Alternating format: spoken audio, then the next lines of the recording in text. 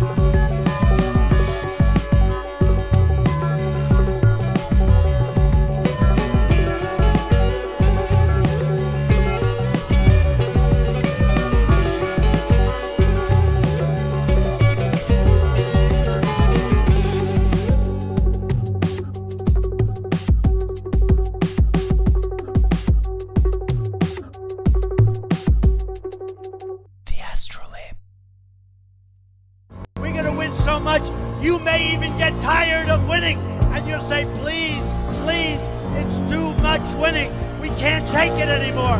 Mr. President, it's too much. And I'll say, no, it isn't. We have to keep winning. We have to win more. We're going to win more.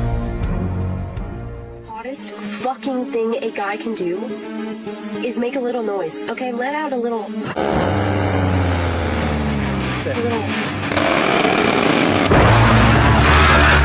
Hold on, clear it out.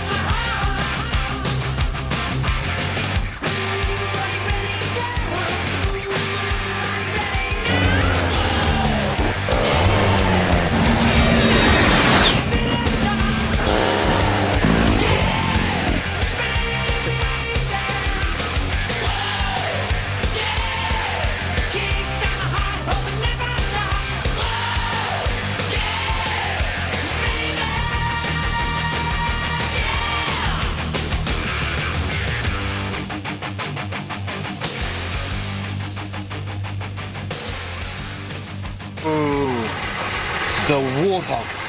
I love him. What's going on, everyone? Happy Tuesday to you. We are evening labing tonight. The internet was out most of the night last night. I was up after I finished the Pseudolab last night. I was up and I was trying to put the show together, and the internet was down. So I was sitting here and waiting and hoping it would come back up. And I don't have the cell reception here to run a hotspot. So I was like, well, I drove up and charged the truck and was able to listen to a bunch of podcasts. That was great. I got caught up on the podcast backlog. And by the time it hit like 5 or 6 o'clock, I was like, I don't know for sure when it's going to come back up. And when it does come back up, it's going to still take me a little while to get the show put together. And if it doesn't come back up, then I'm going to end up staying up really late. And I've already been up way too long. So I was like, screw it. We're just going to do an evening lab. And tomorrow's Wednesday. I'm going to take Wednesday off. I got to go take the wife shopping to get some. We're doing a little shopping for a refrigerator. Trying to get an extra refrigerator in the house because we've got 3 adults and a child, and that child eats more than you could fathom. It is insane what a little 5-year-old can toss down the gullet. So this is the Mother's Day gift. We're going to get her an extra refrigerator. Should also help with the raw milk situation when she does the. She's like the hub for. There's a local farm. It's a couple hours away, and they have a guy who she collects all of the orders from the neighbors, submits them. He brings the milk to the house. The milk is cow milk, goat's milk, yogurt, all kinds of stuff. brings it to the house here, and then we're the local neighborhood hub where everybody comes and picks everything up. So most of the time we've got a bunch of coolers sitting out in the front porch, and we're cycling through ice for them. And she's got a little tip jar out there, and that's the standard Erickson household experience. And so sometimes we have got extra gallons of milk that we need to put somewhere, and it'd be really, really nice to just have a fridge, just an extra fridge. Just as it is, we've got everything crammed into one, and it's not working. So I'm going to go do a little fridge shopping tomorrow, so there will be no Lab tomorrow.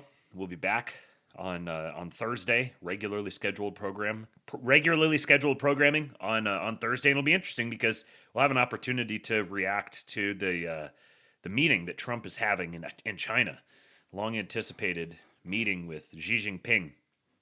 He's flying over there right now, so we will find out what comes of that. We should get some good reactions by the time Thursday gets here. And then I've got some other good stuff too, some more kind of long form things that we can fill in as needed. Fridge shopping, husband Jack maxing, totally. I am husband Jack. I am going all the way into the experience. Yeah, the first Mother's Day gift was a shop vac because Eastwood flooded the bathroom and the closet. Yeah. We have one of those showers that we have, like the garden style tub, and then we have the stand up shower. So it's got a several inches little rim there, but he likes to sit down in it. He's just like his father. He likes to sit down in the shower and relax, and he likes to cover the drain and then just play in the water.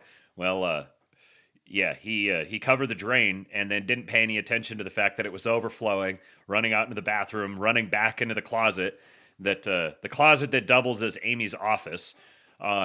So yeah, had to get a shop vac to try to clean that up. Life with a little boy. It's beautiful. It's wonderful. We love it. So welcome to the Astrolabe. Tonight I've got some good stuff for you guys. Trump is crushing India's economy. In a manner of speaking, we like to do a little clickbait here. But the Strait of Hormuz ordeal is absolutely having a devastating impact on India's economy. And then there's some immigration stuff that we'll talk about as well. The commentary isn't directly affiliated with its effect on the Indian economy, but you can kind of conclude something there. Also, RFK is talking about banning SSRIs. I don't think it's actually going to happen, but it's a very welcome sort of messaging coming from this administration. There's also this new moms.gov site that they've set up for pronatalist programming, trying to convince young women to start making babies again. And so we'll talk about that. And then we got some good news about more immigration restrictions that are inbound, with some updates on what has happened thus far. So we'll front load all the white pill news items here. And also got some good stuff that the fraud department, the civil rights investigations, some good news on that front. We'll front load all of that stuff. So if you come here for your white pills, if you're just coming to get you want to hear the news, then you can get that here on the front end. And then I've got to go pick my sister up from work at some point this evening. But I don't know exactly when it's going to be. So if we get through all of that and she's not ready to go yet, then I've pulled up this debate that happened 8 hours ago, streamed 8 hours ago, between Steven Crowder and Nick Fuentes. The resolution is Trump has failed and you should vote Democrat. I haven't watched it yet, but I've heard some feedback. Straight Buster said he had to turn it off after a little while because it was so bad. So I'll just be sitting here and hanging out watching it. You guys can join me with that until she's ready to go. And if we don't get to it, then we don't get to it. What do we get on the back end? On the back end, you get a gay little Mexican. Fuentes sounds like he's playing with action figures. I'm not surprised, and I've been heartened by the trajectory of Crowder of late. So I'm more interested in it. I'm more interested in seeing how Crowder, the angle he takes and what sort of things he talks about. That's kind of the more interesting side of it to me than Fuentes necessarily.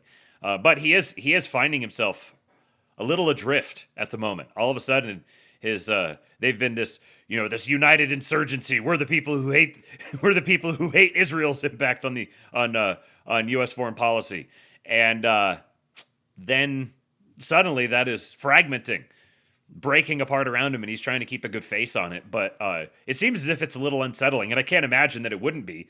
He spent so long without a home. And then it was like he's finally settling into his home. He's building up a constituency. He's got more and more influencers on his side, and all of a sudden everything is breaking apart. So we may be looking at a change of tune here soon. I don't know. We'll see.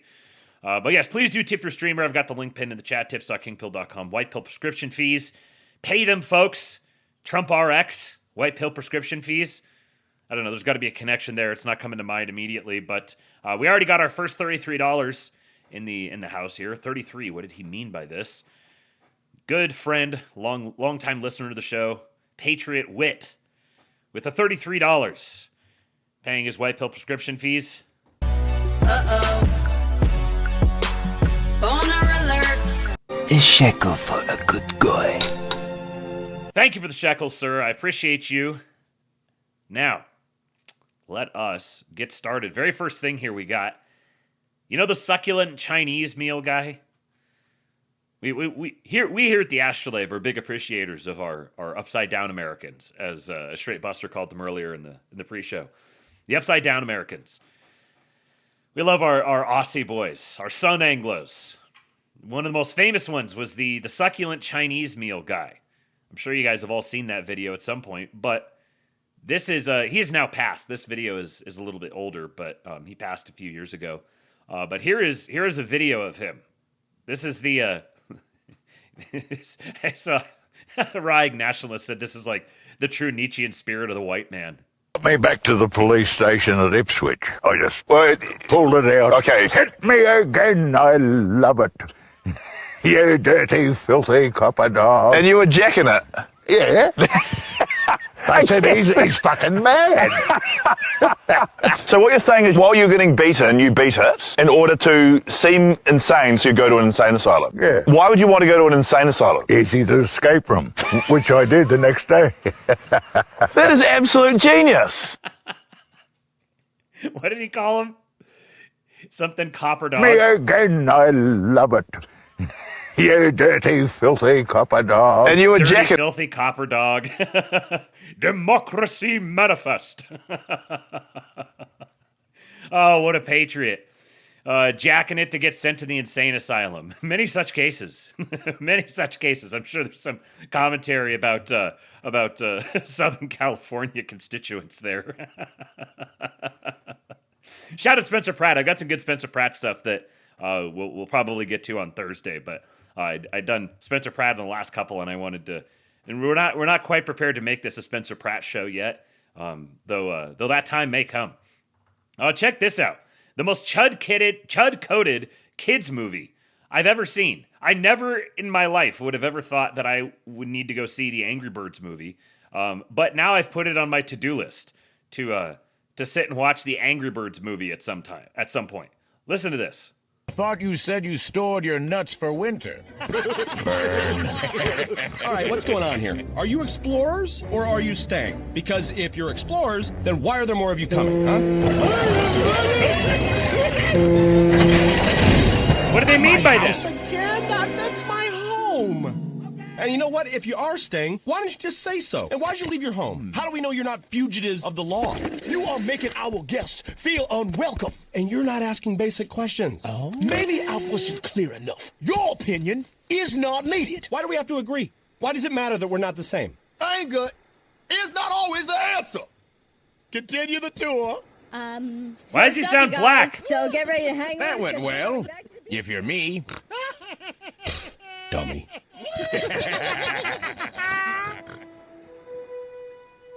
We could really use you right about now. What did they mean by this? You have to see it. You have to. There's some visual cues that you would need. So if you just heard that, if you're just listening, you'll pick up on some of it just from the dialogue alone. But go back and make sure you get the some of the visuals there. Kangmin Lee, one of the decently enough base chinks, says Maine Big Pig has a Muslim beard. Green is the primary color of Islam. Pigs invade birdland under the pretense of being friendly. Cucked President Bird welcomes them, gaslights other birds about inclusion. Amnesty International coexist stickers. This is the most right-wing anti-immigration piece of media in the modern age. I need to show the Angry Birds movie to Eastwood. We need to start tuning his brain. Make sure that when he does see cartoons, they're coding him to to prepare him for the Reconquista. Incredible scenes. Pigs prey on the youngest. What do you mean? The pigs prey on the youngest. Oh my God. There's something that's delicious too about them using, yes, exactly. They're using pigs. They're using pigs to portray the Muslims. Incredible. Absolutely incredible. I can't believe that when did this movie come out? When did the Angry Birds movie? 2016.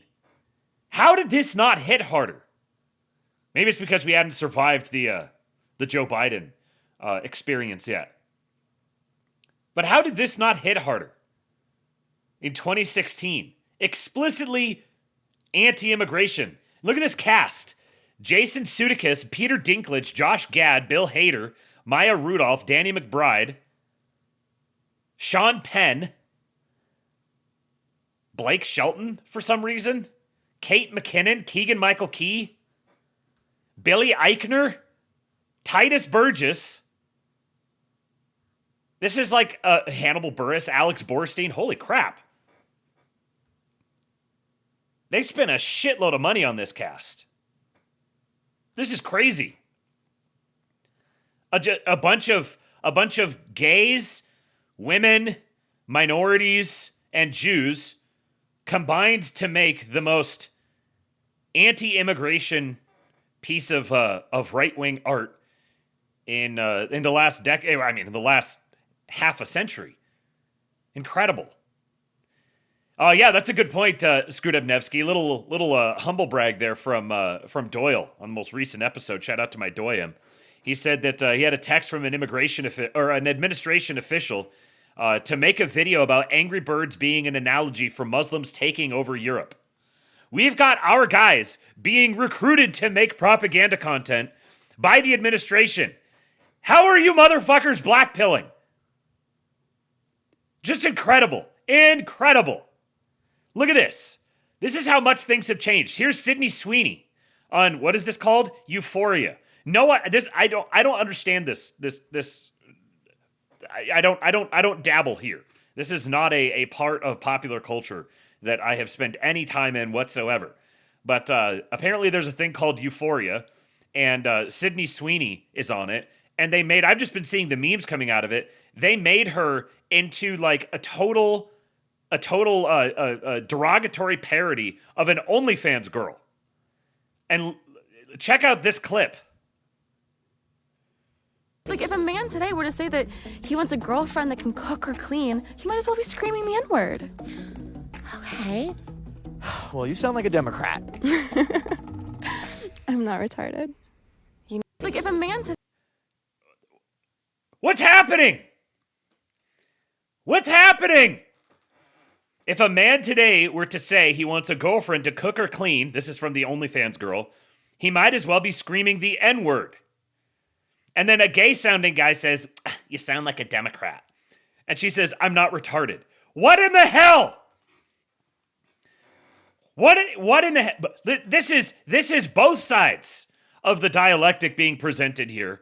Both of them just absolutely Indianing all over the Democrats.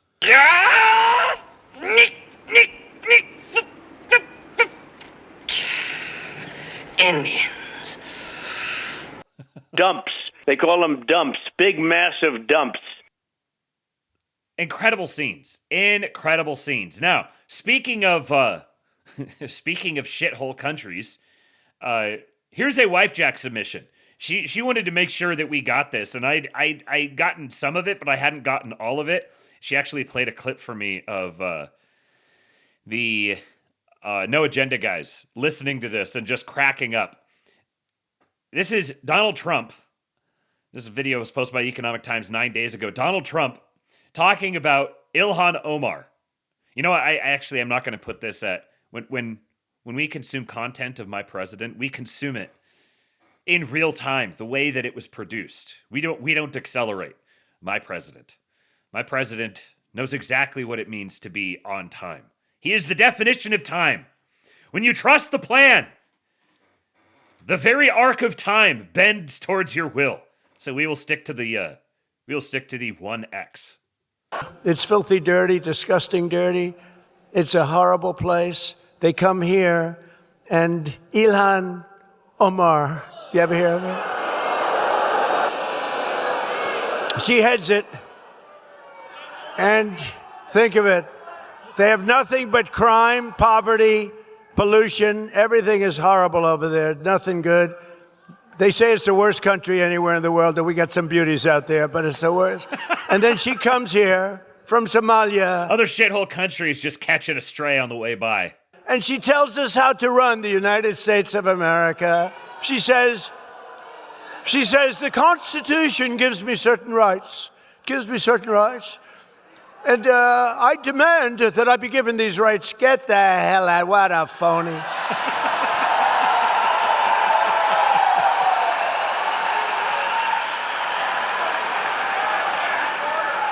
And then she married a brother to come in. I don't know, you're not.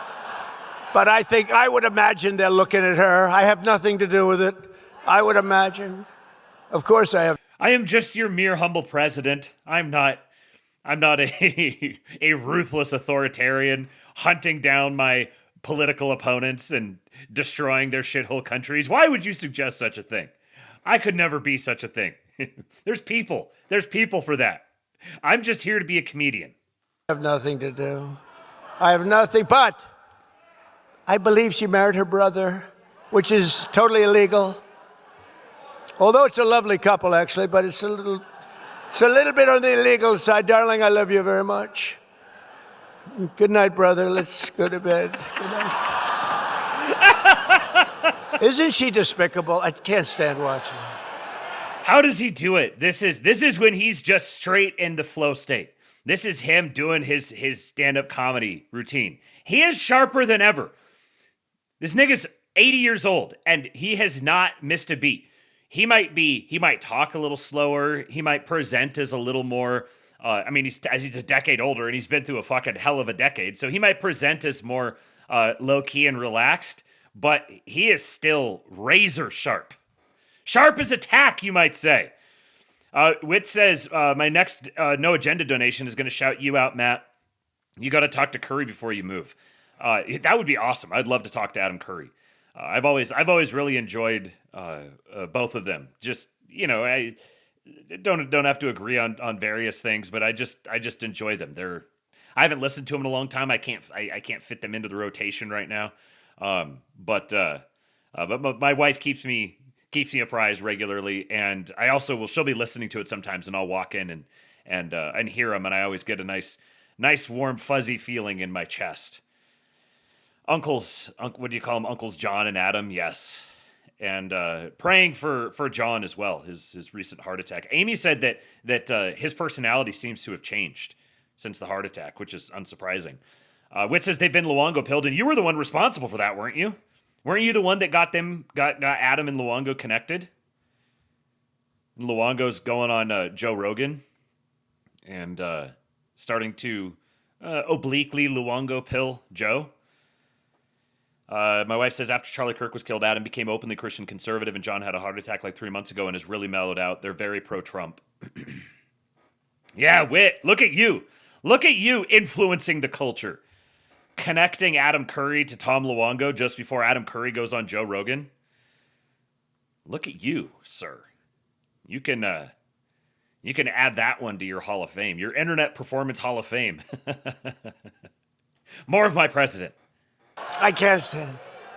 Did you see last month she accidentally checked the wrong box? It said she was worth $38 million. And law enforcement came after her for that. And then all of a sudden she was worth less than $80,000. And she said it was accounting. It was an accounting error. That was not a very good accountant, was it? Huh? No. Their whole life is based on fraud. Imagine an accounting error that gets it wrong by multiple orders of magnitude. 38 million. No. 30,000. No, Spud. Luongo's not going on Rogan. Adam Curry went on Rogan. So what I was saying is Adam Curry started talking to Luongo. Then he went on Rogan, and he touched on some like Luongo adjacent points there.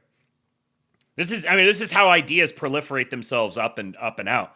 Is you start catching the idea. You have like the lowest level people. They catch the idea, the attention of people higher than them, and then maybe they catch the attention of people higher than them, and then all it takes is like a single viral moment or one just like breaking a certain critical mass, a certain threshold, and then these ideas take off. That's why my penned tweet is my prediction from December of 2025 that City of London is going to be a household name by the end of 2026.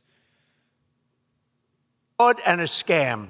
The whole thing is a scam, and we ought to get those people the hell out of our country.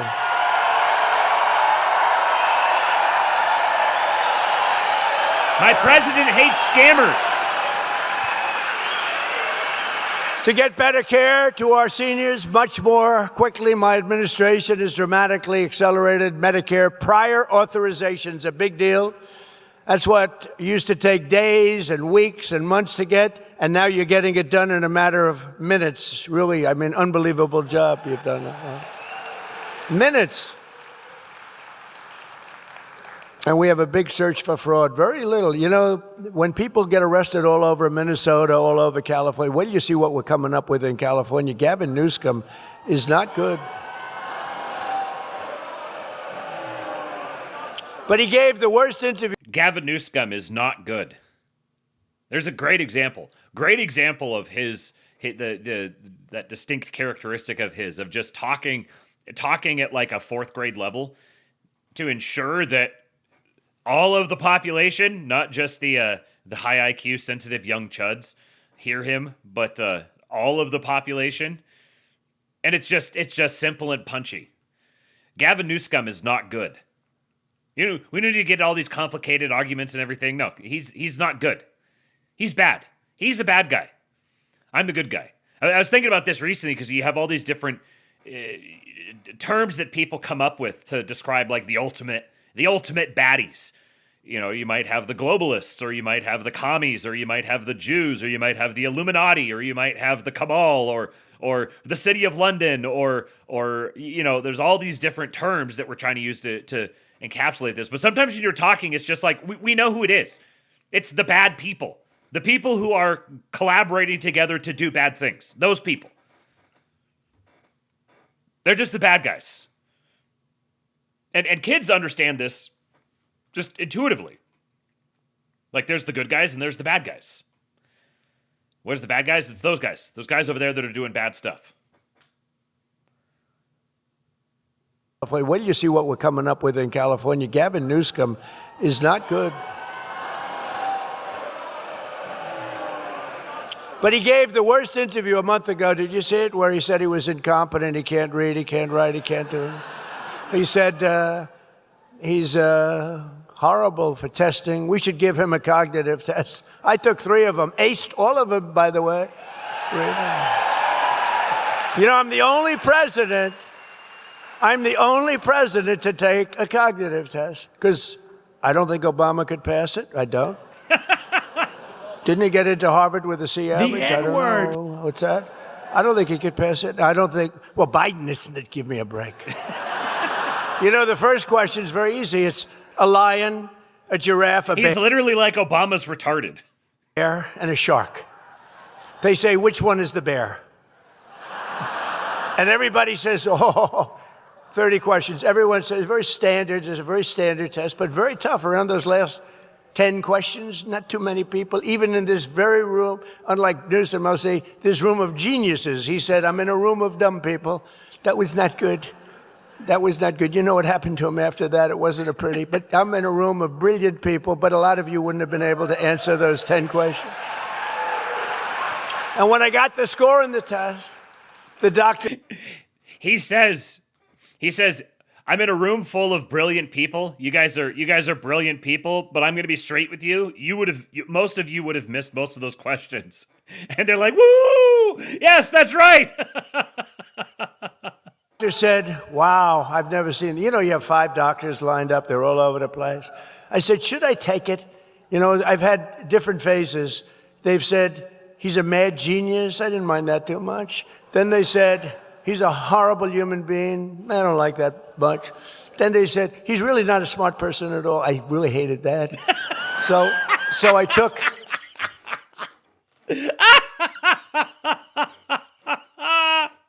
He's so shameless.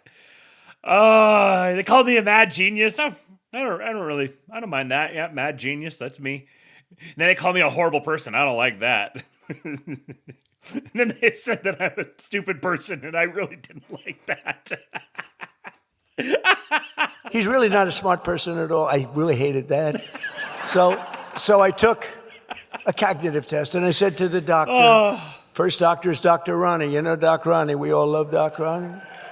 But he had a whole team of doctors at Walter Reed, a great place. I said, so should I do it? He said, well, it's a tough exam, actually. Those last 20 questions. Imagine the job, being the person who's responsible for running the teleprompter for him. He's got the teleprompter here. It's right up there. He's on a teleprompter. He's giving a speech with a teleprompter, and he's just weaving his head off now. Questions, they get tough. A lot of people can't do them. I said, well, what do you think? He said, well, if you do it, they're going to find out because it's essentially a public, it's a military hospital.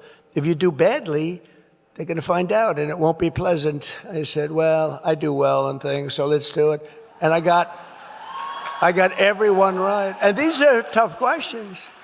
These are tough questions, They say, take a number, any number. Okay, I'll take 99. My president likes to take risks. It's one thing Scott Bessent has said that he's mentioned this many times, that he was well aware of Trump and been friends with the Trump family for a long time. But the thing he did not appreciate taking over as Treasury Secretary was the sheer level of risk tolerance that Trump has, the degree to which he's willing to tolerate risk. So there's a kind of a small thing, but it's also, this is he's clearly very confident in what he's saying, because they're like, if you take this test and you do poorly on it, it's going to be public record, and you are going to hear about that for the rest of your life. And he's like, I'm good at taking tests. I'm just going to do it. I just do well on stuff. Yeah, this is him. Like, it's a kind of a funny little anecdote, but this is him to a T. Fuck it, let's go. Multiply times 9, okay? Divide it by 3, good. Add 4,200 times 9, They say, take a number, any number. Okay, I'll take 99. Multiply times 9, okay? Divide it by 3, good. Add 4,293, that's good. Divide by 2. Subtract 93. Divide by 9. What is your answer?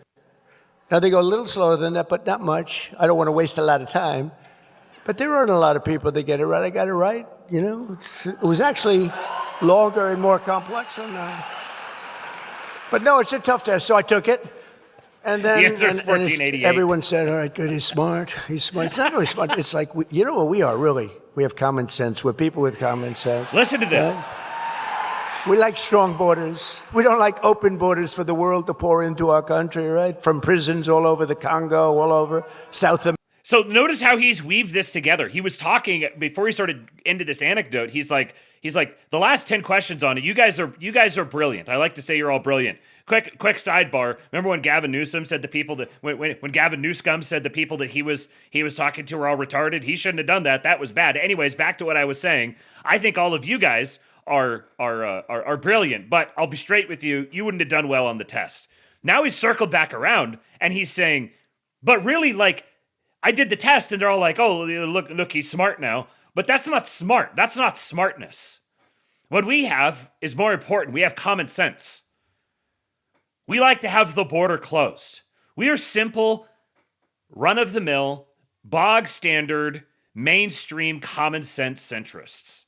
That's exactly what we are. We're nothing radical and crazy. America, the Congo, I tell you what, the Congo, they just used to think that we were just an open cesspool where they take all their prisoners and dump them into our country. Parts of South America, the same thing. It's terrible. So, as you know, we've done a fantastic job. But I just felt, and I put out yesterday a statement, I think anybody running for president or vice president should be forced to take a cognitive examination. Right? So now you take all these ideas together, and he's like, I took the test, even though the upside of passing the test is relatively low. Like, it's really just, now I have a thing I can point to, and the people who say I'm retarded, maybe they'll, there's like a response to them. But the upside is relatively low. The downside is immense. Like, if he'd face planted on that test, he wouldn't get reelected. It would have been such a transformative moment for his image. And he does this like low upside sort of high downside maneuver. Then he says that's actually not the real test of whether or not someone is smart. Like, if you think we shouldn't have a border, I don't care how well you do on a test, you're a retard. But then he says every single presidential candidate should have to go take one of these tests. They should have to go do the same low upside, high downside risk maneuver that I did. Even though I've just finished saying that it doesn't actually translate to policy or anything that really matters. I mean, you get a guy, he gets in, he's got a good line of crap, he gets in, and all of a sudden you're stuck with a man who's a moron. This is not good. This is not good. We went through 4 years of it. It's not a good situation.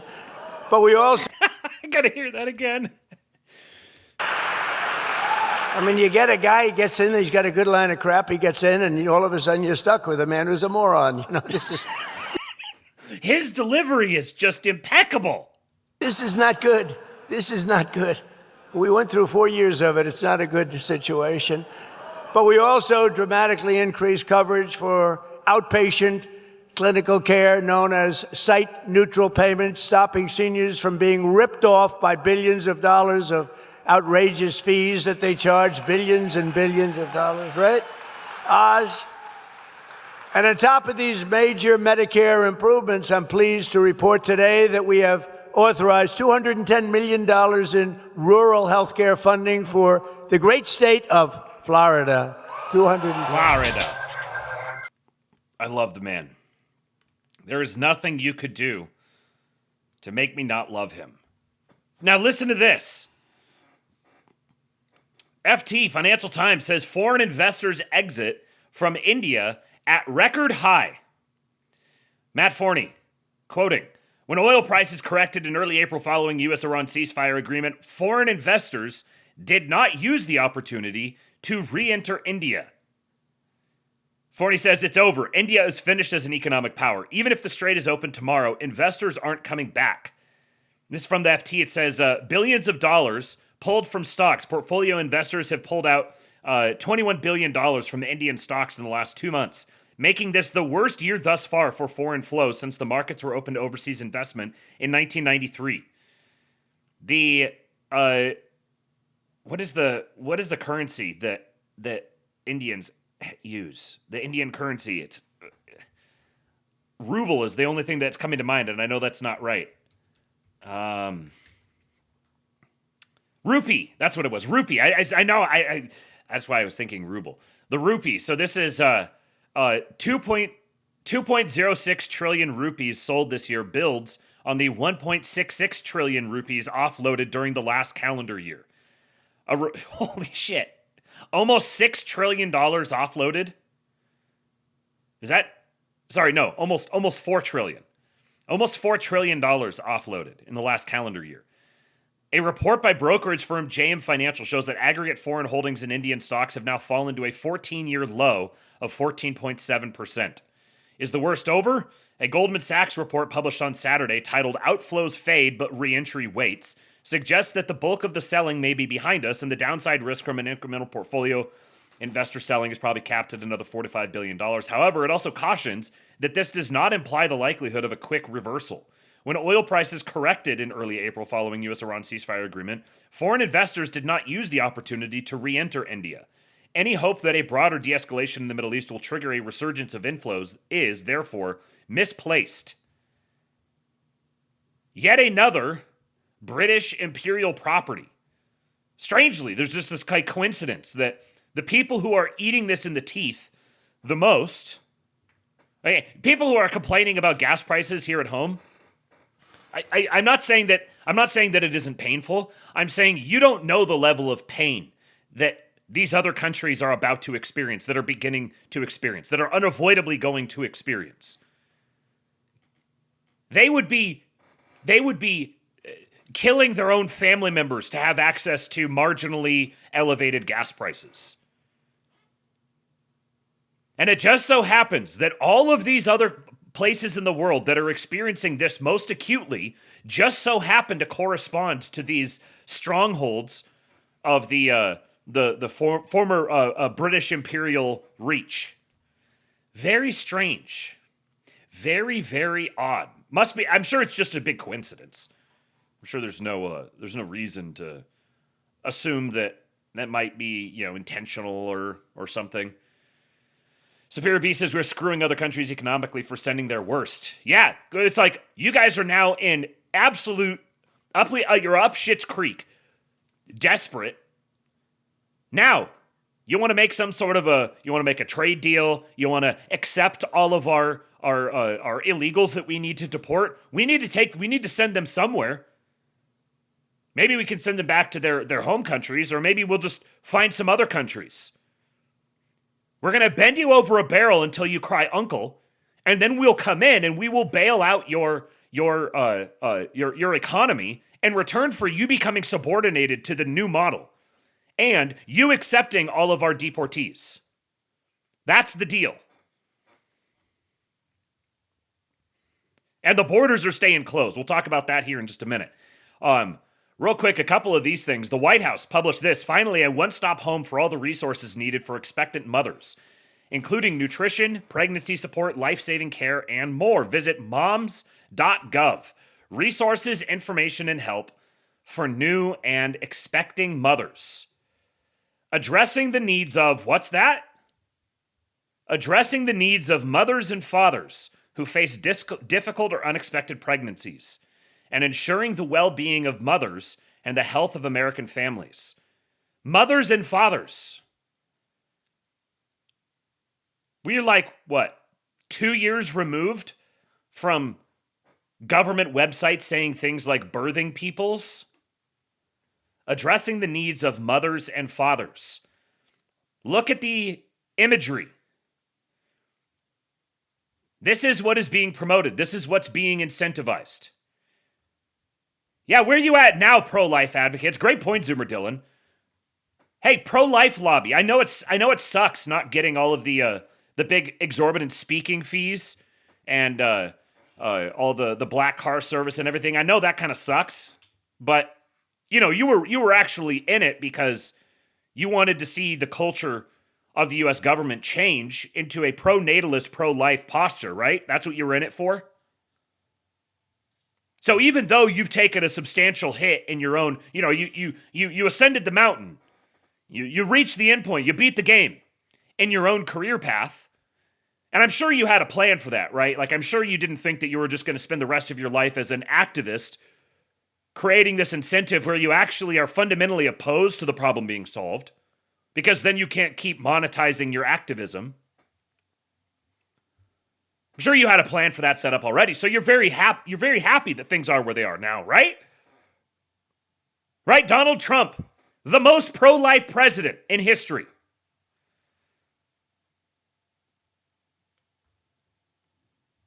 I cannot muster sufficient contempt for these sorts of people. Access pregnancy support services and health centers. Navigating pregnancy can feel overwhelming, but you don't have to do it alone. They've got links here to pregnancy centers. And conspicuously, no reference to this particular word. Now, you could probably find it embedded in a euphemism if you wanted to be really cynical about it. But Curiously, I'm not seeing this this particular word here. The one that starts with an A. Weird. Not being promoted on the moms.gov page. Oh, look at that. Nutrition quick facts for mothers. For all nutrition recommendations for pregnant women, new mothers, and infants, check out the Dietary Guidelines for Americans. CDC recommends women get 400 micrograms of folic acid daily. Pregnant women should consume diverse nutrient-dense foods, including iron-rich metals, folate-rich greens and legumes, eggs, dairy, and low-mercury omega-3 rich seafoods like salmon, sardines, trout, and should talk to their healthcare provider professionally about taking a daily prenatal vitamin. Yeah, I might quibble with some of these things, but it's so much better than where it's been. Jumpstart your child's future with Trump accounts. Get your Trump account eligible children enrolled in Trump accounts will receive $1,000 from the U.S. Treasury in an account that they can access at 18 years old. Looking to start a family? Find the world's lowest prices on prescription medications on Trump RX. There are a range of medical treatments that exist to help couples build their families. For some people, addressing ovulatory dysfunction, hormonal imbalances, insulin resistance, or excess weight may improve fertility outcomes. Always talk with your doctor or qualified healthcare professional. Resources for women and parents. Preconception health. Fertility awareness-based methods can help you recognize signs of your fertile period and identify underlying health conditions such as polycystic ovary syndrome and endometriosis. Breastfeeding. Pro-breastfeeding content. Not in the Howling Mutant sense.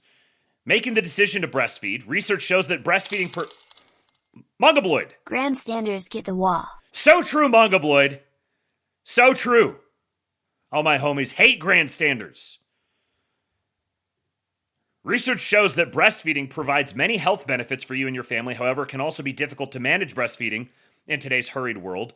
Learning as much as you can before you give birth can help. Learning to breastfeed. It's a skill that takes practice. Learn what makes a good latch. See different breastfeeding holds and find out how to tell if your baby is getting enough breast milk. Physical and mental health while breastfeeding. Breastfeeding challenges. Pumping and storing breast milk. And the breastfeeding fact sheet. This is moms.gov. This was published by the federal government in the Big 2-6.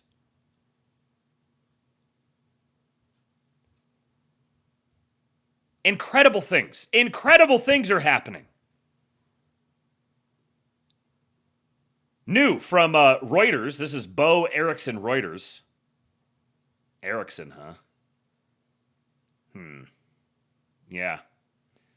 Yeah, no. Take it away. Take it away!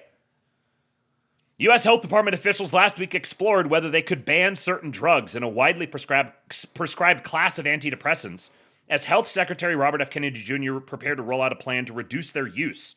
According to two people familiar with the discussions, their interest centered on specific treatments within a class known as selective serotonin reuptake inhibitors, or SSRIs. HHS Spock said the department has not had any discussions about banning SSRIs, and any claims suggesting otherwise are false. Kennedy and supporters within his Make America Healthy Again movement oppose widespread use of SSRI antidepressants, arguing they have been overprescribed, especially to children, and are extraordinarily difficult to quit, with withdrawal symptoms that Kennedy has previously said are worse than those from heroin. Look at our raspy health secretary, boys. From Reuters. Their interest centered on specific treatments within a class known as selective serotonin reuptake inhibitors, or SSRIs, such as Zoloft, Prozac, and Lexapro, which have been available in the U.S. for decades. The sources did not say which drugs were being examined for restrictions or how far the inquiries about them had advanced. Kennedy's HHS department, quote, has not had any discussions about banning SSRIs, and any claims suggesting otherwise are false.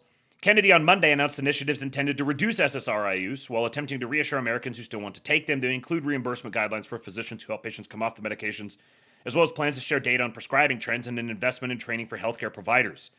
Quote, psychiatric medications have a role in care, but we will no longer treat them as the default, Kennedy said on Monday at a mental health and over-medicalization summit. Let me be clear. If you are taking psychiatric medication, we're not telling you to stop. This is said for legal reasons. Let's see here. So Kennedy's past SSRI claims lack evidence, they say.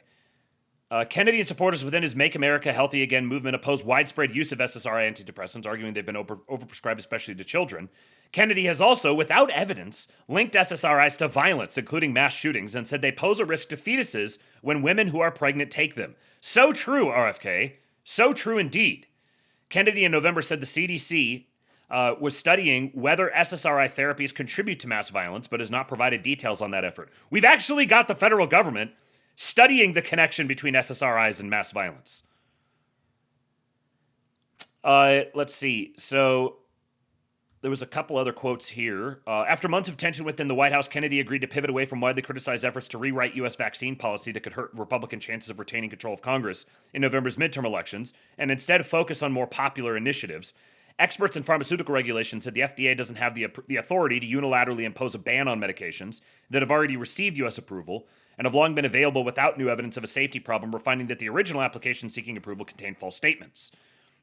So the FDA can approve a medication, but then they cannot ban the medication unless there's new information that has arisen, either showing that the original application had false statements, or that a new safety problem has emerged. Last month, for example, the FDA proposed withdrawing approval of Tavneos, an Amgen drug for rare autoimmune diseases, citing a lack of proven effectiveness and alleged false statements in its original application. Amgen said it remained confident in Tavneos as a safe and effective medication and refused to withdraw the drug. So they can try to put pressure on companies and ask them to withdraw something, but they can't force them to. Isn't this just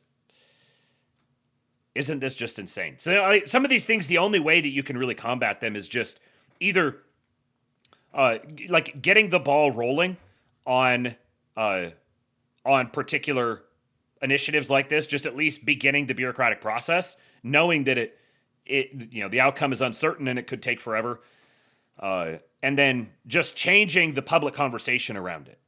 That's basically the best thing that they're going to be able to accomplish on some of these initiatives. Here's RFK talking about, this is at the Maha Institute conference. Here's him talking about some personal experience with SSRIs.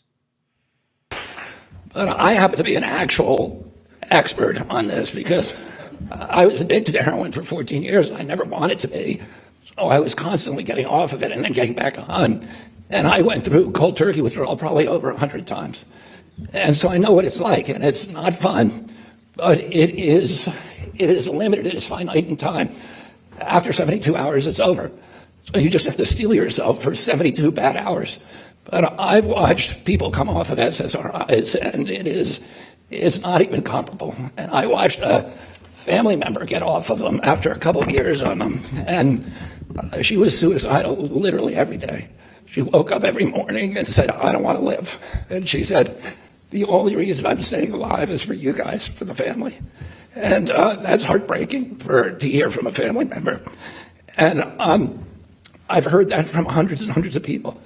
The same story again and again. It can be prolonged, and for many patients, it's completely unexpected. And the physicians handle this by saying, oh, this is your original symptom. Reasserting yourself, you need to get back on the SSRIs. And they get locked in a lifetime cycle that for many patients is absolutely cataclysmic. This is a system failure.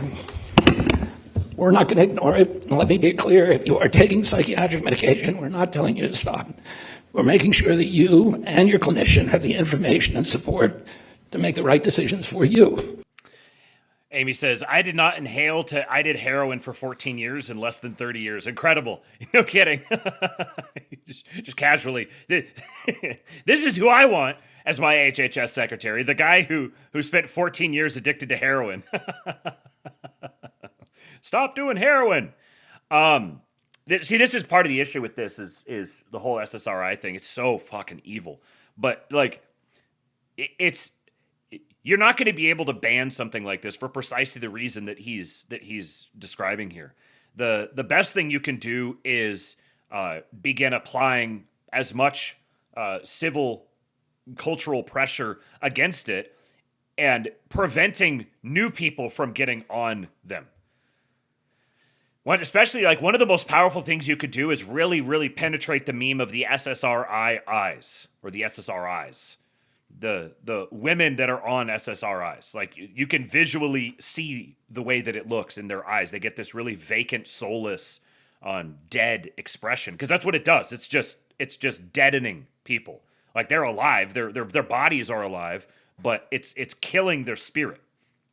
So it's the best you can do is keep new people from beginning that cycle, and then providing as much facilitation as you can for the people who want to begin weaning themselves off and like facilitating that process so they don't kill themselves in the process of doing it. But really, it's the entire incentive structure around. There's like two major ones. I'm sure there's lots of others. Lots of people have had their own personal experience. But the two major ones that I keep seeing pop up are SSRIs and statins that are overprescribed, and then every single thing around them is treated as a reinforcement of why you need to keep taking it. No matter how bad it gets, that's a reinforcement of why you. So it creates this terrifying downward spiral. And then the financial incentives around them are so evil. The way that doctors have had their own livelihoods put at stake and incentivized to do this, and they've managed to separate it enough that these are people who are engaged in some of the most ghoulish behaviors imaginable, but they've been inured within a culture that just treats it as commonplace, as normal, as matter of fact. It's so evil. These are the sorts of problems that are not going to be resolved overnight. Now, a rather surprising source just came out recently on this issue. This is Ella Emhoff, the stepdaughter of Vice President Kamala Harris. I'm just sitting here crocheting, waiting for a friend, and I was just listening to this podcast that the Wall Street Journal put out about SSRIs and anti-anxiety meds and kind of the overprescription of them in America, and it was making me think a lot because I've been on SSRIs for over a decade, almost 15 years probably, and they were calling out the lack of research on long-term use of these. 15 years. 15 years on SSRIs. How old is she? She is 26. She's 26.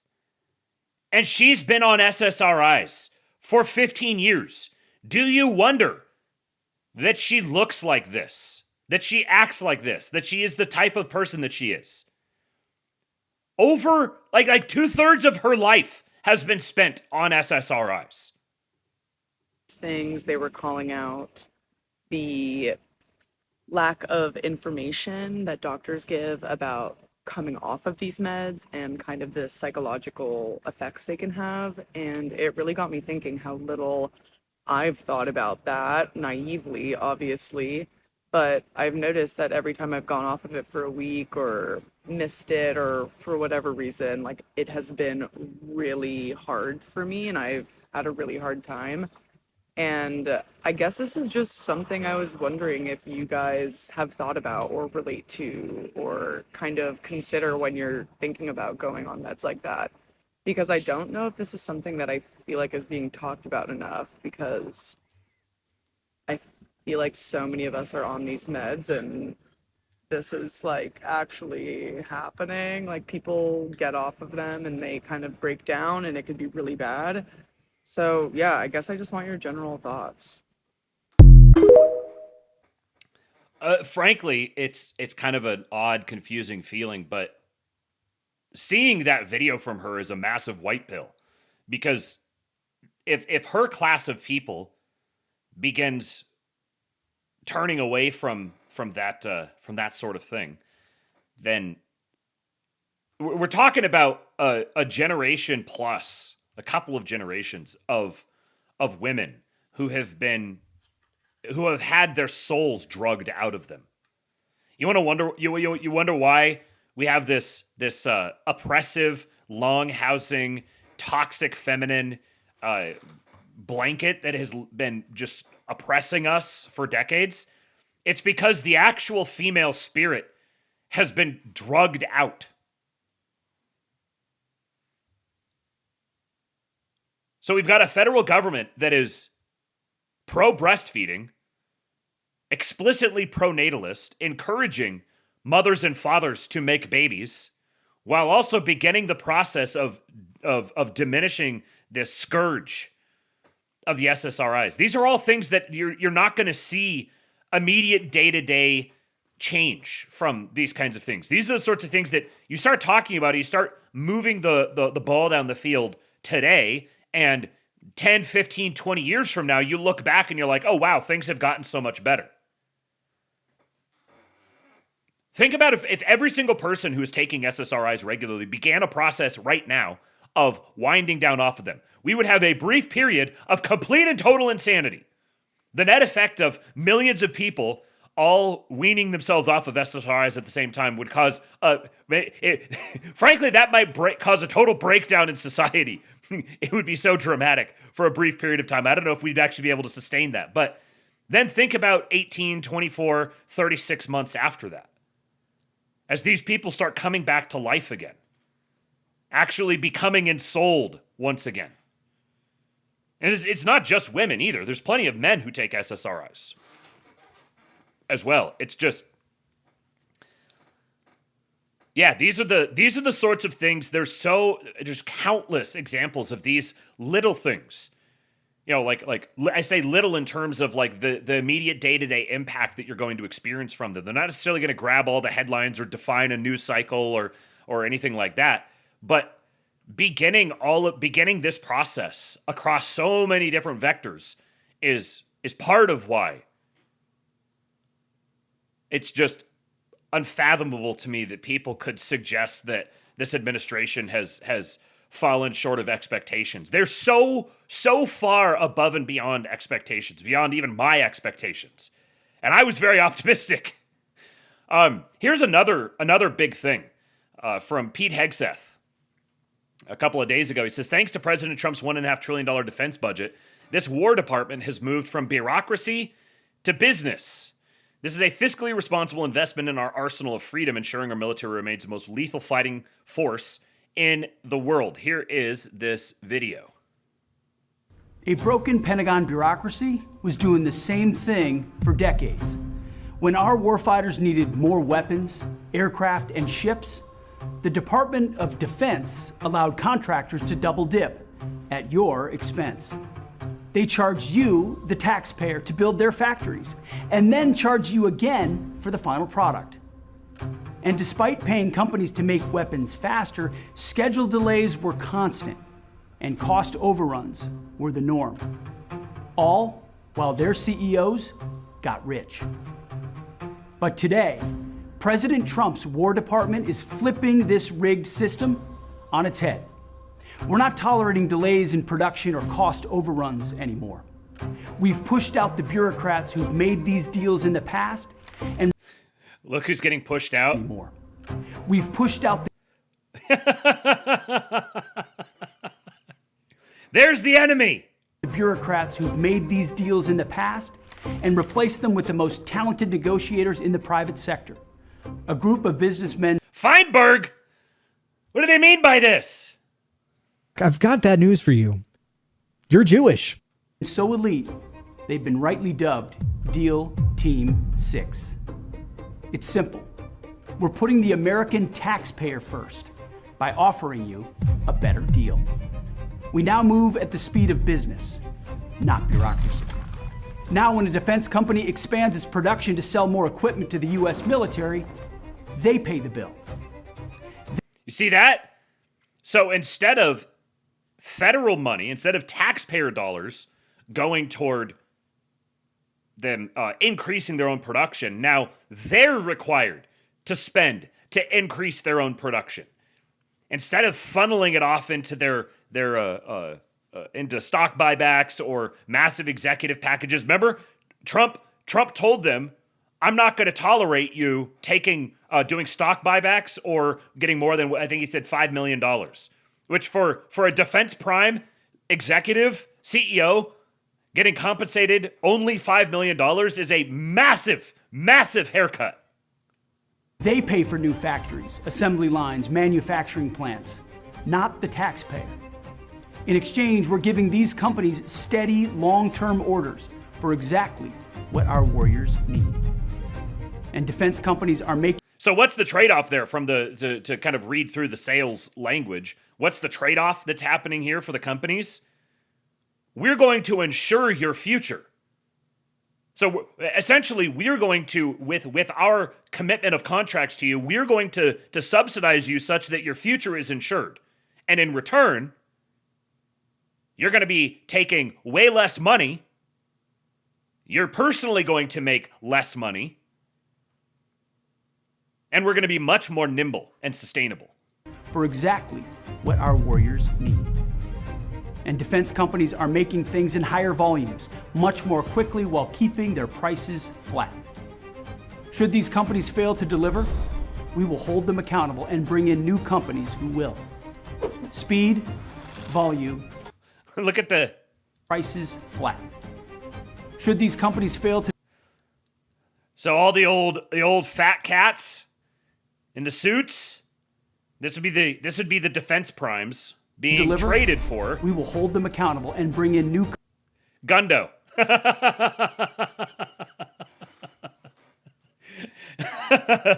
Multiracial chuds. Yeah. I you know, that's the visualization of the white guys, the old white guys versus the multiracial chuds. That's not great. That's not great. But you know what? You keep piling up the wins, and I guess I can allow it. New companies who will. They're hiring Matt Walsh.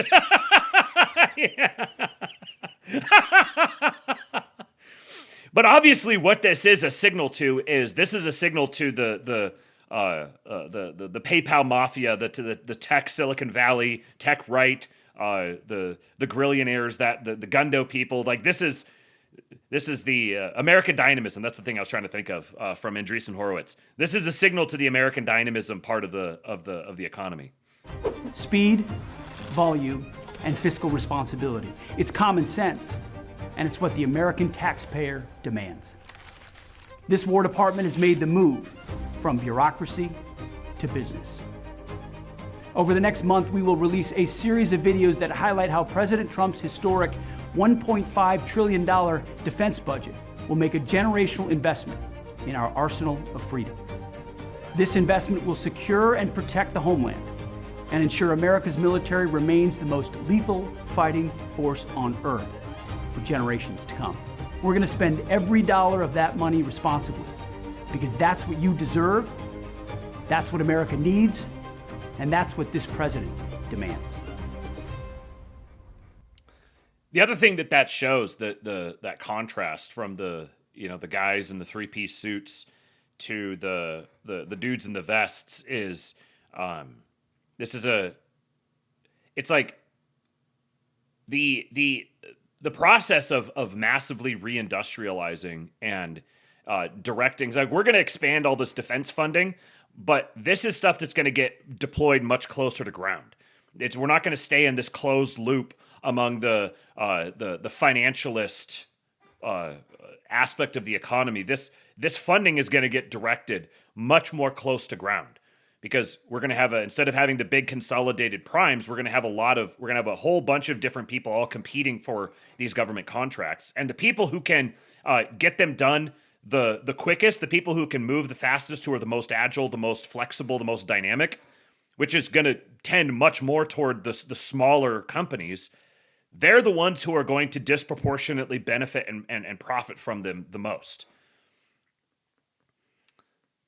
Mr. Seuss says, funnily, JP Morgan is also investing $1.5 trillion in the U.S. economy, especially in Alabama. Yeah, this is where we're talking about getting we've been effectively on an economic war footing since World War II, since that mobilization, but it's been one that's geared toward hollowing out the heartland. This is like maintaining an economic war footing, but actually doing it intelligently and doing it in a way where you create a positive feedback loop between the industrial blue collar part of the economy and the military strength and might, which makes the country extremely robust and what would you say? It's like it's cohesive. It's these components are self-reinforcing and blending it together and making the country a lot more anti-fragile.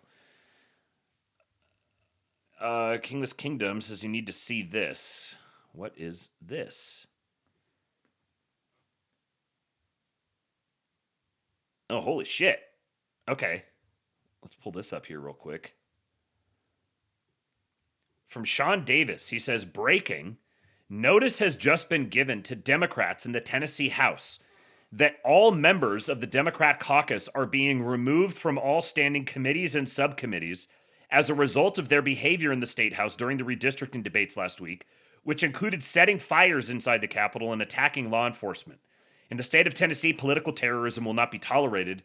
National Republicans take note that this is how you exercise power. Damn! Dear Leader Camper, due to actions taken by members of the Democratic caucus during the second extraordinary session of the 114th General Assembly, aimed at disrupting the democratic and legislative processes and creating disorder on the House floor, including but not limited to interlocking arms in the well of the House, blocking aisles on the House floor, instigating and encouraging disruptions of the legislative process, in coordination with paid protesters and attendees in the gallery, including the distribution of earplugs to a member of your caucus, the use of prohibited props and noisemakers on the House floor, demonstrating a lack of respect toward fellow members seeking recognition to speak on legislation, and flagrant disregard for the permanent rules of order of the House, members of the Democratic caucus will receive individual letters removing them from all standing committees and subcommittees of the House, except where membership is required pursuant to Rule 65 of the House Rules. Sincerely, Cameron Sexton, Tennessee Speaker of the House. Boys, it's happening. My president said that he would teach them how to win. They're learning. They're learning. Different states are learning different lessons at different speeds. But it started with Florida. Now it seems that Tennessee is really, really starting to step up.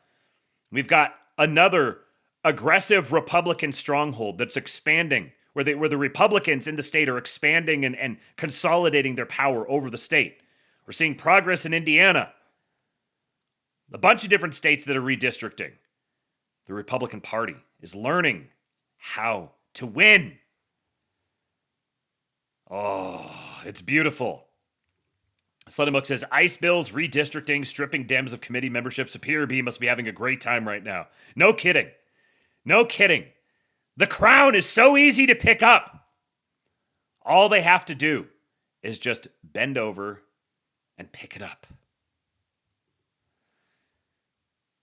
Just another quick military thing here. The Coast Guard has created its own Special Operations Command.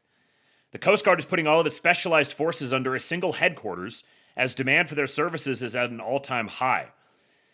With new threats emerging at home and abroad, the U.S. Coast Guard has created a Special Missions Command to oversee its deployable specialized forces. The move officially unveiled today comes as the Trump administration is increasing the use of these units for ship and drug interdictions around the globe. The Coast Guard is a uniform military service but has specific law enforcement authorities. Under Title 14 of the U.S. Code, its personnel can board vessels, carry out seizures, and make arrests. The Coast Guard's uniquely trained and equipped units are often at the tip of the spear for both the Department of Homeland Security, under which the service currently falls, and the Department of War. Some of its deployable teams, for instance, recently helped interdict and seize Iranian-linked oil tankers in the Indian Ocean. Earlier this year, Coast Guard specialized forces chased a sanctioned Russian oil tanker from the Caribbean and across the Atlantic to take it over. They also play a large role in reeling in large amounts of illicit drugs, enforcing immigration laws at sea. That's a big one right there. Enforcing immigration laws at sea, protecting ports in the United States, and taking part in counterterrorism operations. The SMC will, quote, fully integrate the service's deployable special forces under a single operational commander to provide oversight and advocacy, improve readiness, mission effectiveness, and interoperability, according to the Coast Guard. The creation of the Special Missions Command is a vital evolution for our service, says Admiral Kevin Lunday, commandant of the Coast Guard, said in a statement. I like commandant. We are forging our most elite operators into a single razor-sharp instrument of national power.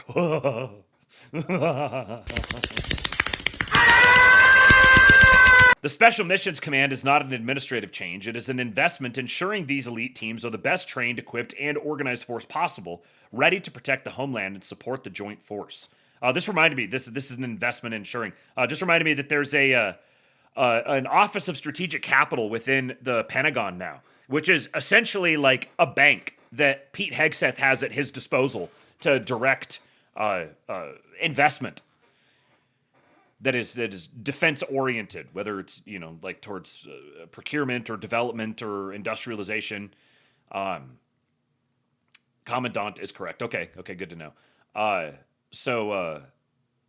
Yeah, these are all what I see these as is all various movements to increase the responsiveness and the operational agility of both the armed forces and the war component of domestic industry.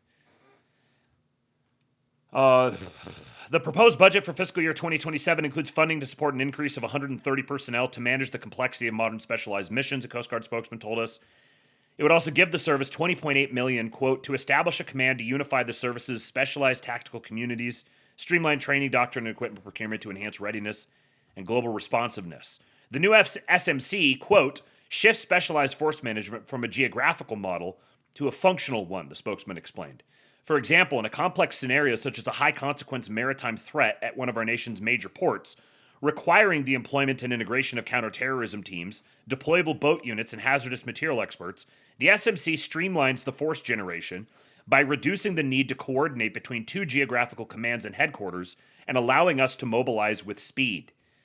Seems like the sort of thing that you might do if you're preparing for the possibility of needing to engage in, for example, a high-consequence maritime threat at one of our nation's major ports, requiring the employment and integration of counterterrorism teams, deployable boat units, and hazardous material experts, and trying to accelerate response time and like operational coordination and direct responsiveness from the top to the bottom and back up again. Under the legacy system, area commanders may consider coordinating across regional boundaries to align priorities. However, the SMC will have the full operational picture before any major incident occurs. A single operational commander for the SMC separates force generation from mission execution, standardizes tactical readiness, and creates a unified hub for joint force integration. By establishing the SMC, the service is creating a singular standard for training, readiness, and integration. This uniformity ensures our teams are prepared to deploy at peak readiness and interoperability for any emergent crisis. The SMC will be commissioned on October 1st and headquartered at the Coast Guard's C5I Service Center facility in Kearneysville, West Virginia. It will include the following Coast Guard units according to the service, which provided a description for each. So this would be maritime security response teams. These serve as the Coast Guard's first responders to maritime terrorism and other high-risk threats. Then tactical law enforcement teams provide law enforcement expertise across the full spectrum of maritime response situations with specific focus on counter-trafficking and criminal networks attempting to exploit maritime transit zones.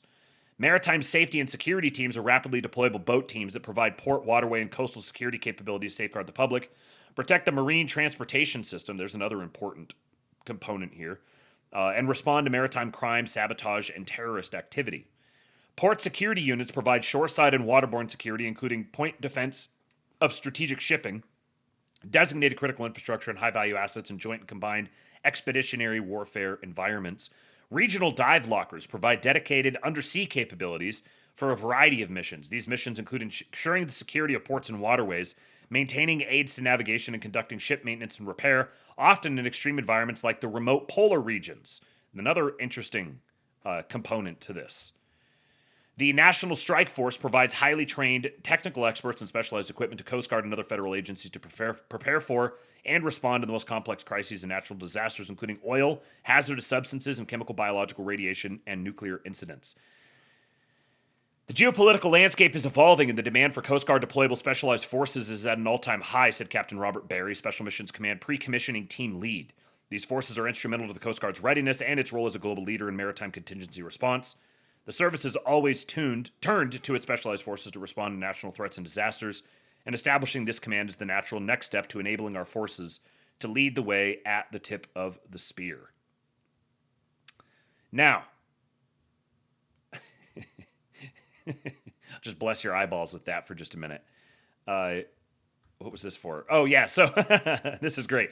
Elon Musk's Doge blatantly used race, gender, and other protected characteristics to execute the largest mass termination of federal grants in the history of the National Endowment for the Humanities, a federal judge ruled on Thursday.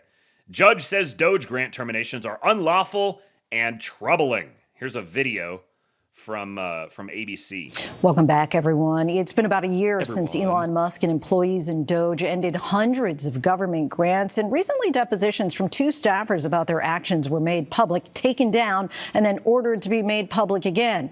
The videos offer the clearest glimpse yet into the decision-making behind which programs stayed and which went, and in many cases, staffers were relying on ChatGPT to make those life-changing decisions. Our Peter Haralambous has tonight's Prime Focus. Do you think it's inappropriate in any way that someone in their 20s with no experience with grants or federal government was making personal judgment calls about what grants to cancel? Objection. No, I don't think it's inappropriate. A revealing behind-the-scenes look at Elon Musk's Department of Government Efficiency and its unusual process for cutting federal spending last year. 2 former Doge staffers were testifying about cuts made to federal grants for humanities. Me, when I'm being, this is both of them. Both of them is me when I'm being questioned by irritating women. Research that came to more than $100 million. Why is a documentary about Holocaust survivors DEI? Objection.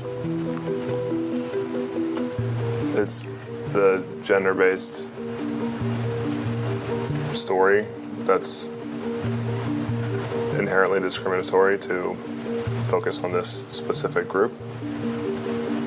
It's inherently discriminatory to focus on what specific group? The gender-based, so females during the Holocaust. The deposition videos were released as part of a civil lawsuit brought by a group of nonprofits whose grants were eliminated last year. They argued that Doge staffers like Nate Kavanaugh and Justin Fox didn't have the authority to make those decisions. They said they used ChatGPT and hunted for keywords they considered tip-offs to diversity, equity, and inclusion. Words like homosexual, immigrant, and melting pot. How were you otherwise finding grants that were DEI? Was it not through certain terms, certain words? You would search DEI, DEIA, equity, inclusion, BIPOC, LGBTQ, LGBTQ+, etc. What do you find wasteful about grants relating to Black, homosexual, or LGBTQ subjects? Objection. What do you not find wasteful about it? Non-critical spend, meaning nobody's life is at stake. But you didn't screen for white, Caucasian, or heterosexual, right? We could have. But you didn't. We didn't. They fed more than 1,000 grant descriptions into ChatGPT and asked the following prompt. From the... You know what's funny is even if they had searched for something like that, it wouldn't have existed. Perspective of someone looking to identify DEI grants, does this involve DEI? Respond factually in less than 120 characters. Begin with yes or no, followed by a brief explanation. Do not use, quote, this initiative, close quote, or, quote, this description, close quote, in your response. Did I read that correctly? Yes. That's a good prompt. They know what they're doing. And that's the command for ChatGPT. Is that right? Yes. But nowhere in that process did they clearly define DEI. How do you interpret DEI? Doesn't matter.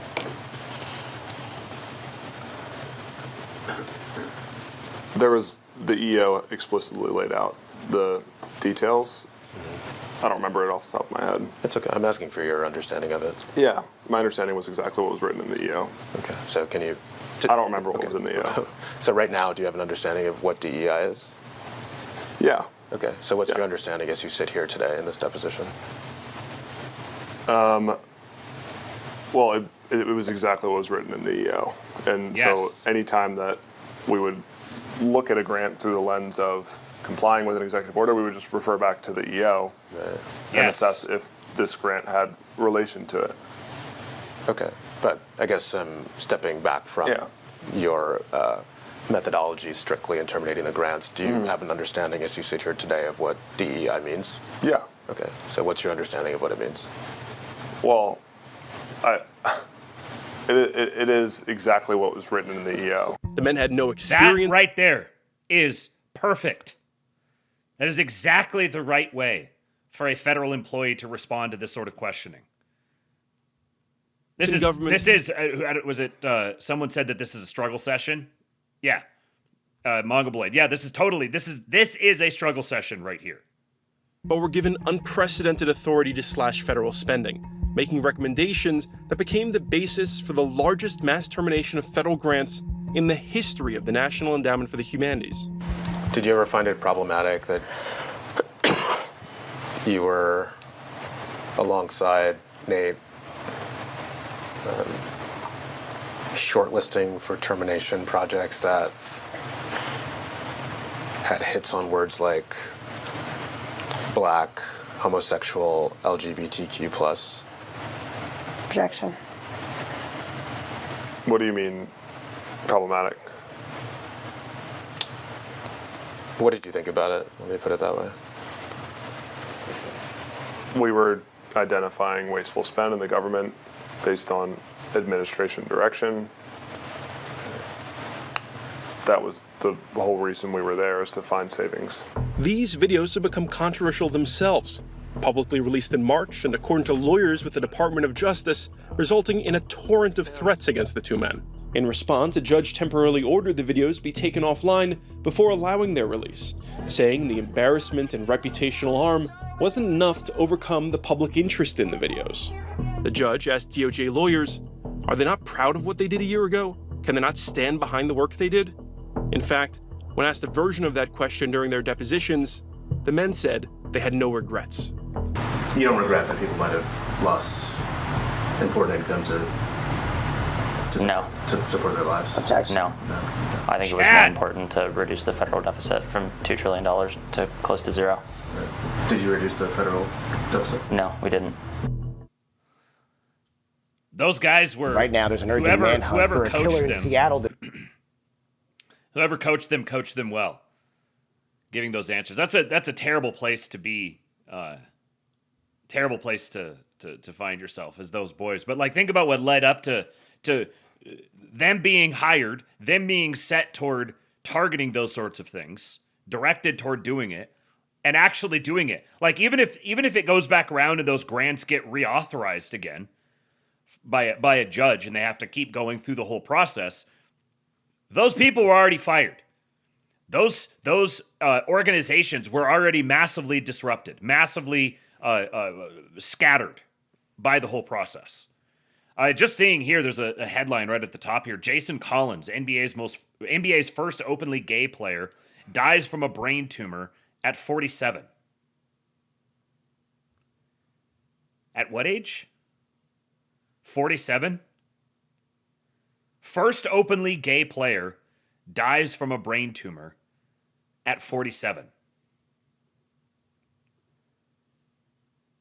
We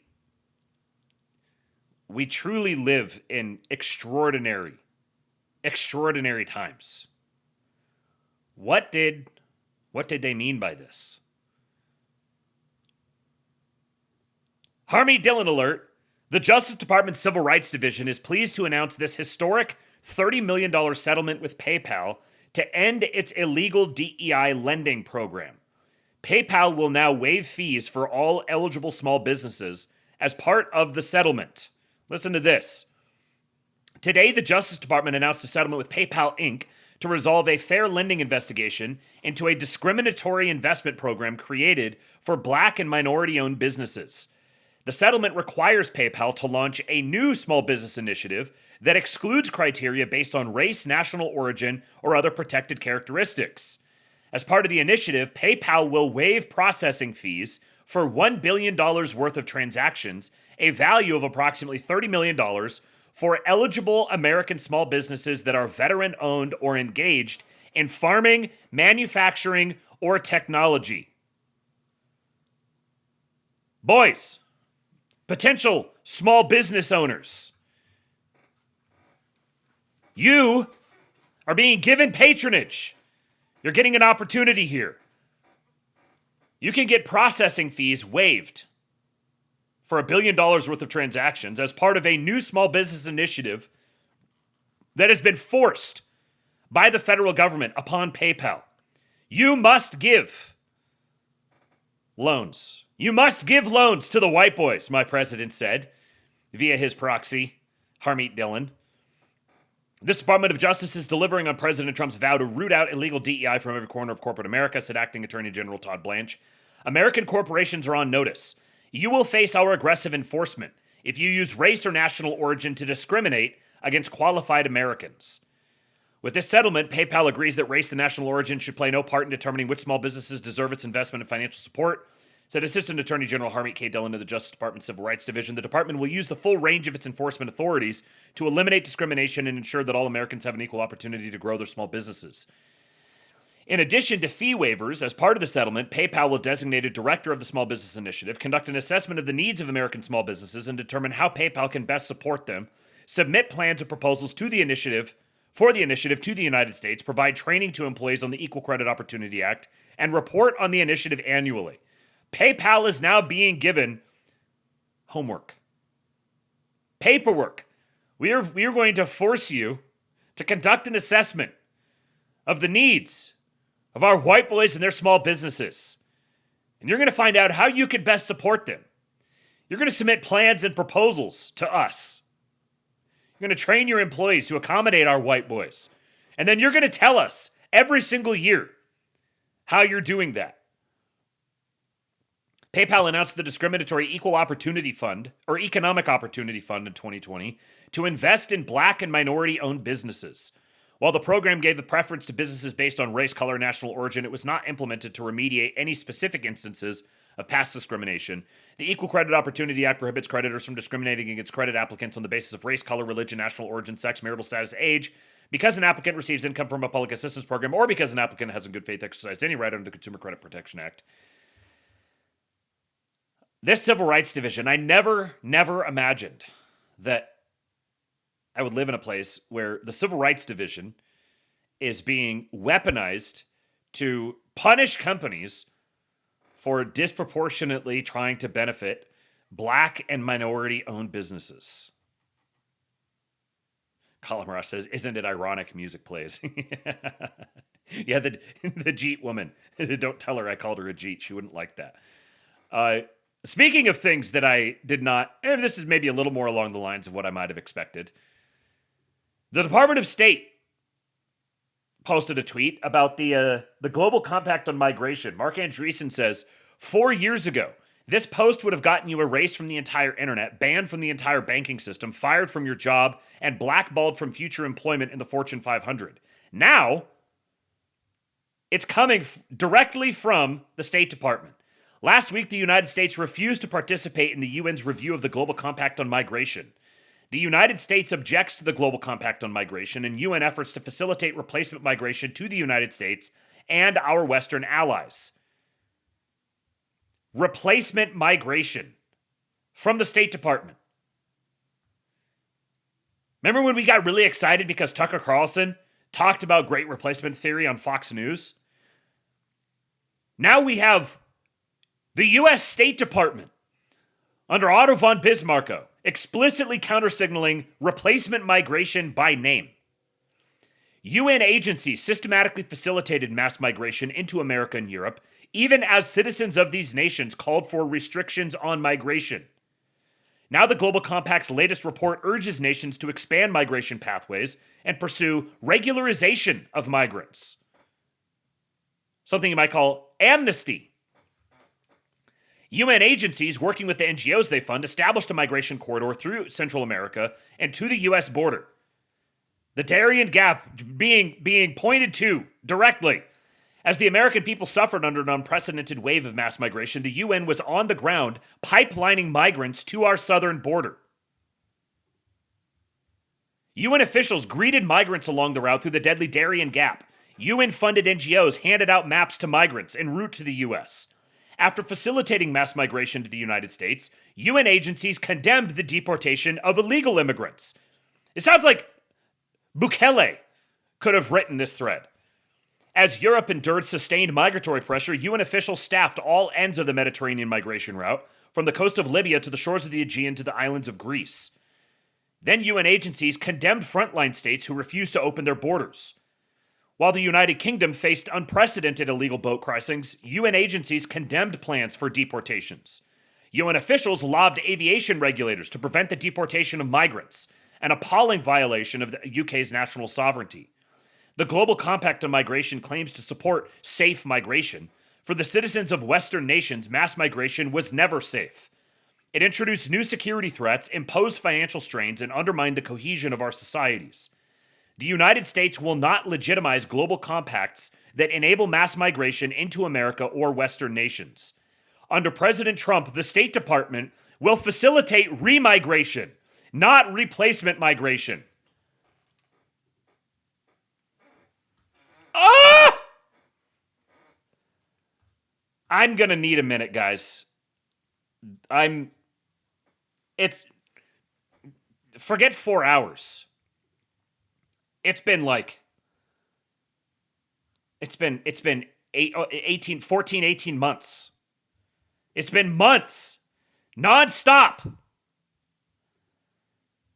And then there's this here. Josh Ham just sent this over.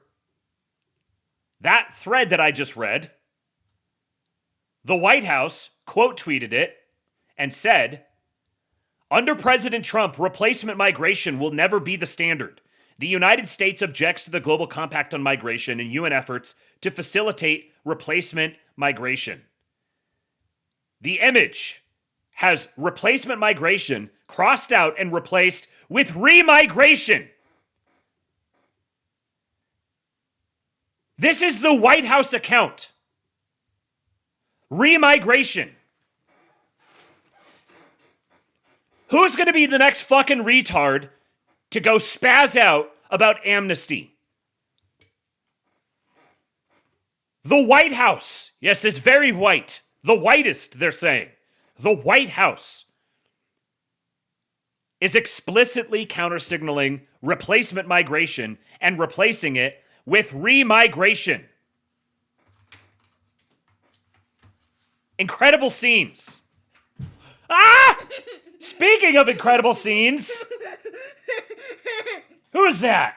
Eastwood. It's Eastwood. Come here, dude. Hi, Daddy. Hi, bud. Want to know some space facts? Yeah, what do you got? Mercury is the smallest planet in the solar system. Venus has too much atmosphere. It stinks a lot. Earth is the only planet known with life. Mars has Mars rovers on it. Jupiter is the biggest. Saturn is the second biggest. Uranus has seasons. Neptune has seasons. What do you think of Fartimus Toot? And the moon doesn't have seasons. The moon doesn't have seasons? Nope. Why? Because it doesn't tilt. Oh, interesting. Saturn, Uranus, and Neptune have 3 rings. Yeah? Do you think that Pluto should be a planet? Don't know. No? Oh. What do you got? What's that? You can't climb up here, bud. Oh, you got a book about the solar system? Can they read? Not really from there. Do you want to read a sentence? I'll read it. You got to come up here. You got to be close to the microphone so they can hear you. I can hold it while you read it if you want. No, I can't get you onto my lap here, but why don't you read right here? Jupiter, the 5th planet from the sun, is brighter in the night sky than most stars. It is the heaviest and largest planet. It would take more than 1,000 Earths to fill Jupiter. Jupiter Jupiter has the strongest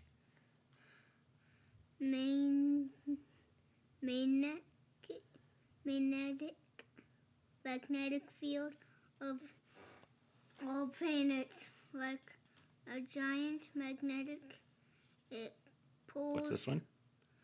Magnet. Yep. It pulls objects into its orbit for perhaps this is why Jupiter has 69 moons. Oh, how many is that? 67 moons. Yeah, good job, dude. Look at this reading, boy. How'd you get to be so good at that? Where are you going? Bye-bye. Okay, give me a hug. Okay. Good job, man. I love you. What does your shirt say? Can you read it up there? Mama's little dude. Mama's little dude, that's you. I love you, big guy. Can you close the door? Thank you, man. Ah! He came back! I love you, bud. Give mommy hugs for me. Okay, that's enough. That's enough now. I love you, dude. He is, yeah, he'll be 6 in October. And he just started, Amy, when exactly did he start reading? He started reading within just the last few months and just completely took off. There's, with some kids, they're just ready to read and you basically don't even need to teach them. You just give them the basics and cut them loose and off they go. He's improved so much even just over the last week or two. Hooked on phonics. Thank you for sending him up, Mama. It was good to see him. Speaking of schooling, what a segue. From the Dallas Express News, Texas public schools lose over 76,000 students in 1 year. Statewide enrollment dropped sharply between 2024-25 and 2025-26, marking the second largest single-year decline in modern history outside the pandemic. Hispanic students accounted for 81% of the loss, with the steepest drops in elementary grades. I wonder why that's happening. I wonder what it could be. 76,000 students vanished from Texas public schools in 1 year.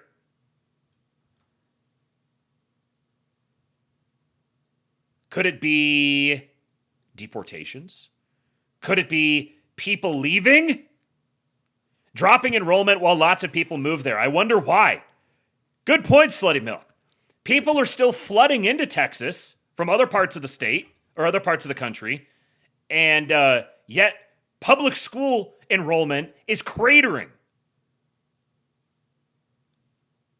The implications of that are just almost too much to comprehend. If they're cratering now, it's let's see. I want to. Here's along those lines. I just realized I had this later on, but let me pull up this video. This was in I don't remember exactly where this is. I don't remember if it says it in the video or this is Florida. So Florida, so something similar, but another dynamic before I play this. Man, I can't talk. Another dynamic before I play this. Another dynamic that was on my mind is people pulling their kids out of public schools as well. I'm sure that's a big part of it, and there's probably a lot of people. If you think about the people who have been incentivized, like yours truly, to move to Texas, you're going to get a substantial amount of it's either going to be like wealthy coastal people who want to move away from the consequences of their own actions and then they're going to put their kids in private school, or you're going to get a lot of people like us who are not wealthy coastal people, but not wealthy coastal people who aren't trying to escape the consequences of our own actions.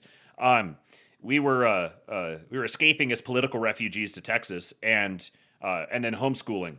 And then homeschooling is on the rise. So there's lots of variables that play in here. But that sort of a catastrophic drop-off in numbers, particularly consolidated around Hispanics, has overwhelming obvious implications. That this is people who are leaving the country.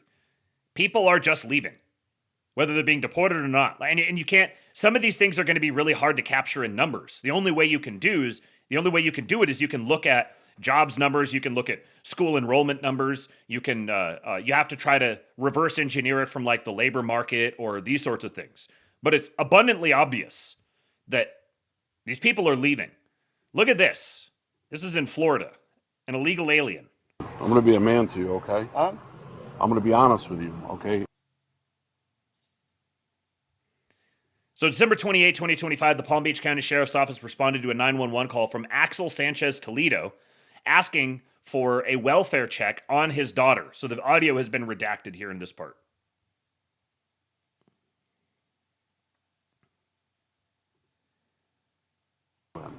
So I need you to put your hands No. Within the hour, an officer told him he was being detained for immigration, and he ran. Get him! Get him!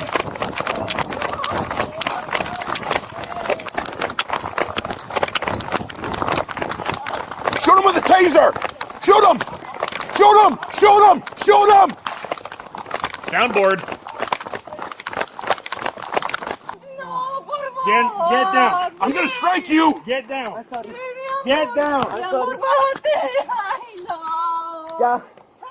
No more. Get down! No more. Take it easy. No more. No more. Take it easy. No I'm more. gonna punch you! No more. Get down! Take it easy. Get down! No more. Get the hold on him! No, please. Christ!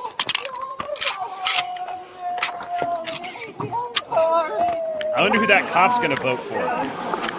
Quédate. Por favor. Quédate. Tengo papeles, Quédate. hermano. No tengo licencia, hermano. Por favor. Por favor. Quédate. Hermano. Nosotros Quédate. apoyamos a la comunidad. Quédate. Me estás matando, hermano. Me estás haciendo daño. ¡Ah! Turn around! ¡Ah! I'm gonna punch you in the goddamn face! I'm sorry. Quédate. Please, guys. Hermano. Hold up. You mean to tell me, let me get this straight. You mean to tell me these illegals are so fucking brazen, they're actually used to calling 911 for welfare checks when their kids are sick. They've been abusing the system for that.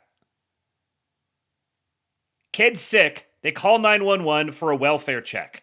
And apparently is suddenly shocked. Wait a second. I'm going to get arrested for immigration violations and deported now? Which clearly implies that it wasn't happening before. So these people were coming here illegally. Kid gets sick. Just call the cops. This is why emergency response sucks. This is why hospitals are shitholes. This is why it's so expensive to get treated. This is why health insurance, why auto insurance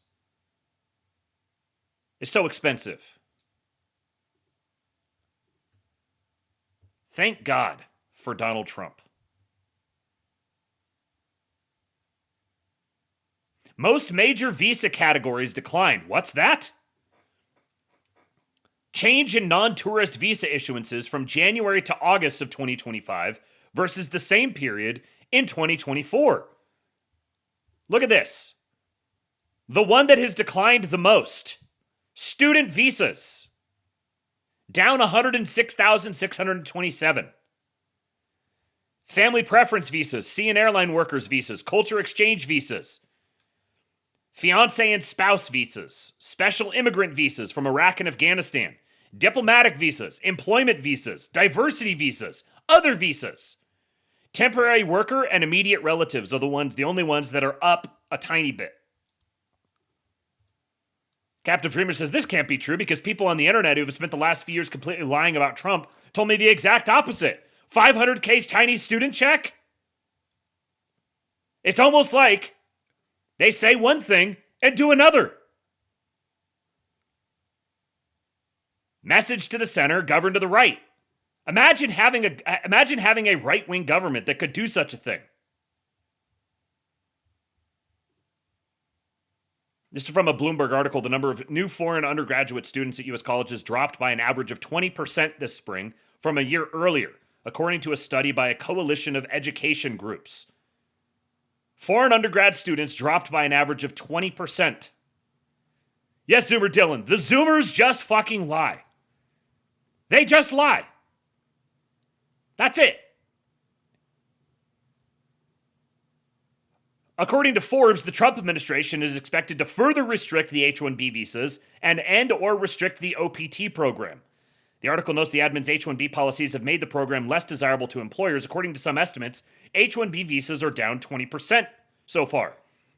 This is from Forbes. New immigration restrictions on H-1B visas and students are coming. Employers, universities, and visa holders should expect the Trump administration to enact more immigration restrictions in 2026 and 2027. Trump officials will likely finalize proposed rules to raise salary requirements for H-1B professionals and employment-based immigrants.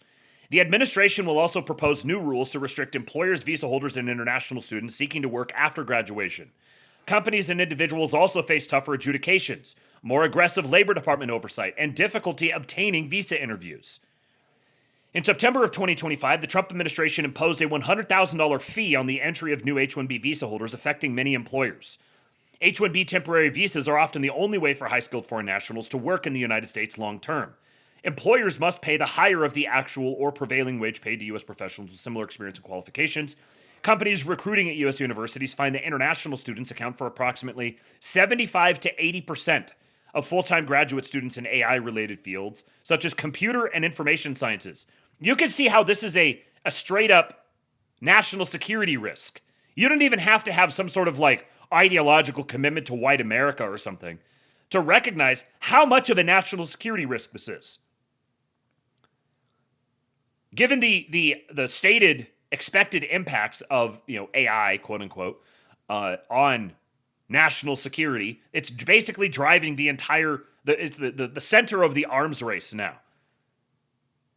And so if international students are comprising 75 to 80% of full-time graduate students in this field that is directly related to the most urgent national security priorities, then again, you don't need to convince people to become avowed, passionate white supremacists to make progress on these fronts.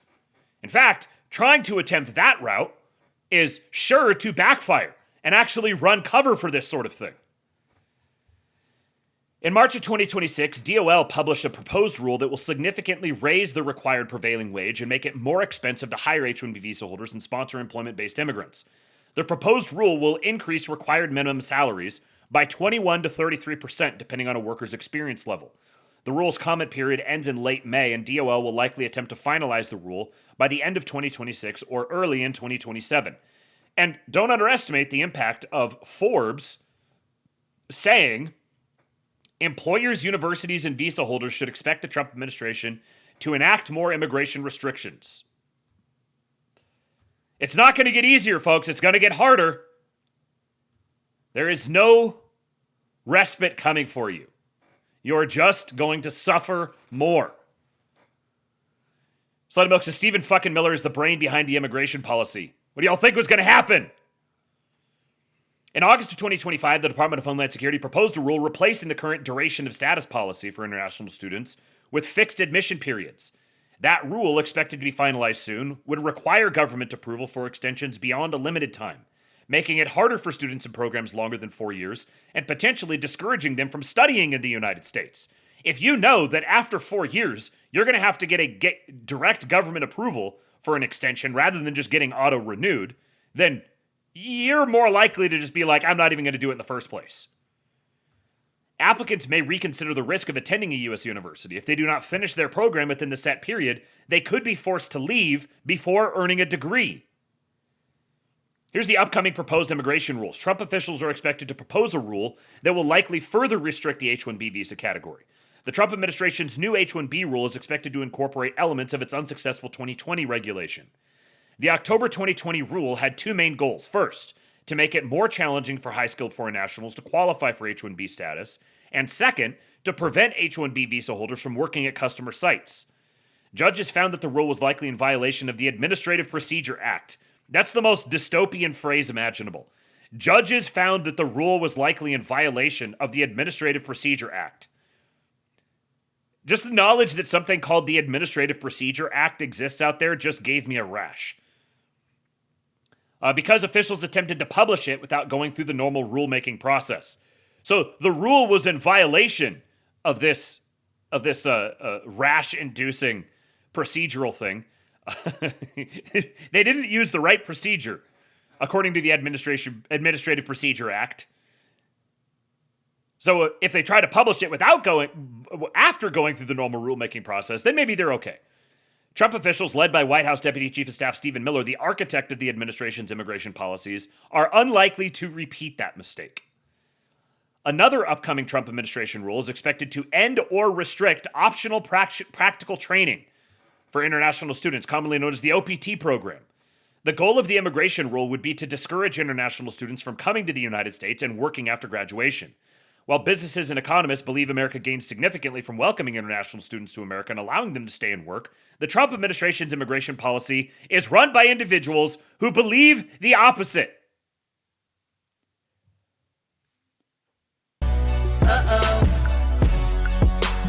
Boner alert. I'm just going to read that one more time. And I recommend to you, whatever you're doing, wherever you are, just pause. Close your eyes and just drink this in. While businesses and economists believe America gains significantly from welcoming international students to America and allowing them to stay and work, the Trump administration's immigration policy is run by individuals who believe the opposite. Betrayed again, I suppose. Optional practical training allows international students to work for 12 months in their field of study before or after completing their course requirements. STEM OPT allows students to gain practical experience through working an additional 24 months beyond OPT in a science, technology, engineering, or math field.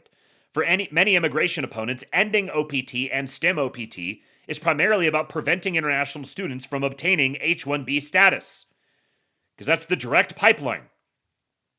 The Bush administration favored granting international students an additional 24 months on STEM OPT to improve their chances in the annual H1B lottery. You guys, you youngins, you young folks, have no idea just how bad we used to have it.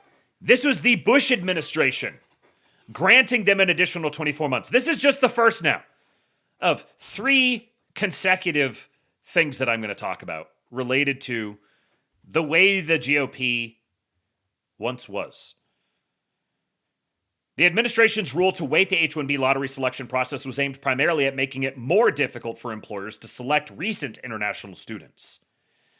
Employers and individuals face a host of immigration problems. The constant barrage of negative news and regulation on the H-1B front is having an effect, said Jonathan Grode of Green and Spiegel in an interview.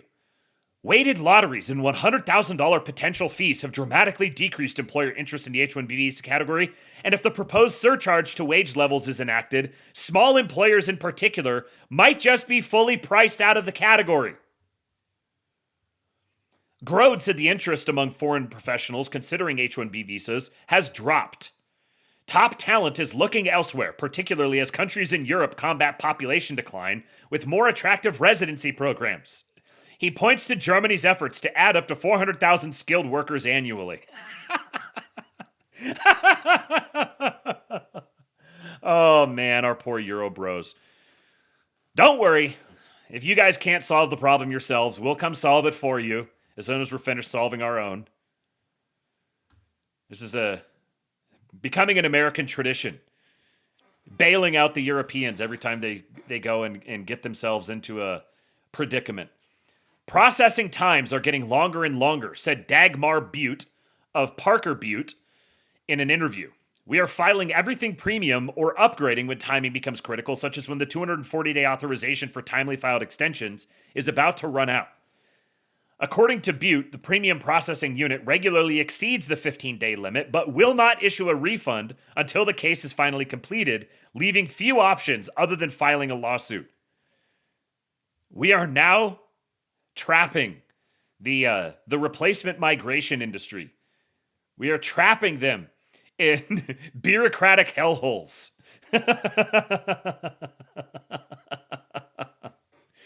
Butte said U.S. Citizenship and Immigration Services is not adjudicating some cases where the $100,000 fee has been paid, even if the filing is premium.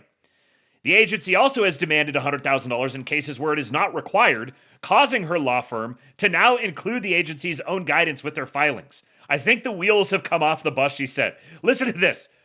So, in some cases, they've paid the $100,000 fee and did the premium filing, and they're still not adjudicating on it. And then sometimes they'll even just demand $100,000, even if it's not required, which drags the whole process out and puts them through bureaucratic hell. Oh! Mr. President, I can't take it! I can't take it any longer! What did you tell us? We're going to win so much, you may even get tired of winning. And you'll say, please, please, it's too much winning. We can't take it anymore. Mr. President, it's too much. And I'll say, no, it isn't. We have to keep winning. We have to win more. We're going to win more. Slut emote, that wigger pig emote is just literally me every time I hear that. I am the wigger pig. Another issue has emerged that promises headaches for employers. According to Butte, USCIS is sending requests for evidence challenging wage levels on certified labor condition applications, even when employers use the labor condition application wage calculation worksheet, including on extensions. Not only does this go beyond USCIS jurisdiction, but their adjudicators do not have any training, nor do they use the tools provided by DOL to make the proper determination.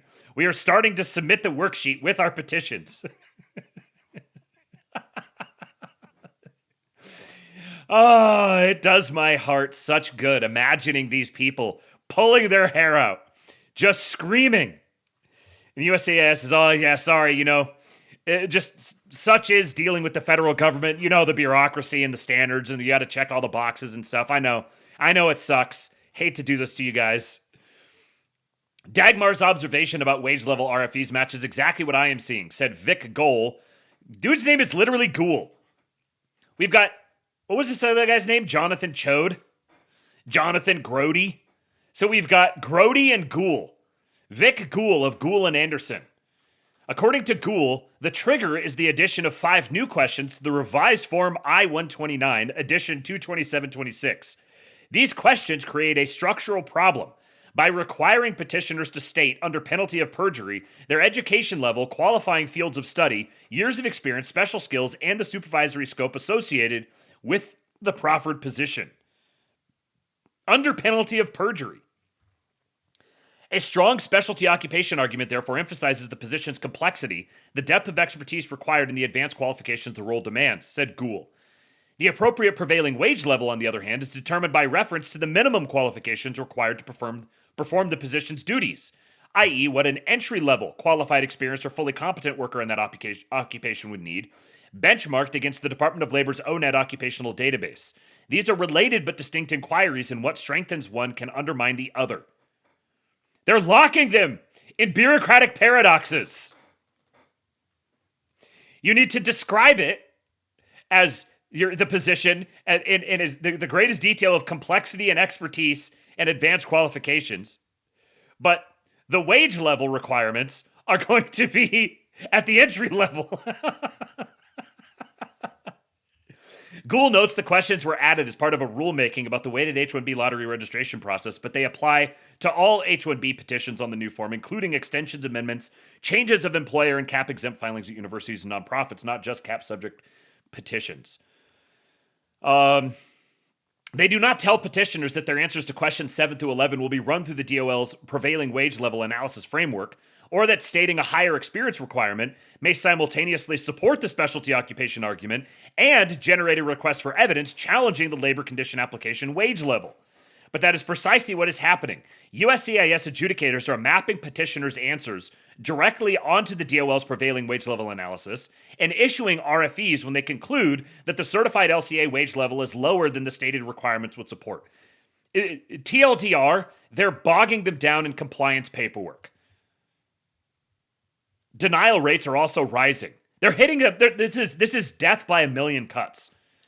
According to a recent National Foundation for American Policy analysis, USCIS denial rates increased significantly in the fourth quarter of fiscal year 2025 for an alien with extraordinary ability in the employment-based first preference or EB1 green card category, and for national interest waivers in the employment-based second preference or EB2 green card category.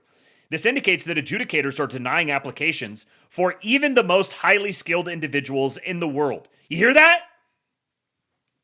USCIS adjudicators are denying applications for even the most highly skilled individuals in the world. The immigration problems facing employers are not expected to go away. The opposite appears more likely. Quote, if Project Firewall from the Department of Labor really gets going, the risk of even considering an H-1B might finally outweigh the benefit of seeking to employ top international talent in the United States, said Jonathan Chode. The administration is fulfilling its objective of limiting the H-1B category through restrictive regulation and enhanced enforcement. Once again, I say, thank you. Thank you, Mr. President. Folks, please do support your streamer. Pay your white pill prescription fees at tips.kingpill.com. Thus far, I have not gotten word from my sister, and I still don't expect to. It's only 8:30. I expect it'll probably still be a little while. So I've got a few more things to get through here, and then it'll be funny after listening to that, or for me in my case, after having read that, it'll be very funny to see Nick Fuentes try to tell Steven Crowder how Trump has failed us. But before we get to that, listen to this. Hava. What is Hava? No, it is not Hava Nagila. Not that. Nope, sorry. Hava, the Help America Vote Act, passed in 2002. Remember the reference to the Bush administration? The Help America Vote Act was supposed to help Americans vote. The data suggests it helped boards of elections generate millions of illegal registrations instead. In New York, where I have done the deepest forensic work, this is Art from Zark Files, clone records were 0.25% of the voter roll in 1990. In other words, voter registrations that are exactly cloned. This is the guy that broke the thing about 1.5 million exactly identical voter registration records in New York. Same guy here. So in 1990, clone records were 0.25% of the voter roll. By 2022, 32 years later, they were at 17.36%. 1 in 6 records. It went from 0.25% to 1 in 6. The inflection begins precisely at Hava implementation. This is not a New York problem. Wisconsin peaks at 35.82%. Over a third of records. Arizona sustained 14 to 23% across every election cycle examined. Georgia holds steady at 6 to 8%. Independent databases, same algorithm signatures. Across 13 states, approximately 3.4 million adjusted excess clone groups. At that scale, no compensating procedural virtue exists. In other words, like at this level of scale, there's basically nothing you could do to offset that in procedural terms. The question the DOJ Civil Rights Division must answer, who benefits and how did Hava make this possible? Now, I did just a quick little search to see who it was that Help America Vote Act. Whose legislation was this, I wondered? The Help America Vote Act. This was brought forth and sponsored by the guy's name is escaping me now, so I'm trying to look it up. Hold on. Let me just ask the clanker.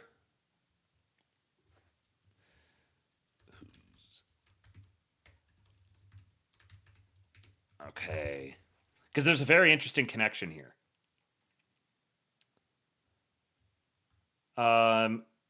Okay, so the Help America Vote Act of 2002 is primarily the legislation of Representative Robert Ney. Republican from Ohio. So this is Republican legislation in 2002.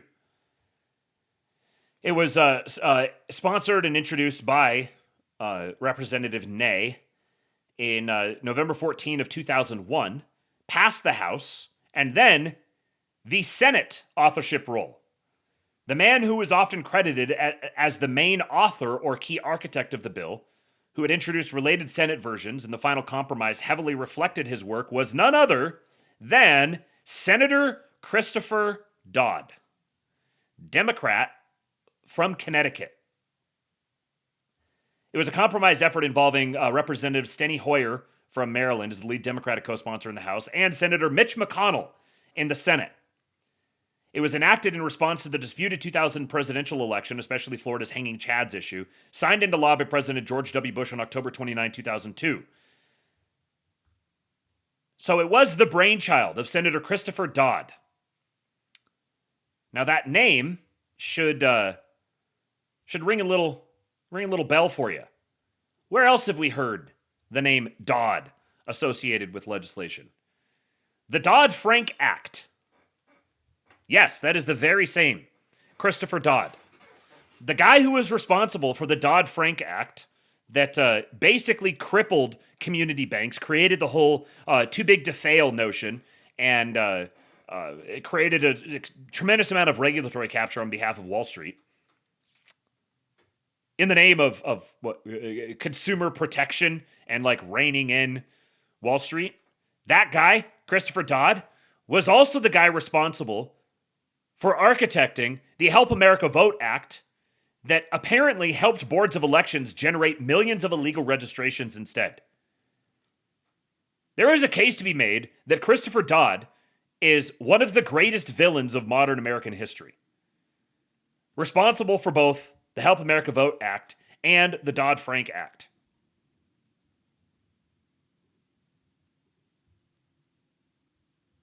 All right. I might say, I could say that I hate to do this to you guys, but you know I don't. You guys know that I like making you suffer. I like making you suffer by doing things like playing a video of Mike Pence.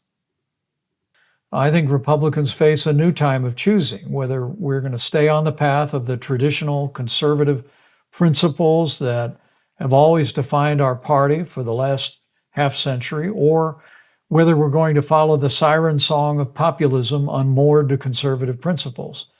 And there are loud voices in and out of government, some of which have been able to influence.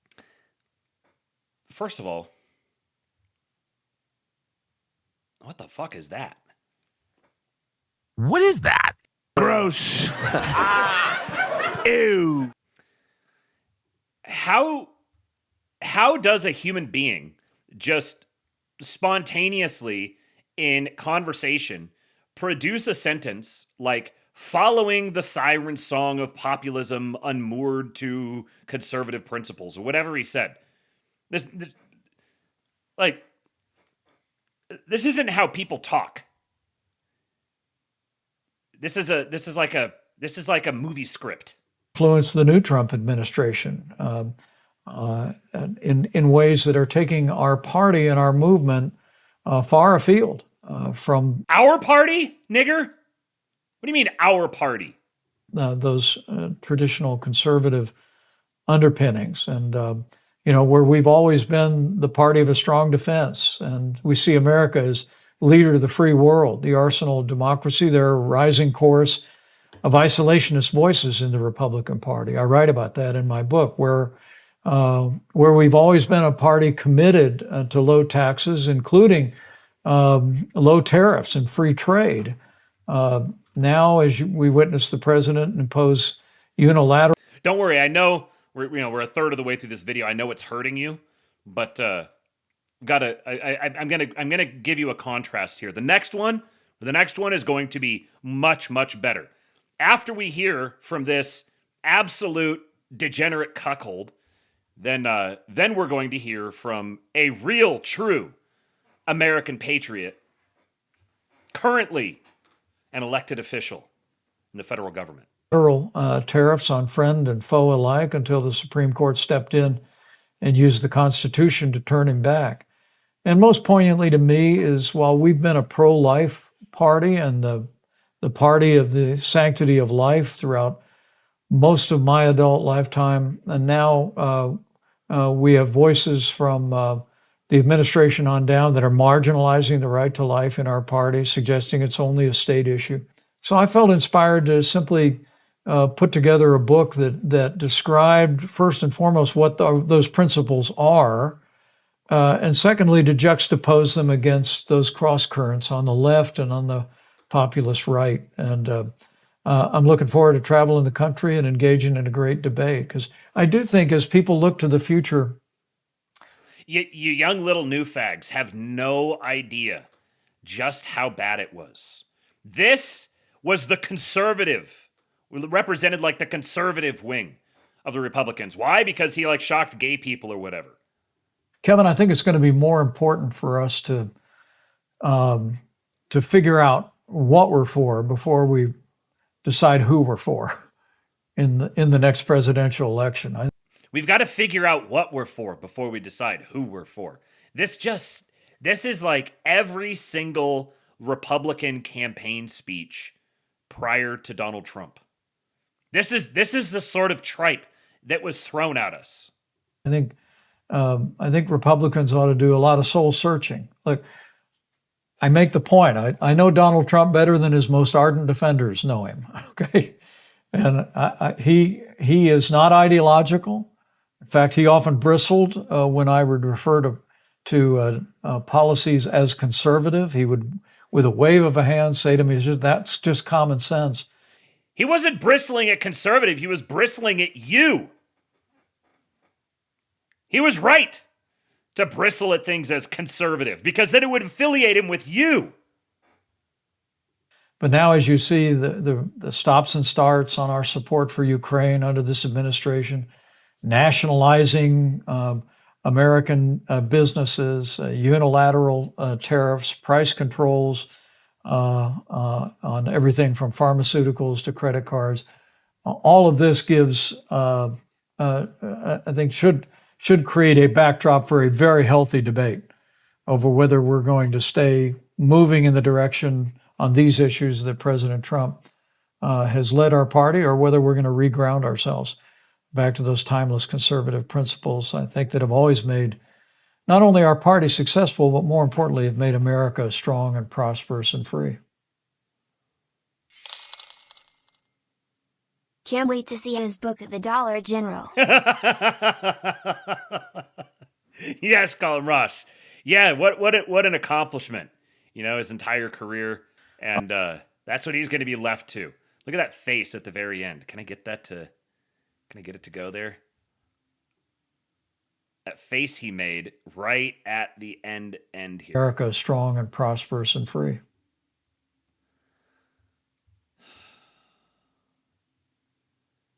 What have those eyes seen?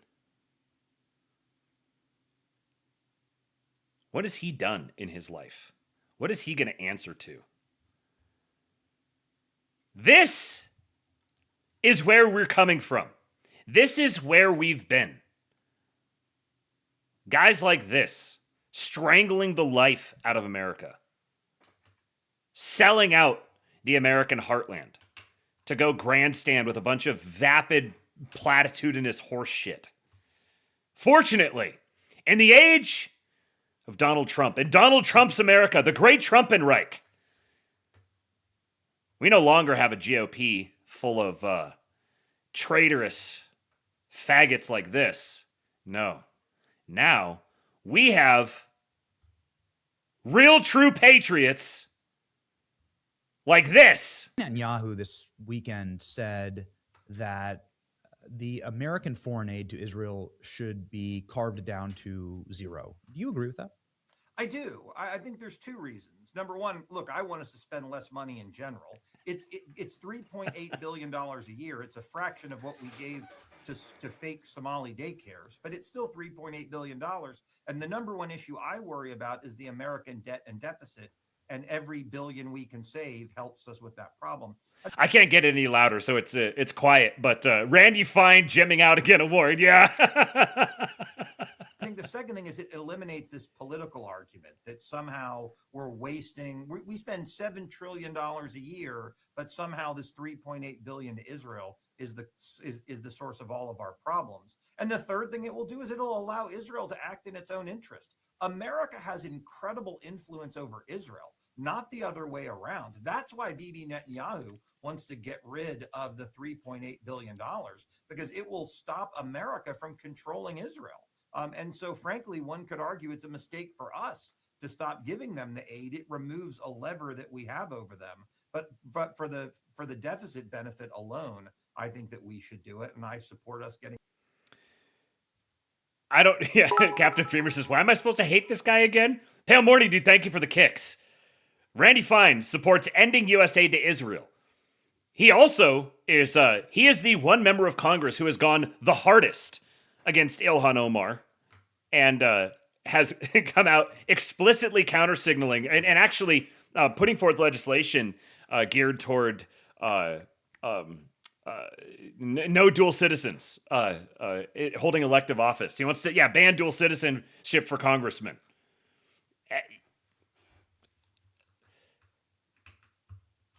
If you have a problem with the fact that this is only coming from Randy Fine, maybe that says more about the rest of the members of Congress. Maybe your ire needs to be directed at them, not Randy Fine.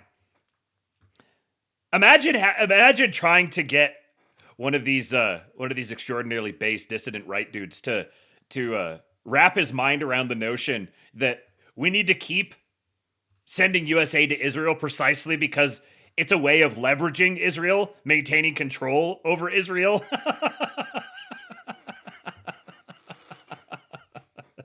Even Bibi Netanyahu doesn't want it anymore.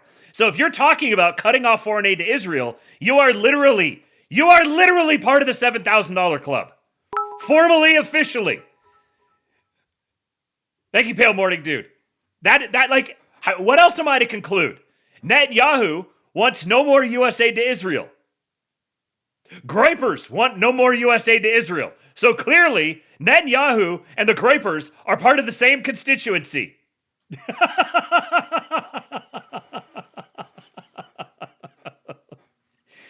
Now, I do think it's interesting. What was it that I played the clip the other day of Tucker talking about how Israel wants the United States out of the Middle East. They're trying to do this to get the United States to leave the Middle East, to leave them to their own devices to do whatever they want, which my first thought would be, okay, why is that bad?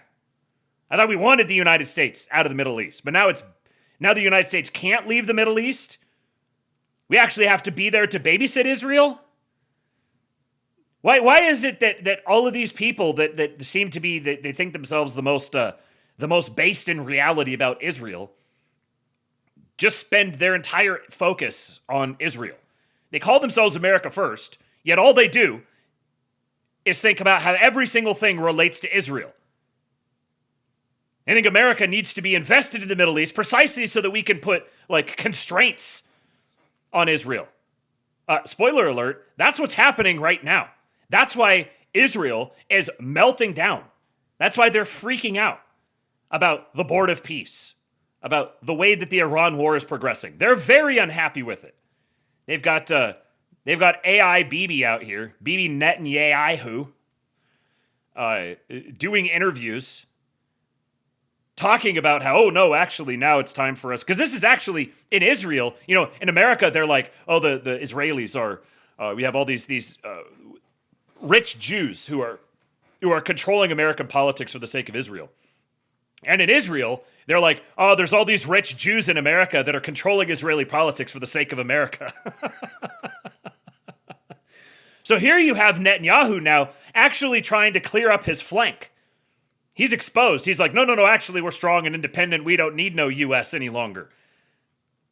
The whole political situation in Israel is just like the only people who are even close to making babies are the majority of them are inbred tribalists who are rabidly anti-Zionists. Zionism is going the way of the dodo. The only thing, the biggest thing that keeps it alive today is the people who spend all day, every day, posting about it, commenting on it, talking about it, breathing life into it. U.S. white anti-Semites and Israeli Jewish anti-Semites. Yeah. Gentile-occupied government. Oh, no. Let's see. So you have Gog. What would Magog be? Work on that one for me, Slutty Milk. Gog is Gentile-occupied government. What is Magog? Gentile. Now, I've got a little Nick Fuentes clip here where he's warning about the rise of low IQ anti-Semitism in the most ironic clip of the day, and then we are going to watch until my sister says that she is ready to be picked up. We are going to watch as much as I can get through of this debate between Steven Crowder and Nick Fuentes from today. Magagog. Magagog. Oh, Goy is Gentile-occupied Israel. So good.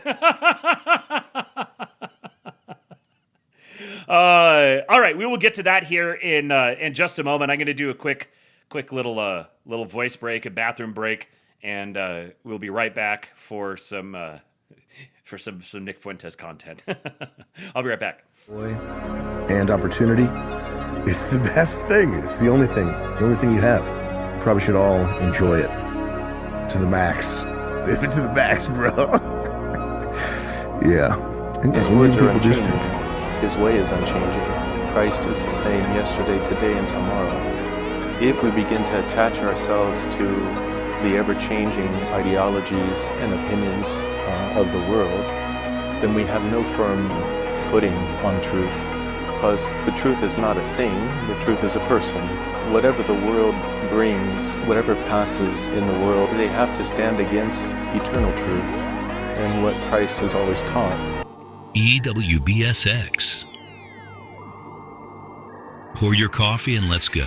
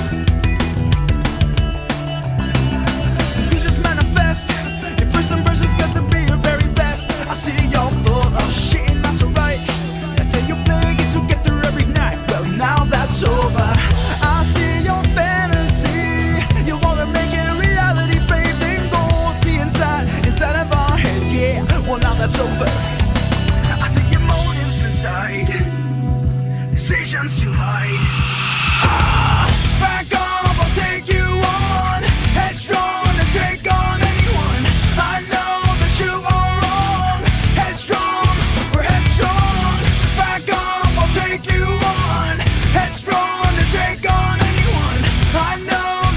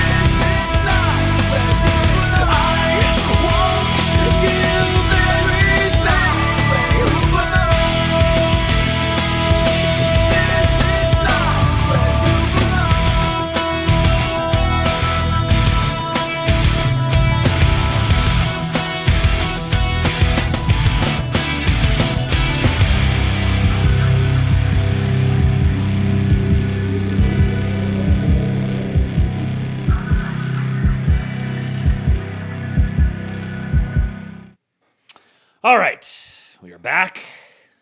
We're ready to react to Nick Fuentes' warning of the rise of low IQ anti-Semitism. Now, it's funny, I haven't actually watched this video yet. I'd bookmarked it to watch, but then I thought, I'll give myself something to just kind of kill some time with, waiting for my sister to be ready to be picked up from work. And so we'll watch this Steven Crowder, Nick Fuentes thing, and I'll just play this one in front of it. So to me, it's this is exactly what I predicted. I said a few months ago when I kind of started talking about him on the show here a little bit more. I said that we're going to reach the point where he's going to start complaining about low IQ anti-Semites and even start signaling positively toward toward Jews. So perhaps that process is beginning now. Let's see. Lane, and this really began around 2023, 24, and 25, that people were really able to speak freely about these issues. That's number one. And number two, obviously, October 7th. October 7th happened, and the brutality of the Israelis and the transparency with which organized Jewry has manipulated these events, it's been unignorable and so blatant and so provocative and offensive to anybody with a conscience that everybody's become aware of this.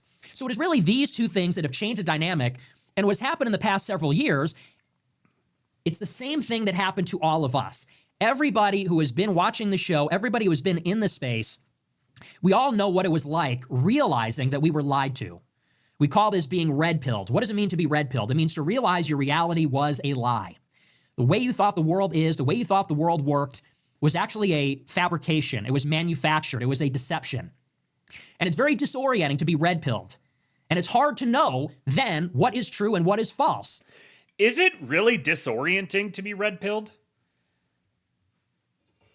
I don't know. I guess maybe there's maybe a period of disorientation. To me, it's more of it's focusing. Maybe this is a divide. Maybe there's some people who they get this kind of the latent progressive conservative instinct or something. There's some people who get red-pilled and it's really disorienting and they get really upset and angry and start lashing out. And then for me, the act of getting red-pilled was actually exciting. It was oh shit, it's whenever I uncover new information, maybe this is being really high in openness or something, but whenever I uncover new information that I get to incorporate into the worldview, I'm always oh, fantastic. Oh, glad I found that. I didn't have that as part of my worldview before, but now I've got it. This is exciting. I can go plug this into the framework and then see what sort of new insights it spits out. The act of being red-pilled was always it was exciting and adrenaline inducing, and I guess maybe for some people that's just too much excitement for them, and it is unsettling and destabilizing. And it's hard to know how much of what we were led to believe was true and what was false. It's very disorienting. And we know that for a lot of people, they struggle to handle this. And so they will follow a lot of red herrings. They'll go down the rabbit hole, so to speak, and some people will believe every conspiracy theory, and some people will walk away from it. They'll embrace the blue pill. There's a lot of different ways it can go. And what's effectively happened in the past several years is that almost everybody has been red-pilled. And I think this has induced something like a mass psychosis. It's still funny to think of this as, his thumb is so freaking creepy. Everybody has been red-pilled. No, they haven't. No, they haven't. We've gone from a tenth of a percentage point of the population to 1.5% of the population or something. There's this. You over-index on the internet world. You over-index on what comes across your For You page, and you get the sense that everyone's been red-pilled, and yet we don't have magical-based government now. What's happening? Someone must be standing in the way of magical-based government because everyone's red-pilled and everyone's demanding it. No, they're not. No, they're not. The people that you pay attention to, the people you listen to, the people you follow, they might. Some of your friends that you meet in person, they might be. But it's not anywhere close to everyone has been red-pilled. Which is people are disoriented. I would say they're like psychic victims. And not everybody is super intelligent, and not everybody has a deep background knowledge of history and religion and politics, and people are really struggling to make sense of everything. You know what's funny is that the people who are super intelligent, who have a deep background knowledge of religion and history and politics, they seem to be the ones who perform, who have the worst outcomes. They're the ones who get more schizophrenic. It's the ordinary normies who just kind of passively just change. Like they wake up one day and it's cool and fashionable to be a Democrat, and you wake up the next day and Democrats are retarded and nobody wants to be friends with Democrats. It just kind of sort of casually happens. It's the people who are the eggheads, the ones who have like this deep, they've obsessed about it. They spend all their time thinking about it, and they have more knowledge and understanding than they know what to do with. They're the ones who seem to be the ones who get the most disoriented and schizophrenic. And they're not going to get it right away, because these issues, when we talk about how power works, and we talk about Judaism and Jewish nationalism and Zionism and Israel, these are complex topics. These are enormous topics. They involve thousands of years of history and theology. Me, when I'm American and I spend all my time talking about Jewish nationalism and eschatology and political science, all kinds of things, people are not always going to get it right. And I think what has effectively happened is that there has been so much curiosity and interest in the subject. It has created a giant class of influencers that are going to feed this appetite for conspiracy and intrigue and radicalism and things that are magical and far-fetched. And like I said, it has created a bubble-like effect where there are a lot of perverse incentives.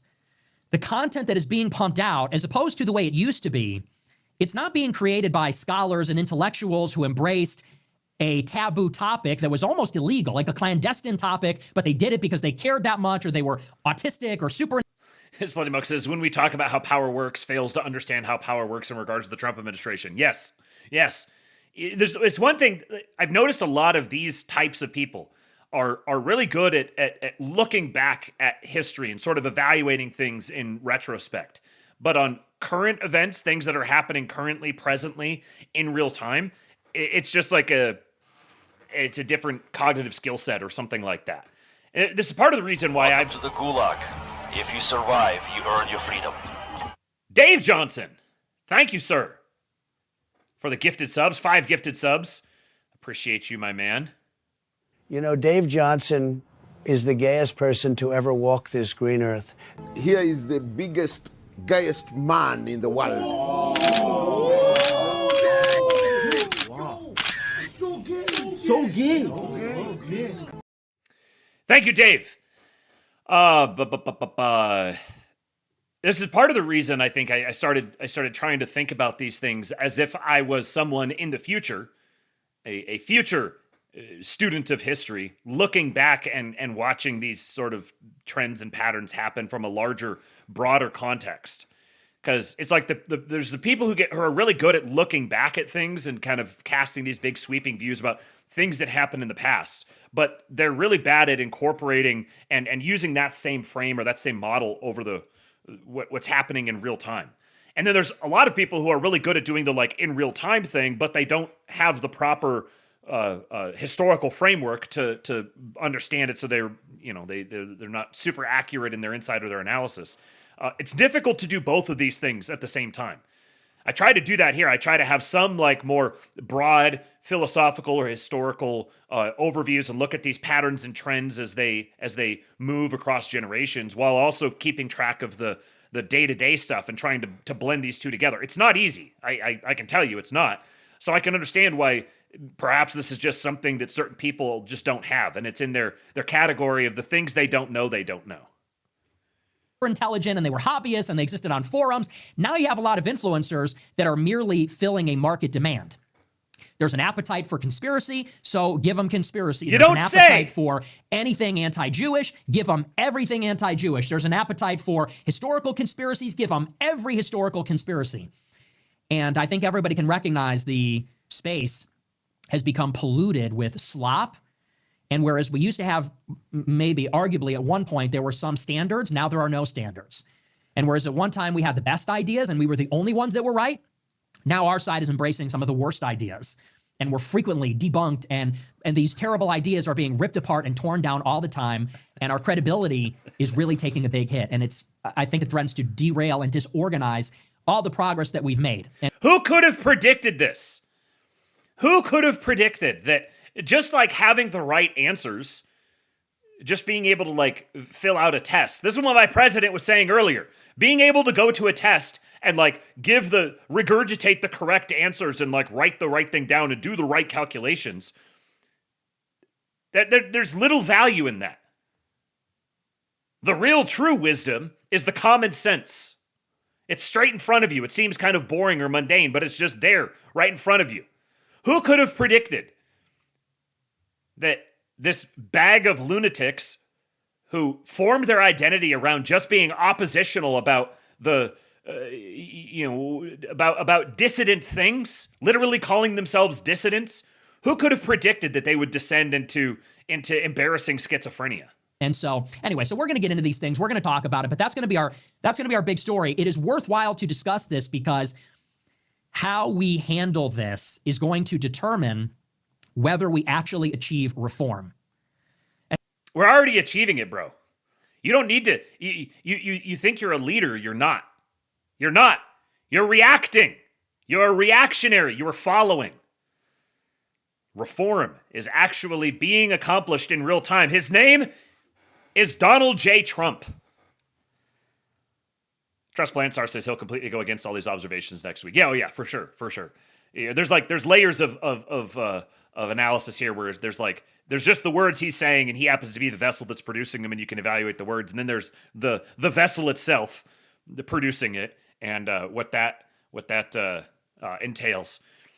Slutty Milk says Nick Fuentes is late to the party, running on CPT as expected. Well, speaking of being late, here is this interview, this debate, I suppose, between Crowder and Nick Fuentes, and honestly, I'm as interested to see Crowder in this as I am.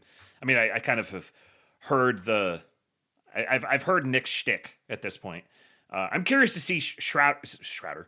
I'm curious to see Crowder's take on this, and also to see there's a big difference between Nick the streamer and Nick the interview guest. He has a very, very different persona, and he's much less he's much less retarded, I suppose, generally in my experience. So we'll see how it goes in this. I'm just going to watch this now until my sister says she's ready for me to come pick her up. So we'll see how it goes. The whole thing is 2 hours and 40 minutes long. We're starting at the 24-minute mark or so because, surprise, surprise, Nick was late. This is what he does. This is what he loves. Sometimes I'm an unwilling participant, but all right, everybody, it's time. Red corner, blue corner. I don't know. It's not a debate. It's going to be a conversation. Let's welcome on Nick Fuentes. All right, Senor Fuentes, thank you for being. Can you see me? Can you hear me, sir? Yes. Can you hear me? I can hear you well. First off, you big time. You show up late, and it's the one time you're not wearing a suit. You do the hoodie. What is this? It's early for me, Steven. I do a nightly show, so this is it's early in the morning over here, 10:30 for a show. All right. That's crazy. No, and I appreciate you letting me know and being accommodating last week where we had a doctor's appointment that I couldn't avoid. Hey, first off, where's the best place? The older guy, I was gonna say married. Let's say the dad, ball busting the young single guy for showing up. You see these sorts of things, it sends a message. You show up dressed like this, sends a message. For people to find you. And I apologize, I'm looking down because I kind of have to look to see you on the monitor as opposed to you know how that is. Best place for people to find you when you stream. I am at rumble.com/NickJFuentes every Monday through Friday. All right, Greg. And X, you're there now, right? Yes, I'm still on X. Nick J. Fuentes there as well. Okay. Well, I figured we start this off. I think last time, right, it was fair. It was a fun conversation. We had some disagreements. I'm hoping we can continue on that path. Yeah, absolutely. And you fully have permission, by the way, to respectfully be disrespectful. I think there's enough rapport. You can call me names, whatever that is. Treat me like a buddy, like a buddy who's ass you kick in the locker room. Now, speaking of which, I did want to show you. I don't know if you saw our coverage. Imagine hand-to-hand combat in a locker room between Nick Fuentes and Steven Crowder. Of you rightfully shoving that lady who showed up to your house, but I have that clip on a loop on my computer like a morphine drip. Just because of how much I enjoy it. For people who haven't seen it, you were well within. And were you surprised at the level of defense you got even from detractors who didn't like you? I was, and from Reddit. It was on the front page of Reddit, and all the Redditors were defending me too. So yeah, I thought it was going to be a little bit more maybe negative or maybe even split, but it was almost like the Redditors are pro Fuentes now? What's happening? 90% of people said I was in the right, so surprising. I was a little surprised too, but I think that does indicate that people are tired of this shit. Because once upon a time, people went, well, he deserves it, that kind of stuff. So there's been a noticeable shift, I think, post Charlie Kirk. Yeah, well, and I think people recognize you cross a boundary like that, and everybody understands people all have a home, and they don't want to be bothered at their home. Everybody recognizes we disagree. Everything's very politically charged right now, but we want to feel safe where we live. So I think there's something to that. We're definitely making some progress, I think. Well, I want to show the clip for people who missed it, and then I don't know if you saw when we covered it, we did a Photoshop with it. But first, for those who missed it, the clip, awesome. The internet agrees he was well within his right. We did a Photoshop with it. And prepare to laugh. I love her reaction. Wait, what? Oh my God, what are you doing? She's surprised. Hold on a second, pause. Nick, you know what I love about that? You walk back like both a cartoon character / Bigfoot who's annoyed. Like your arms are down here like this. Like you don't even seem that aggravated. Like this was just a day at the office. What? Oh my God. And then she turns to her friend who does nothing. Her friend is Judas. Keep playing. There's so many elements here that I just love. All right, gonna take your phone. Yeah. Stomp. And then she turns to her friend. Did you catch that? Well, she didn't even roll down her window. She half opens it. By the way, parked in front of a fire hydrant. And then I said, like, my favorite part is it gave us what should have been Time's photo of the year. This right here, like that to me, that picture, it looks like a 70s horror film. And so we turned it into a poster for you. Where it was, there you go. Yeah, the Step Groiper. The next thing streaming could be you. So it's just, you really, it reminded me of the Step Pod. But that was a lot of fun. I'm glad to see that, you got some support. And even though if we disagree on some things, it is dangerous out there. I think, would we agree on this, that definitely the left as a whole is violent, and those who have achieved power in our institutions, namely academia, media, big tech, the entertainment industry, we could use, I know that you probably would point out Jewry as well. I say the Marxist left, we'll get into that. But enemies of America that I think we both want, that kind of America, have seized significant power in the institutions in our. I've got it on 1.25, but Crowder does seem a little nervous. I kind of get the sense that, like, if I do my social intelligence, put the social intelligence hat on, beep beep beep beep beep beep beep beep. I sense that Crowder is planning on. I still haven't seen this, so I don't know. But I get the sense that Crowder is actually planning on pressing Nick kind of hard, but he wants it to actually turn out well. But he's expecting some sort of conflict here, and so he sounds to me like he's a little amped up, a little agitated. In our country, and they are a threat. Will we find common ground on that? Oh, absolutely. Yeah, and it's no question there is a scourge of left-wing violence. I talked about this on my show, even when Luigi Mangione killed that healthcare CEO. It was Thomas Crooks, Luigi Mangione, and then that seemed to ignite this cycle of violence then against Charlie Kirk, against Donald Trump. Even now they say the wildfires in the Palisades was started by some crazed radical leftist. So there's no question that is going on. And like you say, it's organized and exacerbated by the organized institutional left. So I think we're 100% agreement on that. Okay, good. Now let's get to the part here where we disagree. Okay, so when he starts off, first thing he does is he busts his balls when he comes in. Then he's congenial, camaraderie. Let's just do a little thing. Let's shine your shoes a little bit. I play this video of you. I made a poster. Kind of do this like congenial thing. Now let's find some common ground. Can we agree on this point here as a baseline fundamental?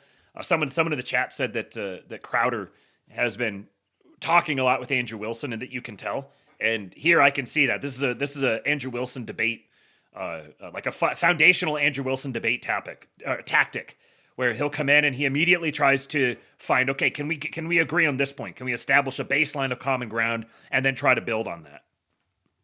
And I think it's a political strategy prescription. So to be clear, we did play the clip where you said, I'm a moderate Democrat now. I said, look, I think that's hyperbole. I think he's making the point here. So I don't want to do the whole, he's a leftist or he's a Nazi. Let's start this way. How about I steel man your argument as I understand it, and you can let me know if I have a decent grasp or correct me. Okay, sure. Okay. So my view is you're issuing a political strategy, right? You are not a leftist. You are not a Democrat. But okay, Republicans have taken your vote for granted. They have not been held accountable. They haven't delivered on any of the promises that they've made. Americans are feeling this right now, particularly young Americans in this economy. They feel as though they're not represented and they're being sold out to big corporate interests, including, by the way, a foreign nation like Israel, placing that above the interests of American citizens. And so... Thank you for the $15, Dr. Doom Guy. Appreciate you, sir. We need to speak the only language they understand, which is defeat, make it sting in the midterms, vote Democrat in 2026, so that it will pave the way or allow for a candidate who more effectively represents America first or a true version of their constituency. Yeah, that's a pretty good summary, yes. Okay. Is there anything that you think I've gotten wrong or would correct? I would add another layer to it, because to me it is a two-parter. It's for 2026, but it also is there's a very significant part of it that's looking ahead to 2028 as well. But that's a big part of it. That's, let's say, half of it. Okay, good. Now do mine. That's a good move. I'm going to steel man you. All right, put you on the spot. Do mine. This is good. I saw the clip going around that Nick said something like they're working on a candidate for 2028, and then people were memeing that it was going to be Beardson. It just made me laugh.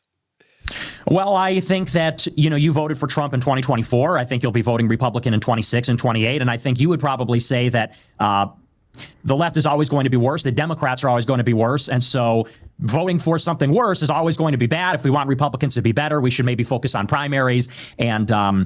And what's more, Republicans are holding back something far worse, which is always going to come from the Democrats. Things like open borders, not only no mass deportations, but also no borders, not only war with Iran, but maybe war with Russia, continuing the war in Ukraine. Basically, it only exacerbates our problems, doesn't actually solve them, would be something like, I think your position is. I think that's actually relatively fair. I would probably add some layers too. It's multi-pronged. Like, I'm certainly not, I've had plenty of instances where I've not voted Republican, but I've said I am precluded from voting Democrat. So that's a non-starter for me. But I have left it blank when I've had Republicans on the ticket in elections, and I can't, because as a crisis of conscience, I can't violate it and vote for this person. I've even voted third party in local elections because it's different from national. I think we also both operate. That's one thing I appreciate about you. You're not just the system, man, third party, let's vote Gary Johnson. Like, that. Trust Plan Stars' alpha male Nick Adams has a job in the administration. Yes, he does. He was nominated for ambassador to Malaysia, I think, and then they just let the Senate just let his nomination die on the vine, and so now he's like some sort of like a director of tourism for the United States or something to that effect, which is just Nick Adams. Nick Adams, alpha male, as the head of tourism for the United States is just thank you again, Mr. President. Under universal suffrage, it's a two-party system, and you have to work within that to affect change, right?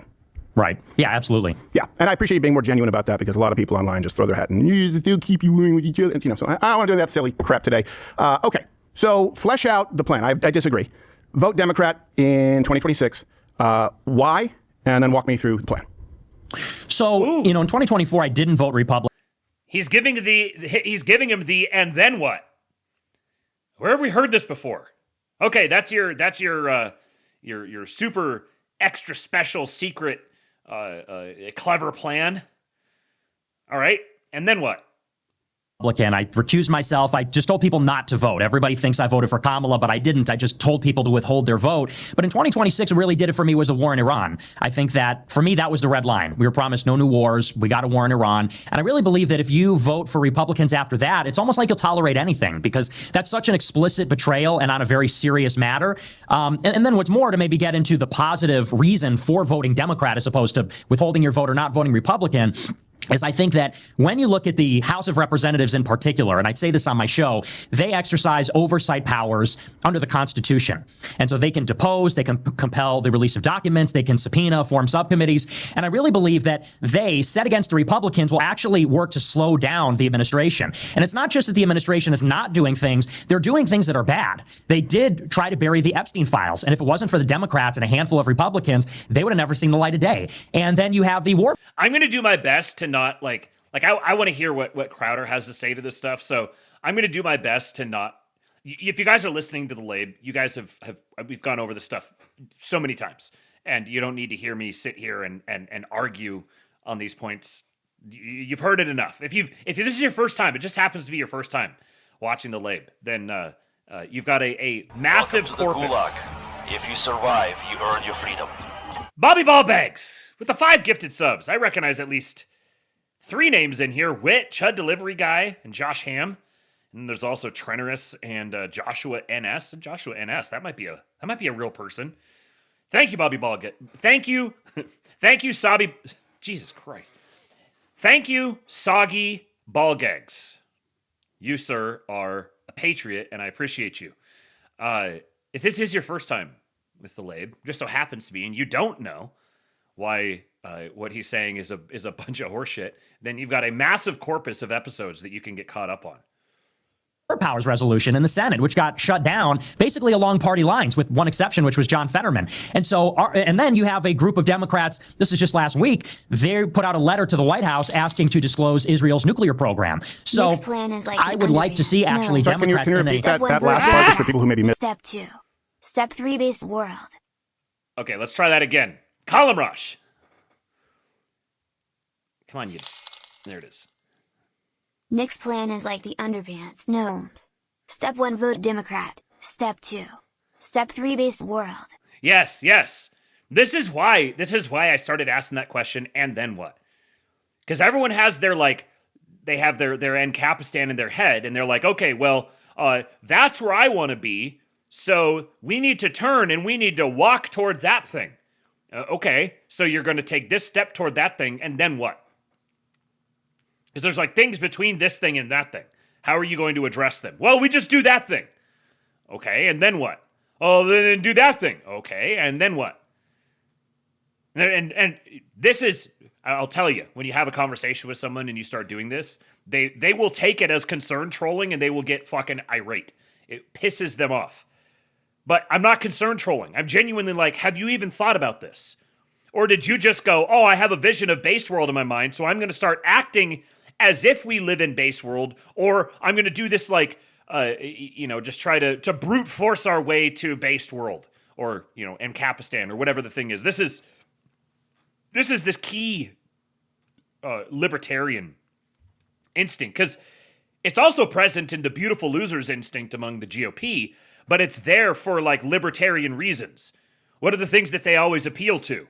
It's like, oh, it's wrong to use state force illegitimately. It's wrong to impose on the free market. It's wrong to, it's heartless to deport people. These are all like libertarian priors that are driving these sorts of, this instinct, this sort of like political operating system. So let's back this up here because I kind of stroked out.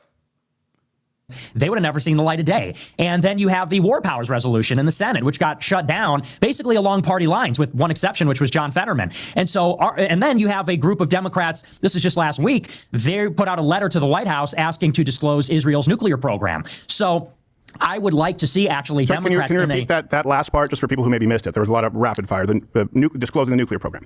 Yeah, there was a group of 20 House Democrats. They signed a letter to the White House basically asking the White House to acknowledge that Israel has a nuclear arsenal, because they believe, and I think it's correct, that the lack of disclosure about that creates a risk of miscalculation or escalation. We don't know where Israel's red line is when they would use a nuke.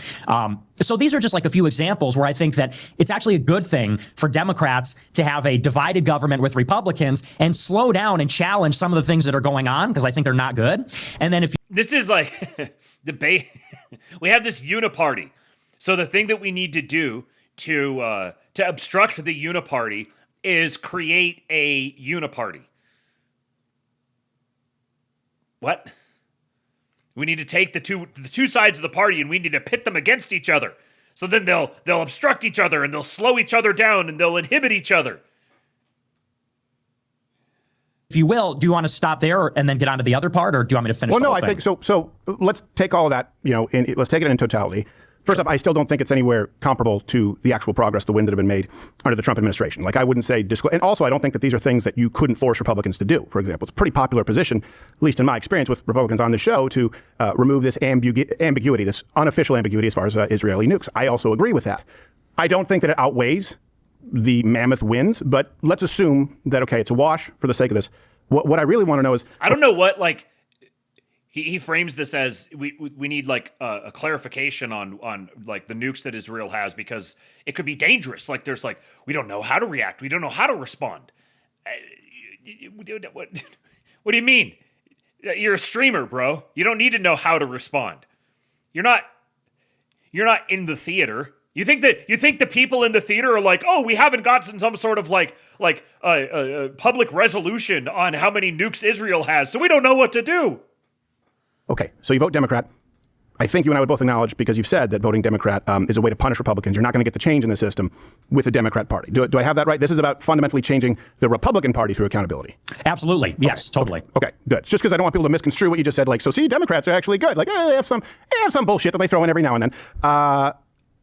What do you do after that? So in other words, you're saying this will lead us to a consistent or more representative victory, 2028. What's the roster? Where are the funds? What's the ground game, right? Because it's a big risk, handing the country over to the left. We know what they want to do. What's the roster? Where are the funds? What's the ground game? Here's the thick and dirty. And I will say that I don't think that Nick is ignorant of these things, which then kind of, you take these things together. Like, Nick is well aware of these sorts of on the ground realities, and yet he's also advocating this strategy for his people. So begs the question, what's he up to?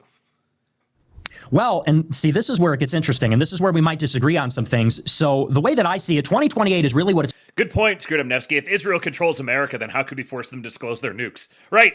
Israel controls America, but all we have to do is get Congress to force them to disclose their nukes. all about. I really believe that this administration is just cooked. Like, I don't think there's going to be a course correction. I have no faith in this administration. I think Trump is old. The people around him are very bad. And so I think the real question is, and this is a huge question, who will be Trump's successor? Because that person is going to define the direction of the party. And I really believe there should be a very competitive primary for the presidential race in 28. And what they're trying to do is consolidate support around either Vance or Rubio. As I'm sure you know, behind the scenes, there's a very big fight going on between donors and between party personnel. Are they going to get behind Rubio, which he seems to have the backing of the neocons and Mark Levin and AIPAC and Miriam Adelson? Or are they going to get behind Vance, who has the support of Little Tech, Palantir, Tucker, you know, and he's going to clearly run in the more America First lane. At least nominally, he's going to claim that. And I think that we should not have consolidation where it's 80% behind one candidate. I think it should be wide open. I also don't like either Rubio or Vance, because I think you get a neocon or a Palantir guy. And so to me, the only way to have an open field is if everyone associated with the administration is sufficiently weakened. So I'm actually rooting. The Camo Aquatica says, ironically, Nick is physically small with high verbal IQ, prone to subversive behavior, uses feminine manipulation tactics against right-wing nationalism. I've got bad news for you. You're Jewish. Trust Planstar says, wasn't he in England when the SPLC indictment dropped? He was in Italy. It was him and Candace Owens. There was a couple other people that were in Italy at the time.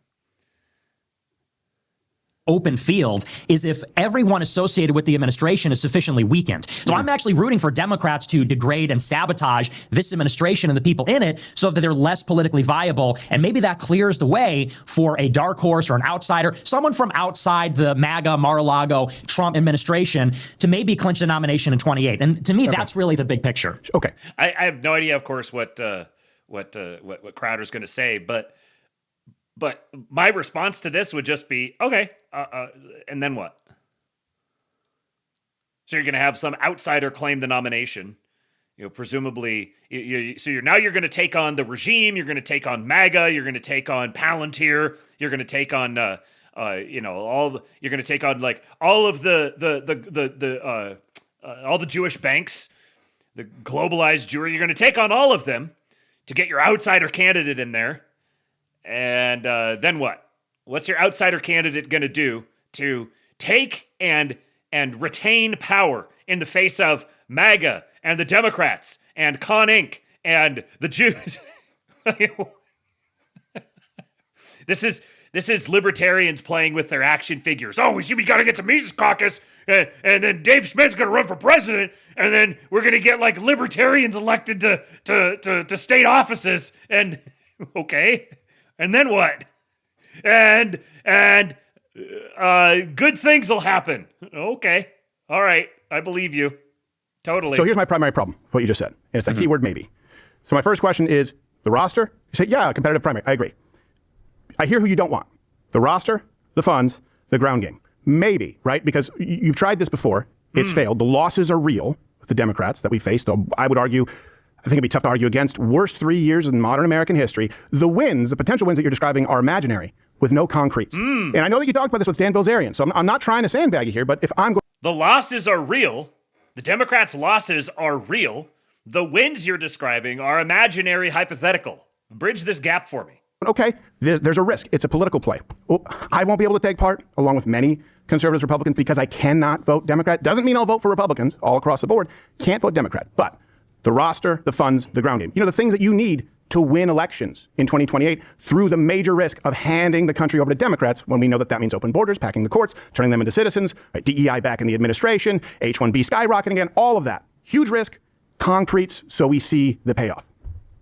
See, and this is where you might disagree, because I think that's maybe the best argument against it. And you're 100% right. It is an extremely risky play, and I don't underestimate that risk at all, and I don't want to understate it. But here's my reframe. Here's kind of like my game theory reframe of it. Before he says that, this is a really great angle that Crowder's taken on it, because he's like, well, I'm not going to cooperate with your game here, and there's lots of people like me. There's certainly more people who identify with me, who I'm like an avatar for, than there are you. Crowder being like definitionally more normie adjacent. There's more people who are closer to me than there are to you. So just on a leaving aside what should we do and all this sort of stuff, how are you going to actually get this across the line? You're going to have to convince me. You're going to have to convince people like me to buy into what you're doing. So it's not just like, oh, just go like yell on your podcast or something. No, you're going to have to get... Crowder is like the lowest profile person that you're going to have to convince to buy in order to have any sort of success with what you're doing. I really believe that this country has serious problems with the debt, with the border. They want a $1.5 trillion budget for the military alone. The Republicans do. We got this war in the Middle East. I really believe that without a radical intervention, like a radically different approach, whether we get a Democrat or lesser of two evils Republican, like a continuity with what we have under Trump, I think that's a no-win proposition. Like if it's Gavin Newsom, J.D. Vance, or Marco Rubio, if those are our options, and let's say everybody else in the Democratic field, I don't see any of those candidates solving it, fixing it. To me, it's really just a question of how fast or how slow it's all going to come crumbling down. And so that's the only reason why I say if we degrade the two people in this administration, it's sort of like we know what we're going to get with them and we know it's not going to be radical enough. At least if we tear them down, it's a huge maybe, but then there's an opening that something radical may appear. And if we, as long as, obviously everything worse than them is worse, but if we just tear them down, then something will magically fill the void. This is, if Nick Fuentes is being paid by someone to go out and publicly argue this way, I don't know, this is verging on cruel and unusual punishment. I can't even fathom being forced to go with my own face in public and make these kinds of arguments. I've lived in the world of these arguments for a couple of decades. And it's just, this is peak, barely disguised libertarian retardation. I've got some people in mind. I wouldn't say them, of course, because you know that game about who's going to run and who's going to throw their hat in the ring, and then my endorsement might hurt that person if they're characterized as the Groiper or Caesar or something. I don't think so. I mean, we have examples of that right here. I mean, Ken Paxton, who you may or may not like, but like Brandon Herrera, who was on the show, he won his primary. We had him on the show. I knew him through the GunTube community, and he directly went up against AIPAC. They put out a hit on him, figuratively, to be clear to people watching. He fought them, and he's going to win. He's going to win his seat. He then won the primary. So, no, you could have an effect. I actually think it's a requirement, frankly, considering the risk. If we both acknowledge it, the risk is you say something radical could happen. With the answer you're giving me now, something radical will happen. It's the radical that we experienced from 2020 through 2024. So the radical upside, you do got to give a name. You do have to give some finances and a ground game for us to take that risk. Because I don't think, and I'll make the case here, I don't think there's an equivalency. If you look This is such a good angle on this. Like, if you're going to describe this hypothetical upside that you want everyone to buy in, then you're going to have to put your nuts on the table. Like, this isn't a podcast subject, and if we just podcast about it, then magically it'll manifest itself into the government. You got to put your nuts on the table. Who is your candidate? Who is the person who's going to be able to fill the charisma void? Who's going to have the networking? Who's going to have the financing, the backing? Who's going to have the ability to protect himself? the ability, the understanding to navigate the system and be able to transcend it and be able to both connect with domestic audiences and also be respected by international audiences. And like, you got to be able to actually describe something here. Not just like, oh, we're just going to like create a void and hope that something good comes out of it. Look at the actual record, Nick. When Democrats controlled the Senate, they gave us open borders, record inflation, right, at 9.1%, trillions in new spending. They, of course, stopped deportations. They stopped building the wall. They put DEI. I mean, they had the Department of Misinformation. Trump 2.0 has put us for the first time at net negative immigration, record deportations, over $1 trillion in cuts. Not to mention doing away with DEI in the administration, some huge Supreme Court wins that actually paved the way going forward. H1Bs are a really big thing, I know, because you ran billboards on them. They are not the same. These are actually, I would say, and I think you'd be hard pressed to argue against whether they're enough. They are the single biggest rightward shifts domestically that we have seen in modern American history, and that includes Reagan, Nixon, anyone else. So the risk is what we lived through. That's guaranteed to happen unless we have concrete. Yeah, what I would push back on is I really think that you think you're overstating some of the wins. To me, I would just say it's too little too late. I mean, as far as like open borders, that's my favorite one because Trump ran in 2016 saying we're going to build a border wall. And why a border wall? Because it cannot be torn down. You build a physical structure. He's taking the bait here. Crowder's like, give me some concretes. You're describing this kind of like hypothetical future. This, I got to take this big risk that everything associated with Democrats that we agree is the worst thing possible. I've got to risk that to obtain this great payoff that you're offering. So what are the concretes of this great payoff you're offering that will induce me into sustaining that risk in return for that payoff? And he just goes right back to the negative proposition. Well, we just have to tear down the existing thing. Let's tear down the record of the existing administration. This is a non sequitur. What are the concretes? Democrats can't undo that. If it's an executive order like Remain in Mexico or some of those other architecture, they can, and they did. And so it was really Trump's failure to build a border wall.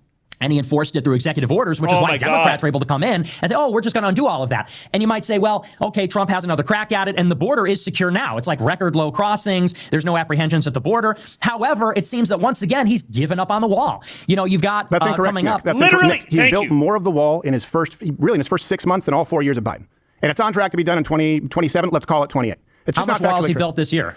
This last year, it's been, as I understand it, hundreds of feet, and they're going to be putting up digital security, right? Because there's certain areas and terrain that are a little bit more complicated, but more than Biden in 4 years. And you're saying vote for those people for 4 years. So there is a difference building anything than nothing. And I agree with you, by the way, like a good example, H1Bs. Remember, you ran those billboards, right? Yeah. And you and I were on the same page. I don't know if you saw this.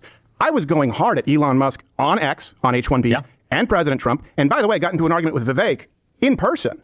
I suggested a 3-point plan. One of them was a 6-figure fee. So you put up, have you told your audience about the unfathomable wins on H1Bs? Well, I believe they hit the cap for H1Bs last year, did they not, in 2025? So 26% reduction in issuances, and new overseas H1Bs, meaning people who are not in this country, down 87%.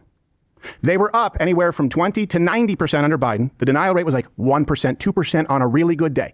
87% reduction on new overseas H1Bs with a $100,000 fee. If you put up billboards and people are upset about that, and you and I are in the same camp, have you told your audience about that win? That's the biggest shift we've ever seen in H1Bs. It's not even close. Again, yeah, Oh, Crowder. Okay. Yeah, I told you guys I wanted to see this primarily for Crowder, and thus far I'm heartened. Just don't think that's really, when you say, well, they're building hundreds of feet of border wall, that's more than Biden. Well, there's a 26% reduction in H1Bs. They hit the cap, I believe. 87%. And here's last why. year. 87%. Here's why. You know why. And Nick, let's both pretend that we're smart enough. Okay. The president has broad powers over people coming into this country. Let's both pretend we're smart enough. That pissed him off. Look at him now.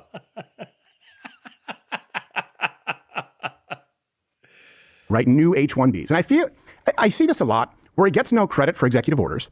But then when things get blocked and cut, they also blame Donald Trump and go, why didn't he get these cuts? Well, that's because of 100% of Democrats. And yes, some feckless Republicans. We should know them by name, the Thunes, the Murkowskis, the Collins of the world who should be voted out. But he has broad powers on who's coming in the country. He can slap 100,000 on that. And he did, 87% reduction. To deal with the bulk of H1Bs, people who are extending them, that would require an act of Congress. So the most potent tool that he has as president, he enacted an 87% reduction in new people coming over. People should know that if they're going to say both sides are the same. Yeah, I mean, maybe I'm just not sure, but I believe he hit the cap for H1Bs last year. It was 127,000. You're always going to hit the cap when you're talking about people extending H1Bs. What we're talking about is new people, new Pajeets coming in, right? $100,000. And this is important. It also, by the way, this is your job, my job as commentators. It shifts that Overton window where it's like, hey, we were told that they were bringing in, the Haji Elon Musk or the next brown Nikolai Tesla. Well, $100,000 fee would mean nothing. Instead, people now know these were people coming in to undercut Americans as cheap labor. So that number matters a lot. If Congress, he's directly calling, not just saying like you're wrong, you don't even have a grasp on the facts, or what the facts imply, any of the narrative around the facts, but you have a responsibility. You have an audience. People trust you. They believe you when you say things. You have a responsibility to live up to the standard of your audience. Would act, you're not going to have it, especially not with more Democrats. I would go further, though, and I would say, so you're still hitting the cap. And I would go further and say, what about all this talk about seasonal farm visas? What about this mass deportation? In order to go further, you have to get started. To exempt agricultural workers, we're going to exempt farm workers, hospitality, luncheonettes. We're not going to deport anybody other than the criminal illegals. This is what I mean. It's like this, I think maybe where we're getting stuck is it's not as if things are not improving. Like, you're 100% right. At Department of Labor and at DHS, they are making some policy changes. The $100,000 fee, I think that's great, and that's a great start. And cutting down the new overseas visas, that's great too. But once again, we were promised mass deportations. What's more, you had 10 million illegals come in under Biden. And so this is why I say it's just like too little too late. I'd say it's more like than 10, 12 to 20, depending on how you count it, but a lot. Sure. Well, and too many. We agree. Too many. But we don't even know how many deportations there are because ICE doesn't publish the data anymore. We don't have new official data on removals from the government since December 2024 from the Biden administration. So it's like, what we're being promised. And this, by the way, gets back to how radical it needs to be. It's like, because you could always say, and you wouldn't be wrong, the data is abundant everywhere. You guys watching the Lab, you know this. We've covered all the data so often. The data is everywhere. This is bullshit that, ICE isn't publishing numbers. It's the metric is not how many people has specifically ICE put hands on and physically removed from the country. That metric is only sort of like tangentially interesting. The actual consideration is how many people are leaving the country and how many people are not coming into the country. If approximately 3 million people left the country and they were coming in at a rate of, say, 3 million people a year, then that means we are at a net 6 million reduction. 6 million. What did he mean by this?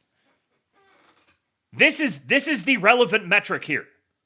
Who cares parsing into the exact details of how many people have been physically arrested by someone that with a uniform that says ICE on it and physically carried out of the country? This is like, this obsession with this is total mid-wit loser think.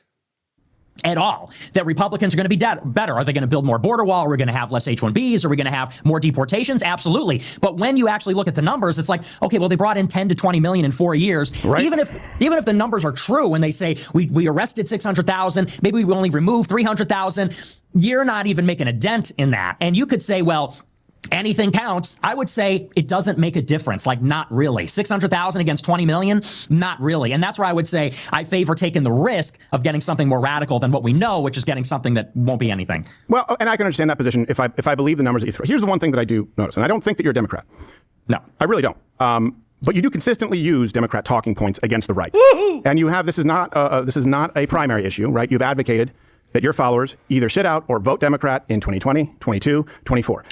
And as a result, the big one, and this is a big problem that I've had with your approach, not you as a human being, Georgia, right, that flipped the Senate with Kamala Harris as a tiebreaker. And precisely because if people had followed, I'm not saying that you're responsible, but if people had followed your prescription in Georgia, that would be the exact reason for 10 to 20 million illegal aliens coming over an open border wall. That would be the exact reason for stopping them. That would be the exact reason for a doubling in some instances of H1Bs. And I don't think that those changes are mild. When you say 600,000, we both know that is a point that the left will use. It's not accurate. You do have to include self-deportations because there's an incentive for self-deportations and more people are self-deporting. Next thing, I bet you'll say that Obama or Clinton deported more people. We did an entire segment on this because people on the right are saying that and it's factually not true. Well, I never encourage people to vote Democrat in 2022, 24. Only this is the first year I've told people to vote Democrat. All those other elections, I told people to sit out selectively or altogether. But the Georgia Senate runoff, which is, I think, what you're talking. Telling people to sit out is the same as telling people to vote Democrat. This is retarded. The net -1 Republican vote is net +1 Democrat vote. Talking about January 5, 2021 with Loeffler and Perdue, this is, again, it's like Trump, I think we both agree, got cheated out of that election. Like they stole the election. At the same time, Republicans controlled the state legislature in all the swing states, Arizona, Georgia, Michigan, Wisconsin, Pennsylvania, everywhere where that was being adjudicated, Republicans were in control, and they just refused to do anything. They refused to change the slate of electors. And at the same time that they were telling us we're not going to remedy the election, they were also begging us to vote to hold the line in the Senate. And so you're telling me that they performatively demonstrated that they're comfortable with losing elections and being frozen out. Those Republicans actively facilitated their own election losses, the losses of their own party. And so now your conclusion is we need to make them lose elections so that they'll learn that we don't like it when they intentionally lose elections. Here I am saying, wait a second, why don't we hold the line in the White House? You're worried about the Senate. And then I would add on top of that.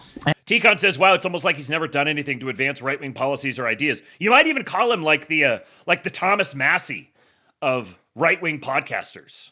And maybe this is going to be controversial. I actually don't think Republicans are really all that against illegal immigration. I think that Democrats and Republicans maybe wanted the illegals here because there was a significant labor shortage after the pandemic ended. People were slow to return to work. They were being paid too much. And, so you could say, like, if only Republicans had won, then there wouldn't be 10 to 20 million illegals. But what numbers do you have to back that up? First off, Nick, come on, you did. You told people to sit out or vote. In 2022, you told them to sit out or vote Democrat. And I'll give you 2020, you said you did. But in 2020... No, in 2020, I was pro-Trump. No, in 2022, you told people to sit out or vote Democrat. I remember I didn't tell them to vote Democrat in 22. I just said sit out. You said sit out or vote Democrat. In 2020, you did not say vote Democrat. You said we're going to destroy the GOP and to sit out the runoff in Georgia, which is exactly what flipped the Senate, which is exactly what opened the borders and stopped the border wall and led to the woke fucking nightmare that we dealt with, right? Because if people had gone out... Okay, go ahead. Got to correct the record. I got to correct the record. In 2020, in the 2020 election, I told people vote Trump. It was only in the runoff in Georgia in 21, January 5, 21, that I said, sit this one out. In 22, I don't remember, it was 4 years ago. I believe I just said, don't vote Republican. Like 26, it was a big deal for me to say, vote Democrat, because I'm not a Democrat, as you know, and I appreciate you clarifying that. But no, I've only told people to sit out. This is the first year I'm saying punish them. And I guess the larger point is maybe we just disagree on the level of complicity of the Republicans. I think they're utterly complicit because even going back to and this is formative for me. Oh, wow. Breaking new ground here. You're telling me that Republicans are complicit in the perfidy affecting our nation? Oh, wow. Never even considered that possibility. Trump won in 16 saying border wall. And you remember Republicans wouldn't give him more than $1.8 billion for that little fence in the Rio Grande Valley. And they said, no, we're going to focus on Obamacare and the tax cut. We'll do the border wall after the midterms, which they lost. And then they shrugged and said, Nick, but now be accurate with your audience. Why wasn't the border wall built? Was it for the same reason that it was completely paused after the 2020 midterms? In other words, you say Republicans, do you mean Democrats? And so they said the perfect is the enemy of the good, and they got done what they could get done at that time. It would be like people in the future saying, he didn't do anything about H1B visa extensions. Well, sure, because he can't. It'll be blocked 100% by Democrats, maybe 10 to 15, 20% Republicans, but he used the most potent tool at his disposal, right? So you put all this in the same basket, like Republicans didn't. No, they weren't able to. And in many cases, they weren't able to, especially because you told people to sit out. When you look at what they've been able to do, I don't think these are minute differences. We've both agreed these are the most rightward shifts that we've. I just asked the clanker how much border wall has been built since January 2025. And key completed figure since January 2025. Primary smart wall, new, 28.1 miles. Primary smart wall replacement, 26.9 miles. That's 11.7 miles by CBP and 15.2 miles by the Department of War.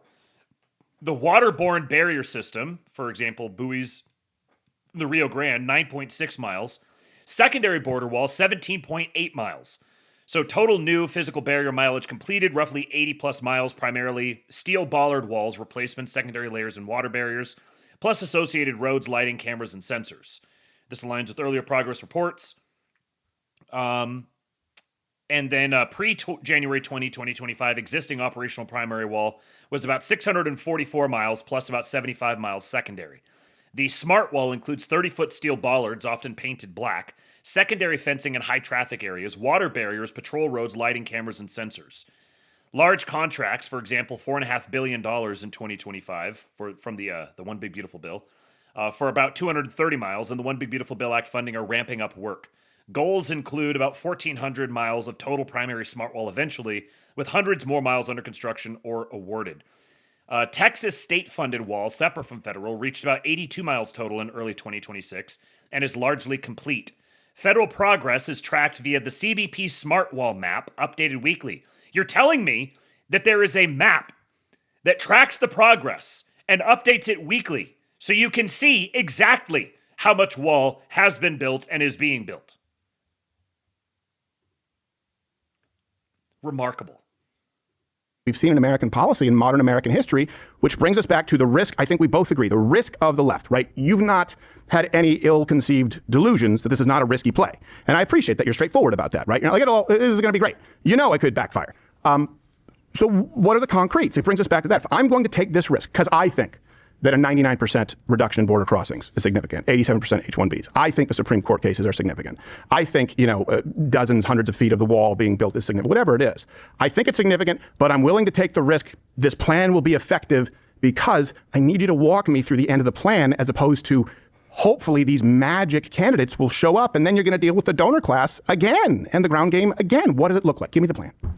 Yeah, how is Nick Fuentes going to take on Elon Musk, Donald Trump, TPUSA, their whole get out the vote, tens of millions of dollars of funding? What do you have that's going to actually supersede that? It's going to be able to beat all of that?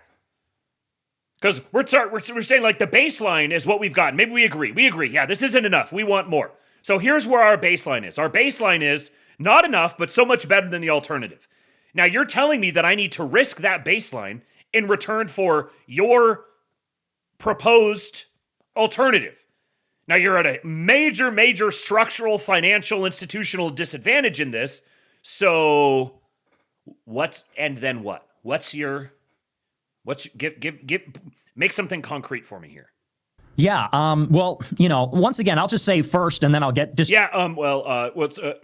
To respond to the preamble there, it's like, I just grow tired of these games where it's like every cycle there's this excuse. It's like, well, we did this, we couldn't do that, there's politics. Where's my order my political priorities on a DoorDash app? I'm tired of doing politics. I'm tired of this. I just want the fix. I want someone to give me the magic fix so then I can just dust my hands off and go on with my life and not have to think about these things anymore. I don't want to have to be responsible for my civic duty. I want to outsource that to someone else. I want someone else to maintain my civic duty for me so that I don't have to be responsible for it anymore. And this is just a brief example I'll give. They allocated in the Big Beautiful Bill, what was it, $200 billion, $190 billion for DHS. Significant portion of that goes to ICE. And then they gave up on deportations in January because they said, well, this is not popular for the midterms. Then they launched the most unpopular war in modern history in Iran. It's like if you can eat a S-word sand, I don't know if you'd swear on the show. You can say whatever you want. Yeah, okay. It's a rebel, for God's sake. I mean, we're on YouTube. Alex Jones, he's on radio, so, but, they want to see language. Yeah, take your methylene blue. Yeah, turmeric. Yeah. They want us to eat a shit sandwich on Iran, but then on deportations, they go, oh, well, what about the midterms? So to me, these come across as like excuses, but I do want to get into. See, I don't know if he's like, does he know that he's just making shit up? Does he just know and he doesn't care? Does he genuinely believe this? Not only did they not give up on deportations, they've actually been accelerating them. This is just literally just, it's not even a matter of opinion. This is diametrically opposed, factually wrong. Is he just making shit up? Does he genuinely believe this? To what the plan is, you're right. It's hope. We're hoping for a space to be opened up for a candidate to go in, and there isn't anything specific. I have a candidate in mind, and there's a ground game being built and things like that. I can't share that information. There's maybe a couple candidates that I'm looking at. But again, you know how it goes. Unless somebody's ready to announce, you can't really say, oh, so-and-so's going to run for office. And then especially because it's me, I can't be the harbinger of whoever the candidate will be. Well, why? But let's explore that, though, because we both agree, two-party system, you need voting blocks. You need coalition. So if there are that many people out there who share your view, shouldn't be a problem for you to endorse anyone. As a matter of fact, that's a net positive. So give us the name. Oh, Stephen, sir. You are redeeming the reputation of all Canadians with this.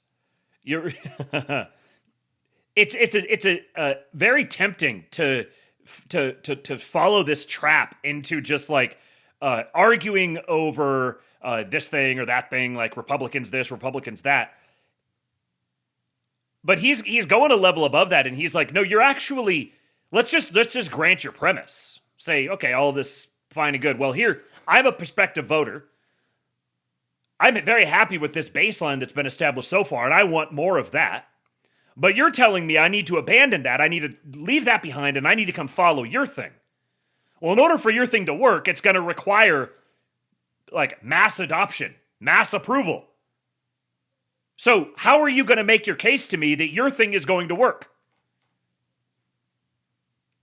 You're saying, well, I can't actually endorse him. I can't talk about this yet because I'm persona non grata. Because I have a negative electoral effect on people if I associate my name with them. So then how is your like shoot for the moon big hopeful project supposed to work? If you have this very real structural matter of you endorsing someone tanks their electoral possibilities.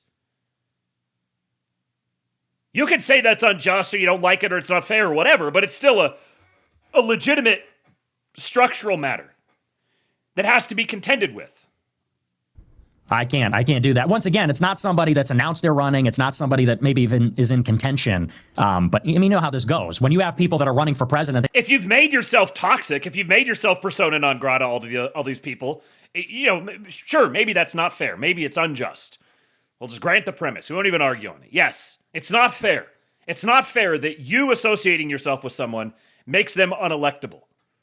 So then perhaps you aren't the one who should be running point on this campaign to create the third party hope candidate who's going to somehow take on not just the Uniparty, not just the Democrats, not just the old guard GOP, not just MAGA. Is going to take on all of them and beat them. And the guy who's going to run point on it is the one who can't publicly associate himself with a potential candidate without tanking their electoral prospects. This doesn't really seem like a risk worth taking. They don't say they're not going to make an announcement until they're ready to make an announcement. Well, sure, but usually these people who are developing Republican strategies aren't telling people to vote Democrat in a midterm, right? That's a long game, and you need that answer for people to take it on faith. Otherwise, it's just neck handling. Well, I think that, once again, either way, you can take my word for it or not, but what isn't going to work is Vance and Rubio. Like, that's a zero-win proposition. You could sit there and say, well, but that's better than a Democrat. At least that's concrete. I would say it's concrete that we're going to lose. It's concrete that if we get a continuation of this, we're going to get more of this, and this is not working. So rather than trying something that isn't working, I want to give a chance that something might work. And if people want to take a leap of faith, then I think that's where they need to go. But, the way it is right now. Not working. I guess you would have to define working, right? So, again, this is, right, okay, first net negative migration country, right, for over 30 years. See, I dispute that. I don't think that's true. Okay. Go ahead, dispute it. I think to say that it's net negative migration, you have to count self-deportations. I've seen a lot of different, and I think those are being overcounted because they took this number from the community survey from the census, which was taken last year, and there were 65,000 households polled, and they basically said, well, there was a lack of response from like non-residents, non-citizens of the United States, and then they used that to extrapolate, what was the number? 1.5 million people left the country. And then later, by the way, that data got corrected. It was in CIS, Confederation for Immigration, something or other, Center for Immigration Studies. They actually corrected the number with the new 2026 data and said, no, actually, we vastly overestimated how many illegals we thought left the country. So in other words, the government keeps track of how many people self-deport. That's not the number they're using. They're using this basically a guess based on a survey with a very small sample size to say, we think all these people left, and that's just not reliable. So I don't, that's not a good number. I don't believe that. Yeah, well, that's not the only number. And you would have a point if that was the only number that people were using. It's not. It is the number that the left wants people to use. And this is why I say I can, and I get it. You don't like this administration, right? I understand that. So it would make sense that you would use the numbers of people who are sympathetic to attacking the administration. But we also have the CBP One. Okay, so am I. And let's assume that we both are. CBP One app does have abilities to track. The Brookings Institute, by the way, left-leaning, has also estimated net negative migration. There are plenty of third-party analysis. It's not just one number. It's actually one that's not even being argued because the left is using it as an argument as part of their campaign that, hey, isn't this horrible for immigrants? But okay, let's dispute that one number And just let's even say that it's just one source. I would present them, I'll make this stuff publicly available. I disagree with you. But then also looking at, for example, we talked about H1Bs is a big deal. Looking at the border being closed 96 to 99%, depending if you also want to use border crossings, asylum claims, refugees. You look at spending cuts. I hear people say nothing. Well, no, it's hundreds of billions of dollars in Doge cuts. And if you want to use the left's point, say actually it's only a few $1 billion. It's not possible if you look at what's happened with NGOs. Medicaid alone, just requiring, I think we could agree on this, young, able-bodied American males and females who are single with no kids, working or going to school 80 hours a month. SNAP, right? Just no Coca-Cola, no Fanta. You're looking at 900 billion plus another 100-something billion. These are not small things. Work requirements. You look at, obviously energy independence. I know we're going through the war right now, but if you actually look at what we're able to produce in comparison to the Green New Deal, in comparison to pausing leases, this is going to have a serious effect for Americans. H1Bs, 87% reduction in new ones, DEI in the federal government. If Democrats get the risk too, we won't be able to have this conversation. We both have to agree on that. If the Democrats seize power, first off, they're going to pack the courts. This is the plan. People need to know it. They will pack the courts. They want to go to 13. They want to make Puerto Rico a state. They want to grant all illegal aliens and any temporary citizens the right to vote and undo everything, right? And that would include deplatforming. That's the risk. That's the plan. So we can't just, and I'm not saying you're lying, but we can't just take your word for it to take that risk. You can understand that. Well, here's what I would say to that. I think that every election, the Republican side basically overstates what the Republicans are doing for us. And then I think they exacerbate or overstate the risk of Democrats. This whole, they're going to pack the courts and make Puerto Rico a state. It's like, well, they didn't do that under Biden. I don't think they're going to do that this time. And if you believe that they did, why aren't we using the nuclear option? If you really thought Democrats are going to break precedent, pack the courts, make Puerto Rico a state, do this and that, okay, then it's life or death. We have to do everything possible. Then use the nuclear option, okay, and pass the SAVE Act so that, we could get all these Democrats off the voter rolls. And why won't Trump pass the SAVE Act? He's betraying us by refusing to pass the SAVE Act. So that we could break the logjam on DHS. I'm a politics understander. And get them their money and do the deportations. But it's like, Republicans will act like it's life or death, most important election. But then when it comes to nuclear option, they go, oh, we can't do that. Oh, well, we can't do the deportations. Oh, well, this is the best we could do. And it's like, okay, so somebody's not telling the truth here. And I don't think it's you, but I think it's I agree with you.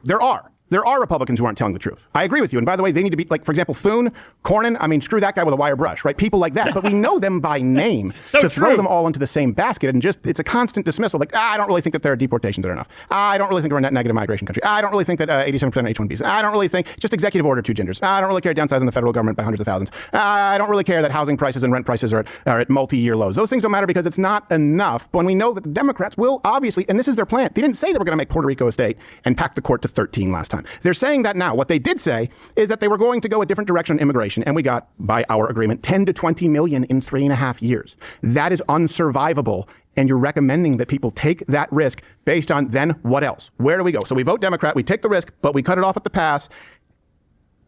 And but again, it's like you can say, well, that's not survivable. Well, we got 10 to 20 million illegals. Why? Because Republicans. I won't spoil anything for myself. I want to know. Crowder keeps saying, okay, so we'll just grant all of your things. I think it's silly. I think it's absurd to just be like, oh yeah, I don't care about this stuff. Oh, whatever. We'll just grant it. We'll grant the premise. We're gonna vote Democrat, but then don't worry because we've got this super special plan to minimize the damage of the Democrats. So that plan is, and we don't get it.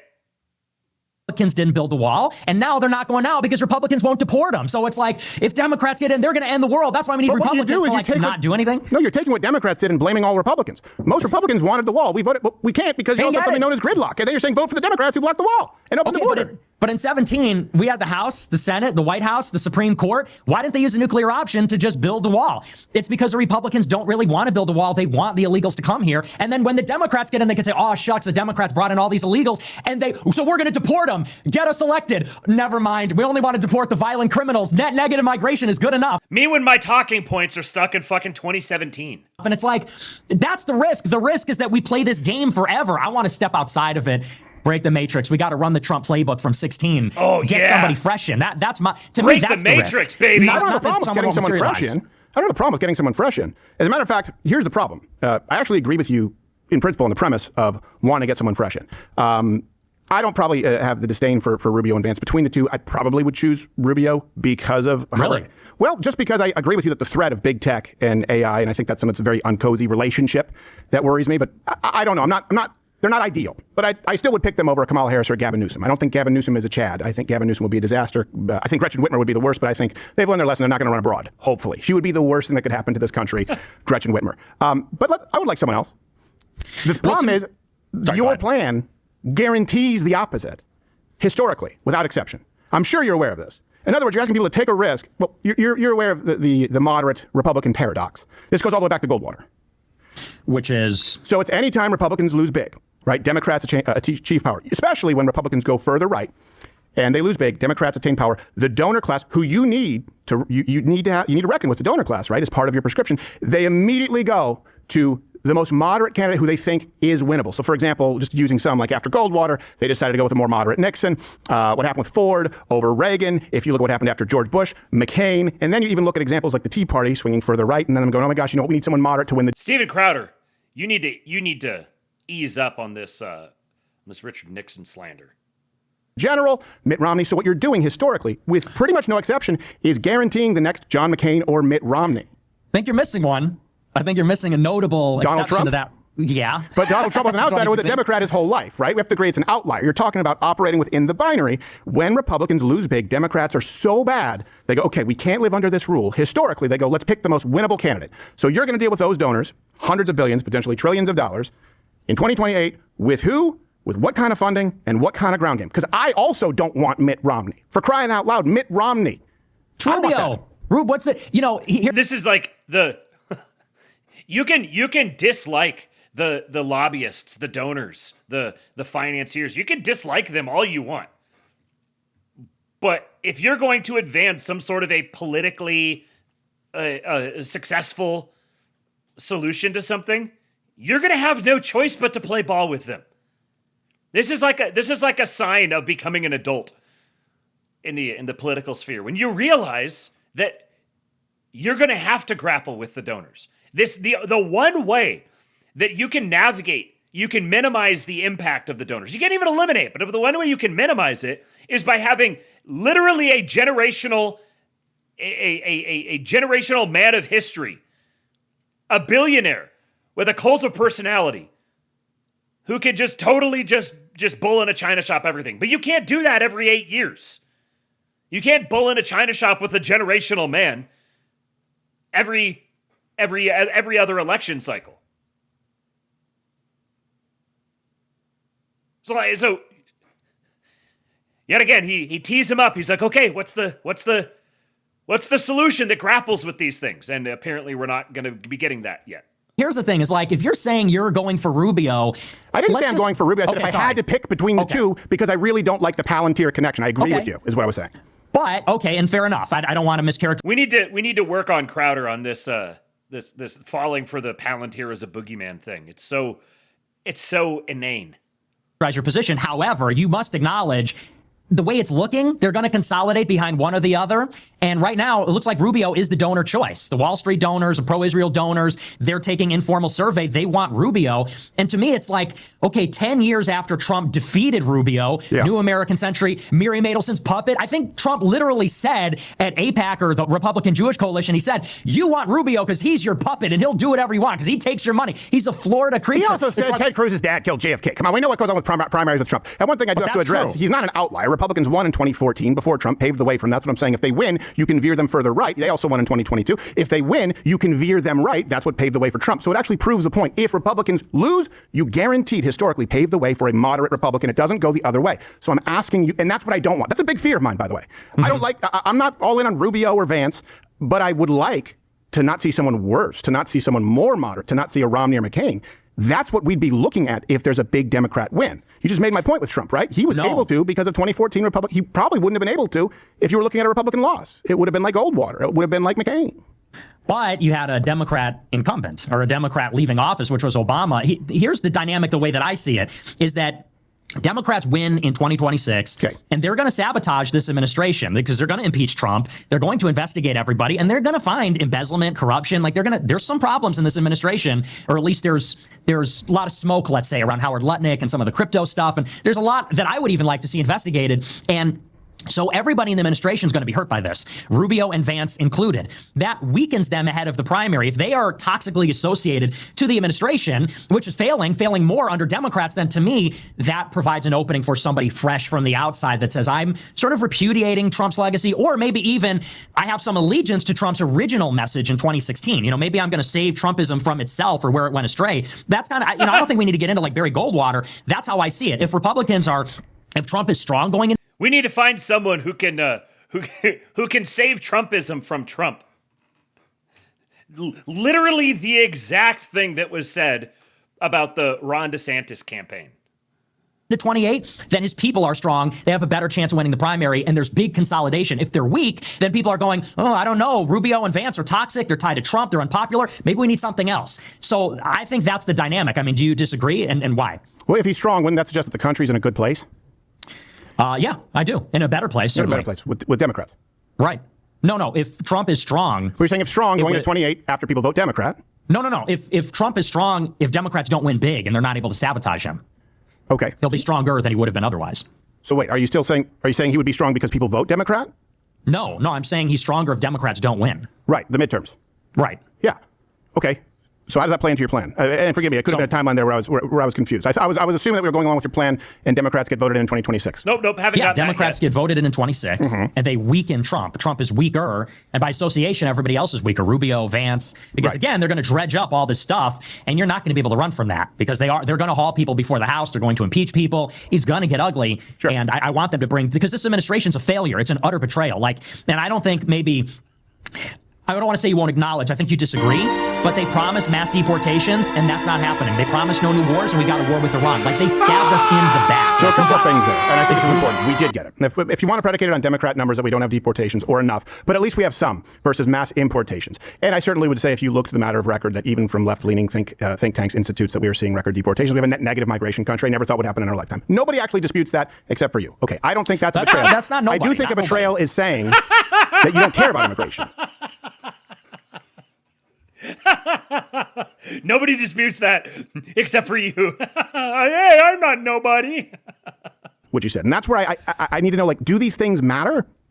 Do these things matter to you? Does immigration matter? Yeah, does immigration actually matter? Because people who care about immigration certainly see this administration as the biggest wins of our lifetime ever. Hey, senor, does immigration matter to you? In contrast You're wrong about that. You're wrong about that, and I'll tell you why. Because, you're wrong, S.A. Yes, because there are people in DHS. People in DHS, I talk to people in the administration. I'm sure you do as well. The morale is low. I actually really don't. You're probably more welcome than I am. Really? Surprising as it is. You're more congenial. I'm a pretty congenial guy. Thank you. I'm more of a friendly. No, you're a good guy, Stephen. We get along. But in DHS, the morale is super low. They're literally going and telling people it's low because of sanctuary cities and people fucking kicking out their taillights and being hamstrung. You're sidestepping people creating sanctuary cities. The left will not deport violent felons in our prison system, Nick, and you're telling people to vote for them. This is what I'm saying. It's always these excuses like Republicans are going to give us deportations. Well, no, we can't because sanctuary cities and Congress. I didn't say that. They still are in spite of it. Donald Trump gave us an 87% reduction, which you haven't. You ran billboards. Give me this. Are we talking about H1Bs or illegals right now? Both. Because you said last time you were on the show. Well, because last time on the show you said, well, who cares about illegal immigration? You accepted the premise because if they're replacing you legally, and you run billboards on that, and it's the single biggest strides that have ever been made in our lifetime. You're like, I don't know.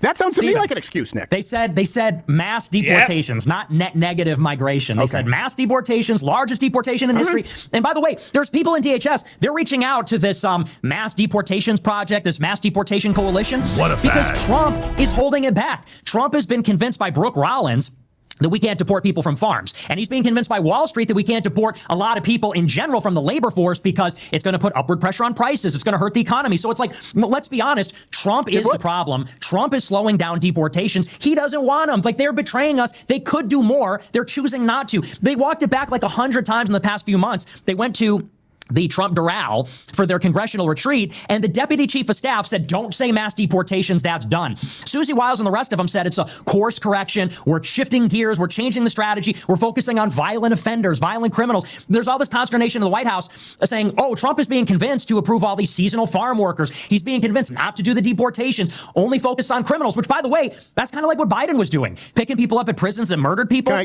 That's been going on. That's an Obama policy, but go ahead. Yeah, sorry. Because we both, by the way, have a tendency to kind of, I think your brain works the same way I do. We're like, and this bullshit, and this We're bullshit. ranting, yeah. And I don't know about you, but it's in my personal life too. I'll come home to my lady. I'll be like, this bullshit. She'll be like, okay, it's kind of like the old man. Put him down, like, go, Ted, go grab a drink and calm down and play some games. So I wanted to deal with those kind of separately. I understand what you're saying. But you are making the same mistake that the left makes quite often. And what I mean by that is pointing to rhetoric as opposed to policy. So you say, okay, let's assume, although I just don't agree, there are no record deportations. There are in comparison to Obama, to Clinton, certainly to Biden. We certainly would have to agree on that. This is like this baby's first red pill thing where people like first become aware of these things, but they hit a ceiling of their ability to exist as a political creature, to exist within the nature of politics as it is today. So you have an administration that is threading this difficult needle to thread here, where you have to, on one hand, you're dealing with a really fickle voter base. I mean, like Exhibit A right here.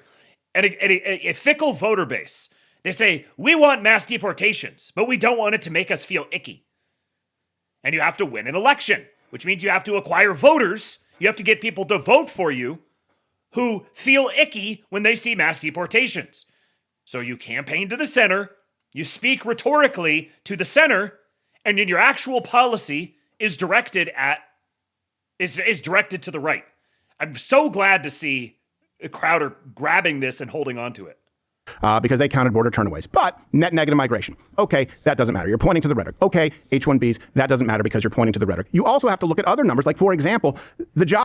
Slutty Mook says Nick Fuentes admitting he's a normie since he revealed he just selectively listens to rhetoric and doesn't research anything. Yes. Okay, H1Bs, that doesn't matter because you're pointing to the rhetoric. You also have to look at other numbers, like, for example, the job growth under Biden entirely to foreign-born workers. These numbers also don't lie. Net negative for native-born Americans, and it has flipped precisely under Donald Trump. That is important for particularly young Americans, who you have as an audience, right? We have a youth unemployment that I think we would both agree is directly affected by H1Bs, cheap labor, illegal immigration. It's bad here. It's worse anywhere the left has power. You're talking about 20% across Europe. You're talking about 15% in Canada. Those numbers also don't lie. Okay, Joe Biden, no Americans hired post-COVID. Only foreign-born workers. First year of Donald Trump, switch. Foreign-born workers, their jobs go down, job losses, growth for native-born Americans. That in combination does become undeniable in saying these aren't mild difference. This is a major difference. And rhetoric, in having to deal with the media, well, we're going after violent criminals. That's the sort of thing, too, where, like, how do you explain these numbers otherwise? Like, whether or not Nick has good faith, bad faith, whatever, leaving that aside, how would you explain these numbers otherwise? How would you explain things like what was that headline back here? This one. Texas public schools lose over 76,000 students in 1 year. Hispanic students accounted for 81% of the loss. How do you explain numbers like this paired with numbers like the foreign-born laborers' job losses versus native-born Americans' job gains? There's no way to explain those apart from, clearly, there's a substantial change in the population inflow and outflow relationship.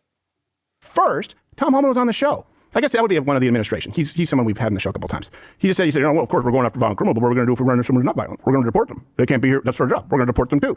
In other words, it gives them some leeway, and the numbers bear that out. It's not even close, Nick. No, but here's the thing. I mean, you can say it's better than Obama, but have we been fighting for 10 years for all of this? For we're deporting more people than Obama after they let in 20 million people? No, we voted for mass deportations. We're not even getting 1 million a year. ICE won't release the numbers. T-Con, this is such a good point. He says he's just like the Jews in Exodus. As soon as Moses led them out of Egypt, they started whining and wanted to kill him. That is a banger. So true. So true. Because they're embarrassingly low. That's why we have to rely on census data to extrapolate it and get, 1 million people self-deported. That's what they promised. And by the way, you're saying it's all rhetoric. Let's look at the policy. After they withdrew from Minneapolis, they said, we're done doing raids. They were doing these big operations in Chicago, New York, Minneapolis, where they surged. They didn't withdraw.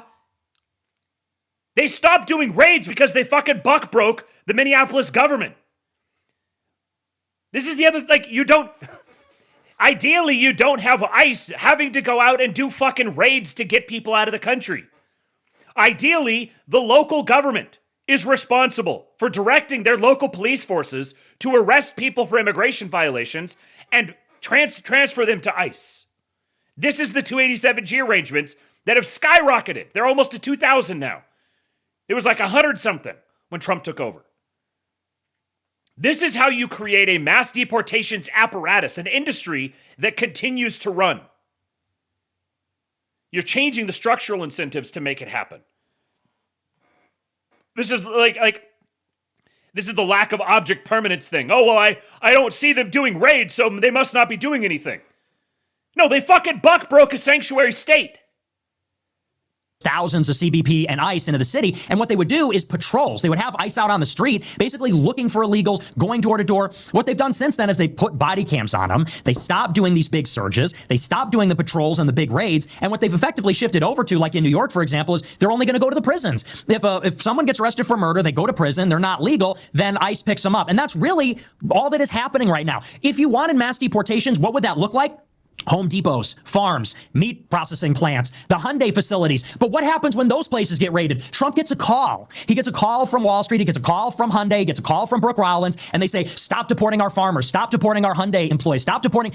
And so Trump is effectively protecting our illegal immigrant workforce. They could deport them. They're choosing not to. The numbers could be higher. They could be doing raids. They stopped doing them. And they stopped doing them, they said, because of politics. We'll lose the midterms, all this stuff. And I'm just saying, it could be better. It really could be. They're choosing not to. It could be better. Of course, it could always be better. No, it could be much better. Okay, let's say it could be much better. It's funny they use a meat processing plant because we saw the exact example in I believe it was Omaha, Nebraska, where then there were Americans lined up when a bunch of people had been raided and people had been deported.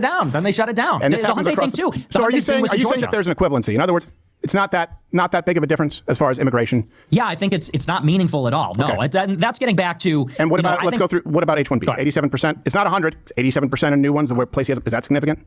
No, I don't think so. It needs to go entirely. There needs to be no H1Bs. Okay, so 87% reduction is nothing, so we'll go with the party that increases them by 200%. They hit the cap. They hit the cap every year. And by the way, we're going to get more. Elon Musk and Little Tech are lobbying this administration. So 87%. 99% border crossing reduction, not significant? No, there's no wall. We did that in 2020, and then we got 10 million illegals. We're building the wall now. Well, the wall was stopped again after the midterms that you encouraged people to sit out, and the Senate flipped. How much you want to bet? How much you want to bet that the wall will be finished? It's like over 50 miles. Is that what the wall is? Over 50 miles, and there's another 17 miles of secondary wall? This is just in the very first. 2,000 miles. Yeah, we built how many hundreds of miles in the first term, and how many times was it being gridlocked by the Democrats who you say people should vote for? 60 miles of new wall. There's 400 miles of replacement, 50, 60 miles of new wall out of 2,000. How many was in the first term is what we're talking, right? Then now we have another 50 plus, call it 75? The first term was 60 new, and the second term, I'll take your word for it. I haven't looked at it, but if it's 70, I mean, then you got a grand total of 130 miles of new wall. Okay, it's 5%. And how many were built under Democrats? And how much of that was done when we had control versus Democrats? That's crazy. We need more. We need more. But the point is, there will be no wall. Wait, we know this. But there isn't a wall. So let's vote for the party. Go ahead. Okay. Sorry. You go ahead. No. And I understand this, right? I guess we're dealing with it's very clear to me that none of these are significant to you, right? Immigration. Because most people. It is. Most people, if you could, hold on a second. Most people, if you could tell them, look, this is what's going to happen. Okay. You're not going to get everything that you want, but you're going to get $1.3 trillion in cuts and proposed cuts. And you're going to have these for the first time entitlement reform. And you're going to have a net negative migration country for the first time since the 1970s. And you're going to have DEI out. You're actually going to have Supreme Court cases where affirmative action, you can't admit people in college based on race anymore. And by the way, Medicaid's not going to be paying to trans kids because we're going to have that Chevron case overturned. Okay, if you just told people net negative migration before the election, people would have taken that deal.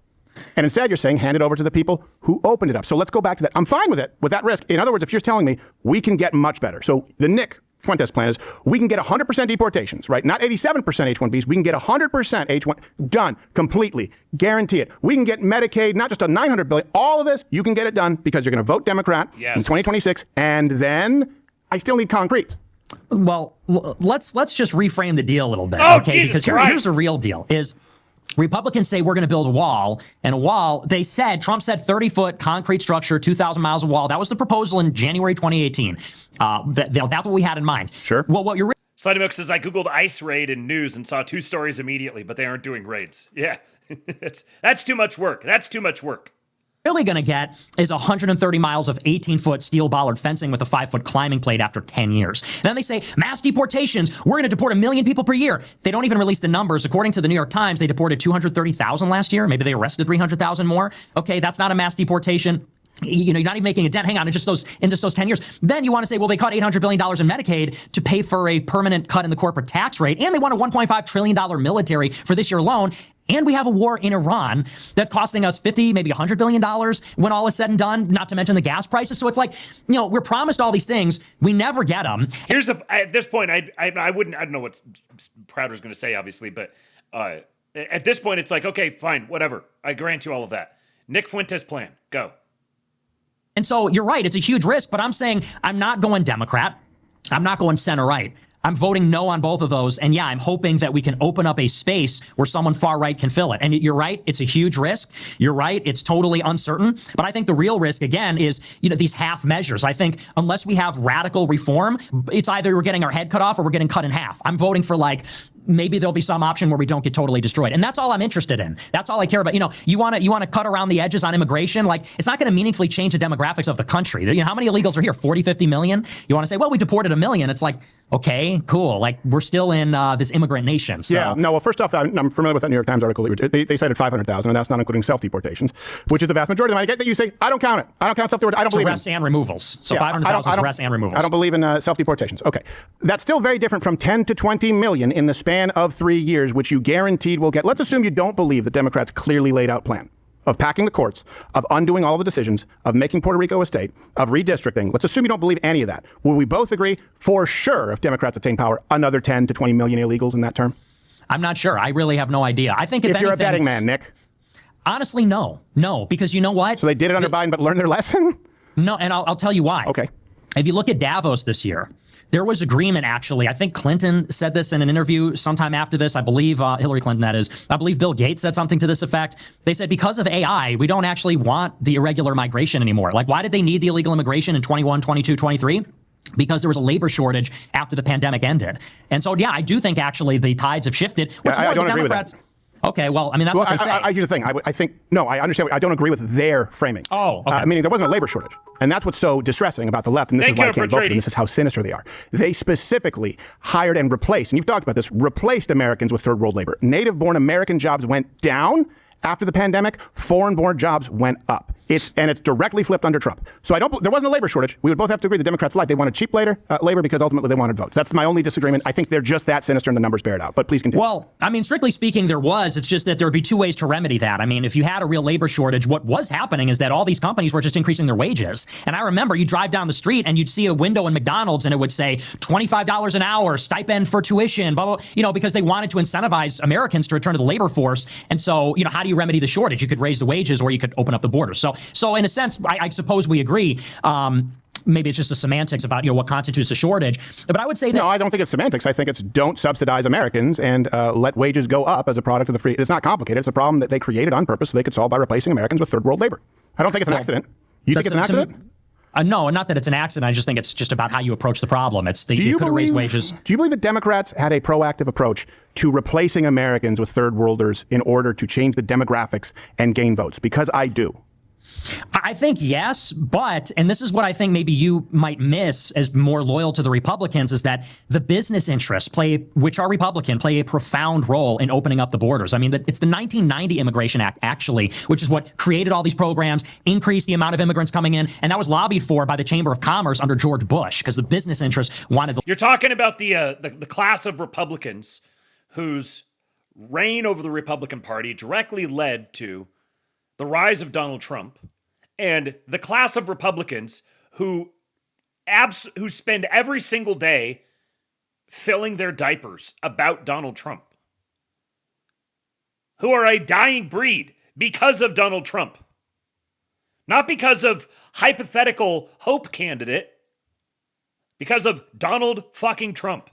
The labor. So I think there's a two-part thing where Democrats, you're right, they want the demographic change, they, refugees welcome, blah, blah, blah. But it's the Republicans in agriculture and hospitality on Wall Street. They want the cheap labor too, for economic reasons. So, you can't say it's all Democrats and not Republicans. Well, no, what I would say is I wouldn't say that. And I think we agree. Okay. It's all Democrats. I do believe that Democrats in a perfect world would replace you. I think that's why you're America First, right? They want to replace white, Christian, Anglo-Saxon Americans with anyone whose vote is easier to buy. Would we agree with that fundamental premise? Totally. Okay. And then I think some Republicans, people like Bush included, by the way, Reagan really screwed up when you're talking about immigration, as far as business interests, or this idea that, it'll sort itself out through the free market. The problem is there was so much interference that we now see there are corporate interests that superseded it.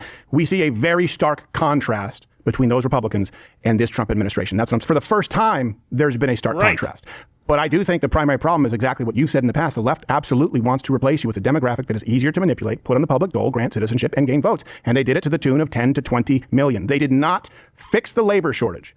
What happened is they created a labor shortage, whether it's rent forgiveness, student loan forgiveness, the subsidies, the COVID relief that was going out, knowing that Americans would go back into the workforce more slowly. Wages were going up, and instead they brought in massive, not only illegal immigrants, but the same reason you ran billboards, H1Bs, that for certainly their tenure, and would be forever if not reversed, suppress American wages. Those are issues for me. I know you said that immigration doesn't matter to you anymore, and I think you're being hyperbolic, but that is, to me, enough of a contrast when I understand the replacement of Americans because we won't have an America anymore. Well, to address that comment, I said that in the context of, I think that immigration is one of these issues that is always dangled in front of us out of reach. And Republicans have been playing this game for 40 years. And it's like you point, Mr. Sue!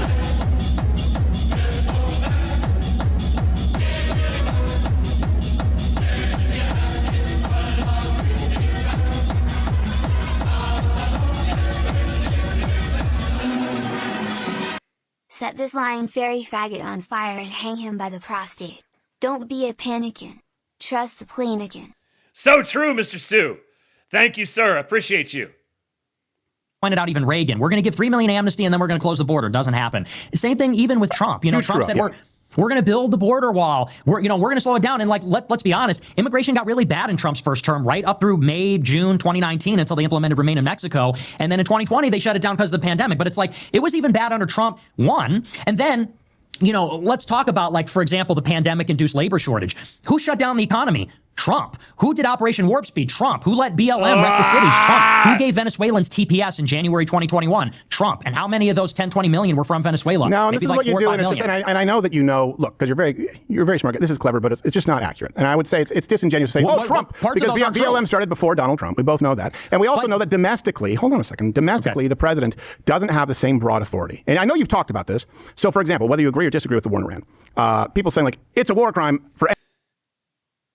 It just clicked with me. Did he just say that it was Trump in January of 2021 who gave TPS to Venezuelans? January of 2021.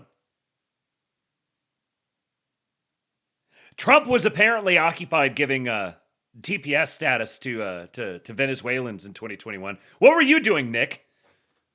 What were you doing in January of 2021? What an interesting date to bring up. Any president to carry out a military action. No, we both know that the president has much broader powers as it relates to issues of national security. That's also why he has much broader powers in dealing with H1Bs coming in, or specifically policy as it relates to people entering the country. I can't get over that. January of 2021. When he was perhaps the most lame of lame duck presidents of all time. That's what it was. That's what we're going to hold him responsible for. The president doesn't have these broad powers to guarantee funding for a wall, right? We know that.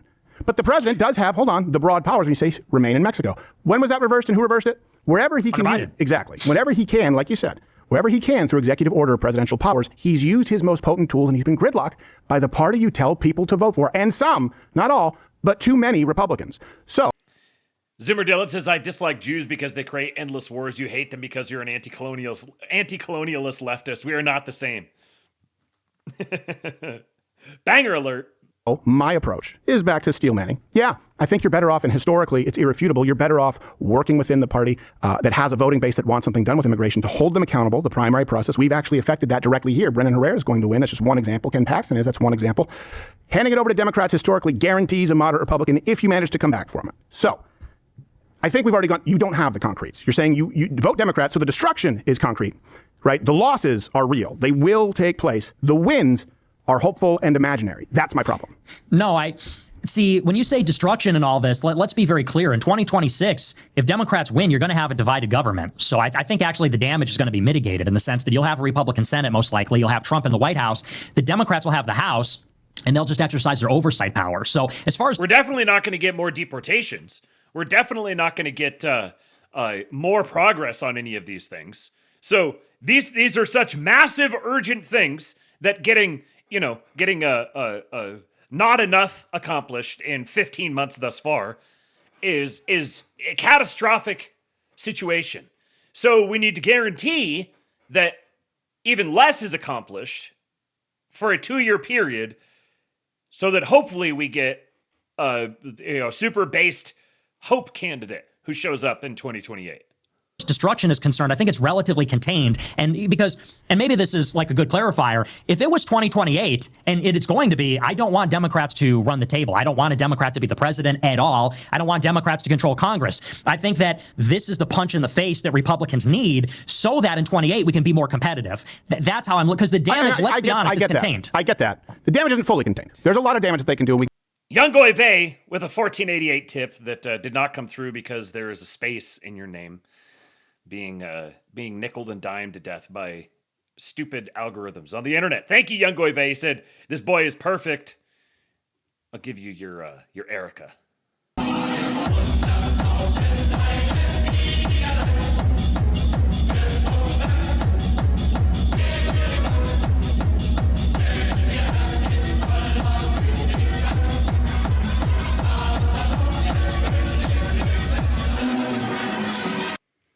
Thank you, sir. Appreciate you. Slutty says this is just choosing to create division and weakness on the right. There is no objective reason to think Trump isn't doing anything unless you're ignorant or subversive. So true. We can go through that. It's not fully contained. I think you're understating the risk, but it still does come to the unavoidable fact if we just believe this logistically, right? And of course, I'm not going to vote Democrat. I think you also agree you're going to have a hurdle for a lot of people to vote against their conscience and vote Democrat, right? You know that's going to take a lot of convincing on your part. You still run into the brick wall that if that happens, you're going to get a moderate candidate historically. You're not going to get someone more right-wing, it's called the Republican moderate paradox, and it's almost as inescapable as gravity. Now, if you had a plan like, but we're going to punch those donors in the face and have a ground game, awesome. I'm all ears. Please let me know. And let me know how you get this guy or gal, I'm assuming it's not a gal, please tell me it's not a gal, elected in 2028. How do you let's go to that. Let's really distill it. Let's assume there's no difference between Republicans and Democrats, and they're so bad that it's Ballbag says the name didn't change. It was supposed to be Rabbinical Sloppy Topper. That's Nick Fuentes' best friend. Exactly the same. You couldn't put any daylight between Biden and Donald Trump. Let's assume that I agree with all that. I don't, but for the sake of argument, how do you get this guy, please not gal, elected in 2028? Well, like I said, I don't believe in this moderate Republican paradox that you're talking about. I think if Republicans lose the midterms, they're going to be weaker. You can't argue that they're going to be stronger having lost the midterms than weaker. Vance and Rubio will be weaker after the fact. I'm not arguing that. And weaker Republicans look for a winnable candidate who they view as moderate. The donor class will do that, guaranteed. They will. The donor class. Okay, but the donor class is lining up behind Vance and Rubio. Okay, so they still will. How do you deal with that? How do you get your guy elected in 2028? And they will be weaker. I think we need a grassroots campaign in those early primary states in Iowa, New Hampshire, South Carolina, Nevada. And let's also just talk about the architecture of the race. It's going to start relatively early. We need somebody to announce, get up to that 1%, 2%, 3% threshold to get on the debate stage. And then we're going to need somebody to get on the debate stage and just kick ass. Go up there against Vance and Rubio and say what's going on. And then hopefully we're going to make a blitz in all 99 counties in Iowa, go to New Hampshire, South Carolina, Nevada. And if we have something viable, then you go on into the future. It's basically the Trump playbook. I mean, you can say, well, you don't have a bill. I'm getting I'm like the dog hearing the helicopters in the meme. I'm having PTSD flashbacks to listening to libertarians talk about the Mises Caucus. It's just, time is a flat circle.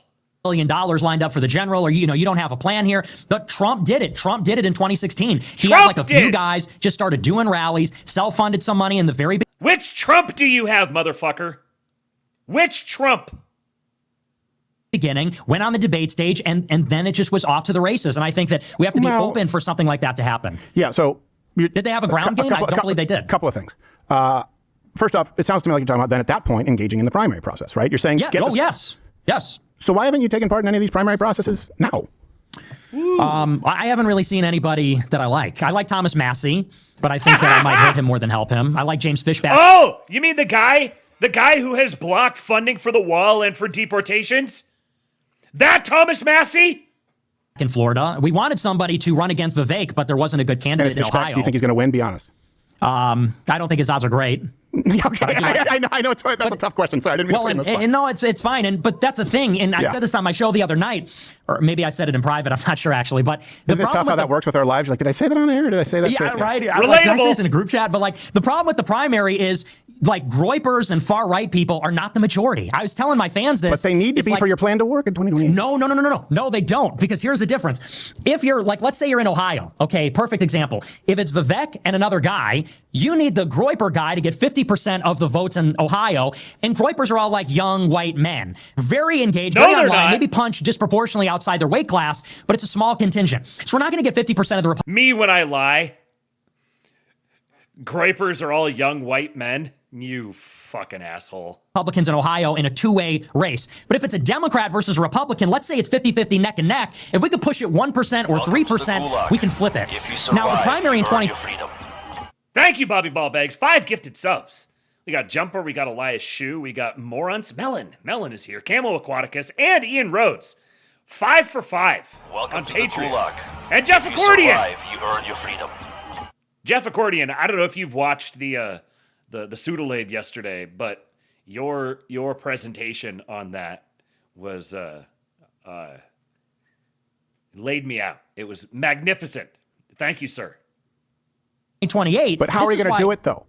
Because this is my problem. Because you're like, well, I don't want to endorse anyone because it's going to hurt them, and the groypers aren't big enough. Okay, but so that's why I haven't taken part in the primaries, and that's why you haven't enacted this plan. Now you've told people to sit out. In some cases, implied vote Democrat or run billboards. So this is not new, right? You've done it 3 election cycles, something similar to this. And I understand what you're saying, by the way. What the fuck is happening with his hand? What's he doing? Is he about to stroke out? I don't want my endorsement to hurt anyone. Groypers are not popular enough. But that will be different. You will endorse mount a ground game, and there will be enough of you in 2028 after Democrat seize control. How? Well, here's the thing, okay? In Ohio, what we're doing is we're going to go for the Democrat, and we are going to endorse the Democrat. We're going to go all in. In 2028, I think there is going to be an appetite for... The COVID architect Jew, just to be clear. Yeah. I think... Do you think that she's going to be worse than Vivek? Yes. Because I don't.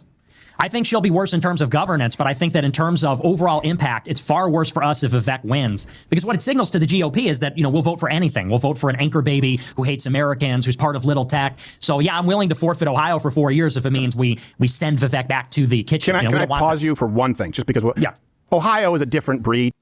Listen to that sentence that he just said. For us if Vivek wins. Because what it signals to the GOP is that, we'll vote for anything. We'll vote for an anchor baby who hates Americans, who's part of little tech. This sentence right here. So yeah, I'm willing to forfeit Ohio for 4 years if it means we send Vivek back to the kitchen. I'm willing to forfeit Ohio for 4 years. Guy who is not from Ohio is willing to forfeit Ohio. Pause you for one thing, just because... Ohio is a different breed. Okay, Ohio is a rare bird because they had Kasich, for God's sakes. Ohio will vote for anybody. It's a weird frickin' place. I can't believe the most unlikable human being alive in Kasich who thought he had a chance in the national. So let's just agree that Ohio is a bizarre place. Sure, their state legislature leans red, but you want to talk about feckless Rhino City. That is Ohio. It's bizarre.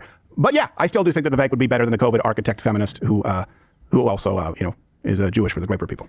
See, I mean, well, and I don't even mind. That's the thing. It's funny. Dan Bilzerian got on my case. He's like, she's a Jew, blah, blah, blah. I'm like, okay, but there's more going on here than that. I know. You know what I mean? I know. It's a bigger, yeah, and I know you and I. Yeah, trust plans are, I'm willing to nuke Chicago. So true. Yes, we have to get Perry out first. We have to,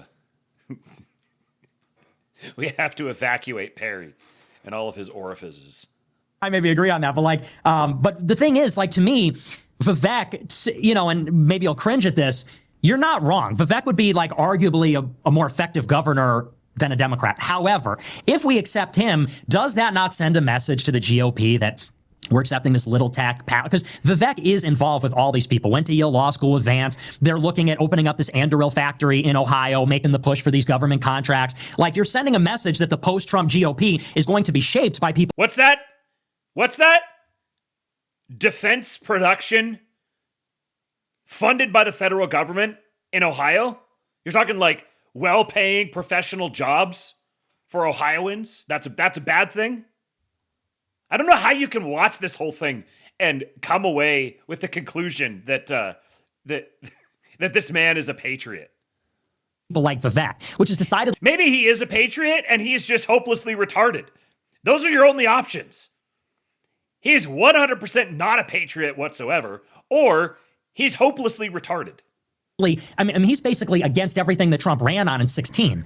Because Trump runs in 16 saying the reason this country is dying is because the globalists sold us out on trade, immigration, foreign policy. Vivek is saying, no, this country's failing because you're lazy and you did too many sleepovers and you went to prom and you watched Saved by the Bell. And it's like you're blaming Americans for policy decisions. Nick, you're talking to the wrong guy. You're talking to the wrong guy. You're talking to the guy who got into a shouting match with Vivek here in the studio over race, to be clear. Right. I am no fan of Vivek. You want him to win? No, I don't. I would vote for him over the COVID architect who will destroy the state. But again, Ohio is very different than the rest of the country. But this isn't a primary strategy, right? You're not just talking about Ohio. You're talking about Democrats across the board like you have in 2020, 22, 24. And I'm still not getting that. Yeah, okay, Vivek, that. I would be, by the way, I would be hard-pressed to not leave it blank in Ohio. I'm precluded from voting for someone who's part of the party that will literally kill me. But I am with you. Did you ever see my argument with Vivek? I see he was like, well, why can't we talk about Americans and what we should? I said, I can tell you why you can say it and other people can't. He goes, what? I said, because you're brown. He goes, oh, that's such a cop-out. I said, no, it's not a cop-out. I'm telling you that if I'll say it, but I'll say anything. But other people say it, it'll be an accusation of white privilege. It's because you're brown. And you need to acknowledge it. And he got into a shouting match and got all indignant. And I was like, screw this guy. And I haven't had him on since. So you're talking to the wrong guy if you think that I love Vivek. I am saying, however, if in a situation with a Vivek and an Amy, I always forget, Amy Acton.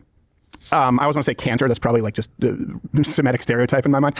Like, hey, Amy Cantor, it's a diner. At that point, I look at the platform of, okay, still increasing by hundreds of percent, H1Bs decrease. My wife says Crowder is Gaston maxing. So true. So true. Got a 7%er wife. New H1Bs by 87%. There's a guardrail there considering the risk of voting Democrat and what they've done that can be worked within effectively. But we're not talking about just Ohio. You are talking about across the country, midterms, voting Democrat. So it still does come back. And I don't think that you begrudge me for asking for concretes because I know that you asked Bill Zarian from it. Now, to be fair, that wasn't fair. I don't know that Bill Zarian can give concretes on anything to anybody. But I do require them because I'm the guy who's like, how do we undo the Vivek? How do we undo the Mitt Romneys? Now, I thought we made some progress with people like Trump, with people like Brendan Herrera, with people like Ken Paxton, where I was like, this is some momentum, right? It's in the right direction. Power can corrupt. But I'm all ears. I need the concretes to vote Democrat, though. You don't, though. You don't. Because I think the far greater risk is that we get Vance and Rubio. I think that, to me, that's unacceptable. I'm not going to go for that. J.D. Vance voted for Evan McMullin. Marco Rubio is Marco Rubio. If after 10 years, 12 years of Trumpism, that's what we get, I'm going somewhere else. Like, I'm not, like, I can't vote in an election. Vietnam, Serbia. I'll go to a non-extradition country where they can't get me. Well, they can always get you, but maybe they can't ask to bring you back. Yeah. But that's the thing. It's like, to me, those are unacceptable. So I want to hurt them as much as I can, burn the boats, and open up a space for someone else. And you're right, there's no concretes, but we have to allow for the possibility that that will happen. Yeah, I think in the face of allowing for a possibility when guaranteed we will have open borders, the courts will be packed and we lose our country. So in other words, on one hand, we guaranteed lose the country. There's no doubt about that. On the other hand, we see the incremental improvements. I think we agreed here. Let me go back to this. And I appreciate you taking the time, by the way. Yeah, absolutely, yeah. We agreed on the institutions. And I think that we probably both agree that cultural institutions are probably more important than political ones long term. That's my view. Comparable, but in other words, they shouldn't be overlooked. How long did that take place? Like, how long did it take for the left to completely control academia, media, the entertainment industry? Like, you're talking about anywhere from 90 to big tech outside of when they saw the writing on the wall in the last election, right? We know there these people are. Yeah, Mellon. I'm going to abandon my country if things go bad. Yeah, like, very, very telling. Very telling. I'm willing to sacrifice Ohio for 4 years, but, if things go bad, then I'm going to leave the country. Not conservatives. I mean, I would say, okay, started in the 1930s, accelerated through the 60s. Meaning, the encroachment, the seizing of institutions, the change from the left has been consistent. It's been incremental. It's been subversive. And I bet you they're saying, thank God we didn't blow it all up. Wouldn't the change, the revolution for the positive, even though it's accelerated at a much more rapid rate than that, wouldn't we need to accept that change is incremental as well? Because we bitch about their power over institutions, but don't seem to have the spine to play the long game and to fight the war of attrition. I would be inclined to believe that. However, I think that, how long has it been, honestly? I mean, where do you want to start the timer? Is it when Trump won the election in 16, or is it 2000, or is it, 1990? I mean, where do you want to draw the line exactly? Because I'm talking about, the left being very unified. I think we agree with it. The left is far more unified, and the left will get in line. I mean, that's how you end up with a crazy broad like Kamala Harris without a primary. People are like, no, actually, we think she's great. They're unified, and they make incremental progress. And by the way, that's a tenet of Marxism, subverting institutions. And conservatives are not. Conservatives are not. So let's go from the 60s, right? Goes back to the 30s, but McCarthy was right about a lot. Not everything. A few people lost a couple of commercial gigs. But they took over every institution by design, said this is going to be systematic. It's going to take a while. And people on the right go, I don't have everything at once. So let me work with those who seized power over all these institutions. I just feel like we've tried it that way. I mean, so Trump is going to leave office in 2029 regardless. He came down the escalator in 15, so got elected in 16. Republicans win the Senate in 14. So it's like, let's say from Republicans winning the Senate in 14 until 2029, that's 15 years. Has anything gotten better in that time? Like, we're in a war with Iran. Well, yeah, I would say that's where we go back to. But let's talk about institutions. Let's talk about culturally. Media. The fact that you and I are having this conversation, that's huge. This wouldn't happen just 4 or 5 years ago, let's call it 6 years ago. Racially based admissions in college. That took a Supreme Court, by the way, a slow walk, boom, done. Also DEI in not only the federal government, but in any institutions that are subsidized federally. That's a big one, right? This lays the groundwork. The media now, legacy media, who controlled a lot of information, is irrelevant. And I will tell you my approach outside of just discussing yours. People will often ask me, hey, should conservatives do what the left did? Should people on the... Yeah, Crowder is cooking. He is on fire in this. I haven't listened to much of him lately, but I may have to try to work him back into the rotation occasionally. Right, America First, do what the left did and try and go into jobs, for example, in media or in academia. And I've said, no, the point now is to continue to accelerate their descent into irrelevancy, because now there are ways to sidestep it. We need to accelerate the irrelevancy of a degree from an Ivy League school. So those institutions are no longer relevant. We need to accelerate the irrelevancy, for example, and we're already seeing it, but ABC, NBC, CBS, CNN, we see it with you getting bigger numbers than whoever the hell, Brian Stelter, completely straight on CNN right now. It's a slow walk, and now these are rapid accelerations and overtaking cultural ground. That's why you're as influential as you are. That's why we're able to have this conversation. It's not a small thing, but there does need to be some unity in a common enemy, and that's why I started this with, is it the left, those who hate America? Because those are undeniable. Big wins. Well, yeah, you're not wrong about the left being the enemy. To me, it's just a question of who will fight them, and I want a better right. I think that the right is not really putting up a real fight with the left. I actually don't even know that there's a huge distinction between the right and the left. And I know you disagree with that and you think there's like a big difference, but I think that they've kind of been holding hands, walking us. I'm neither left nor right, bro. I'm very original. Down the same path for a very long time, which is in terms of the big picture, it's free trade.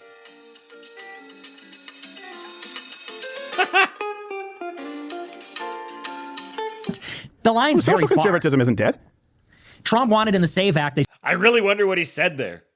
Said we're not going to let kids transition unless their parents allow them to. No, but I'm talking about culturally. The views on abortion have actually become far more moderated, especially in the wake of Dobbs, Roe v. Wade. If you look at the public perception of transgenderism, that's changed dramatically. If you look at the public cancel culture, remember, that's no longer a thing. Also on that one, Trump said it backtracked immediately after backlash because he's responsive to them. But no, this is the social conservatism actually in a lot of ways. People, there's a resurgence in it. I know because you've discussed it. You see what they call the manosphere. People. Yeah, I'm not surprised that Nick would not be aware of the gains that have been made on the social conservatism front, given the sort of company he keeps.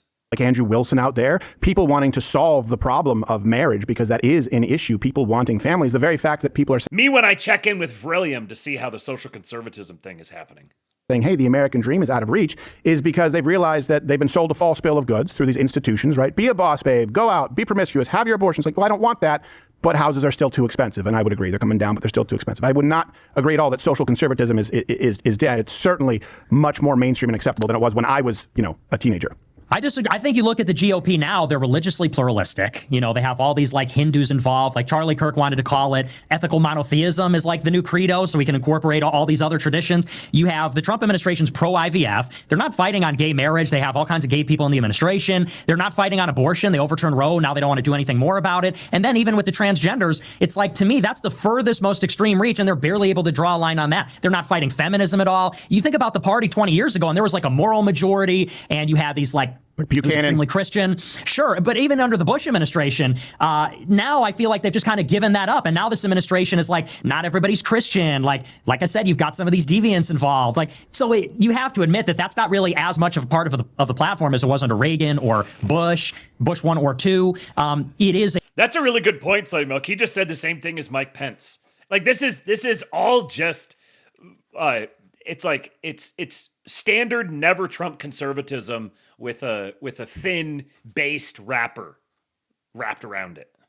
No, I don't think so. I mean, you just skim past Dobbs, Roe v. Wade overturn. Like, you skimmed past that. That's monumental. Yeah, I mean, I get it's not everything. It's not everything, but it is the single biggest, most impactful policy on abortion, which, by the way, we all assumed was a foregone conclusion in a degenerate society. It came as a shock, and it was such a shock that the left rallied behind it, right? Can we just, like, you can't skim past that. It's not perfect, but that's a huge change. I mean, to me, it's not a question of perfect. It's just when you look at the overall climate, like, is this Republican Party as Christian as it was 20 years ago? Absolutely not. Would you argue that? I think young people. Hold on a second. So the Republican Party that brought us mass immigration, Nick was talking about how, there's this long history of Republican betrayals.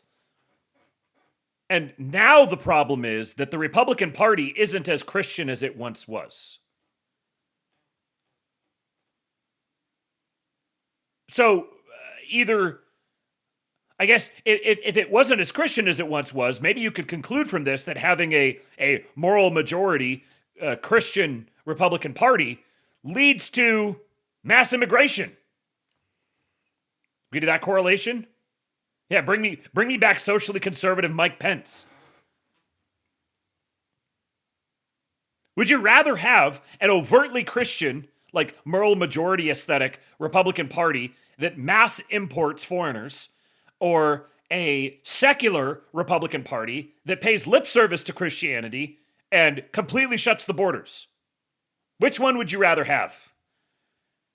Post your replies in the comments. People are absolutely more Christian receptive. And when you look at church attendance, particularly more traditional denominations like Catholicism and Orthodox, I know people will argue that they're not growing as fast, but they are growing quite a bit, especially among young men. Yeah, when I was a teenager, I'm in my 30s. I was rock against Bush, right? Correct answer, Slutty Milk. I'll take Trump.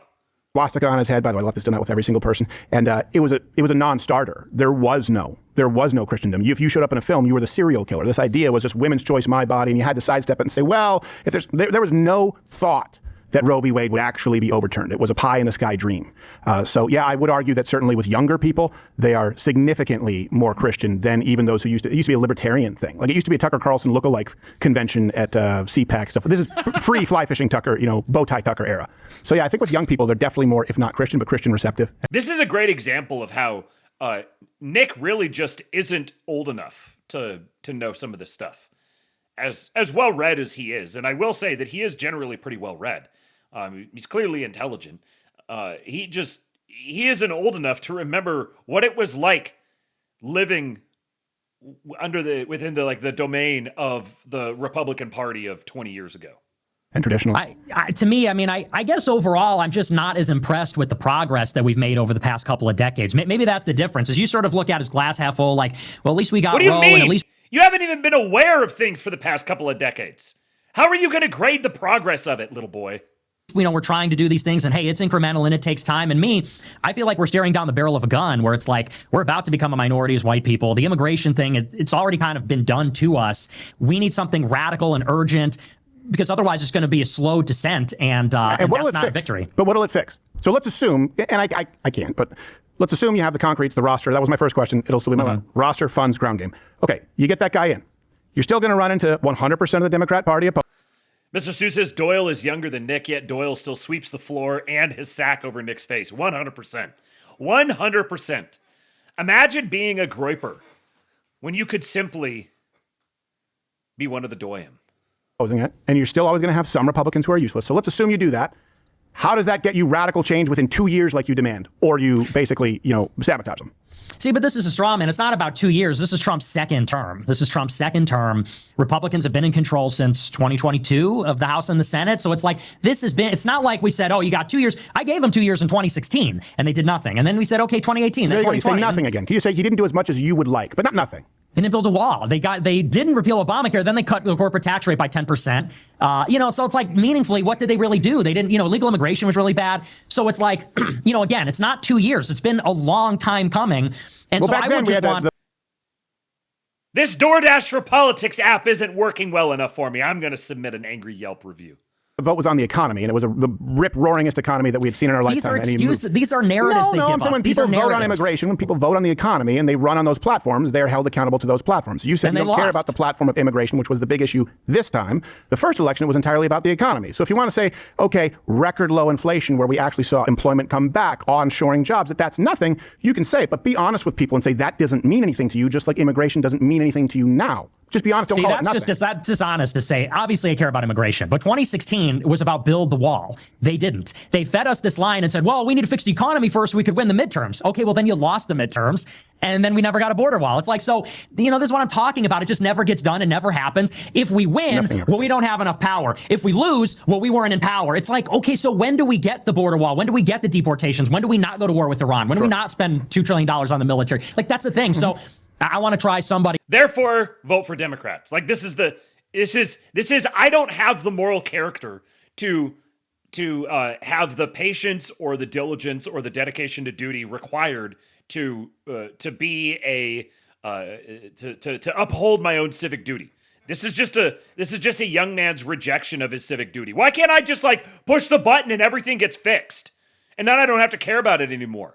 I pushed the button and everything didn't get fixed, and I pushed it again and everything didn't get fixed. And it's been a whole 10 years. 10 years, that's like half of my life. Yeah, nigga, maybe hang out a little while. That's actually going to do what they promised to do. Who? Someone will rise up. And you will see. And you'll be very happy. That's the pitch. It didn't happen in the other ones, but it'll happen this time. It didn't happen in 2020, didn't happen in 22, didn't happen in 2024, but it'll happen 22 is an off year. It happened in 2016. It's about the primaries, but yeah, because you've advocated this or sitting out, and that's a problem. And here's the thing. I want, right, I'm sure you remember the Tea Party, I want a more conservative Republican Party. But I also look and go, okay, Rubio, for example, so you mentioned the Christian thing, standing up, creating a video singularly about returning to Christian roots for Day of Prayer, setting one nation under, and you say it doesn't mean anything. Speech. Well, just like you just cited speech instead of policy as it relates to immigration. Like they're saying this. Yeah, but the H1B numbers don't reflect that. So in this case. They're not doing the raids. They're not. I listen to the rhetoric when I want to, and I poo-poo the rhetoric when I want to. So in one case you go speech, I go policies. You go, yeah, but speech. No. And then I go numbers, and you go, yeah, but rhetoric. And then in the other case you go executive order. I go, yeah, but then he couldn't. You go, well then, yeah, but Republicans aren't getting this through Congress. It seems like you can just Rubio's focus on great failure. because he gave a speech. It's like, who cares that he gave a speech? Rubio's an. There's got to be a joke in here about the goalposts and him being Mexican and soccer, something in there, but I'm not.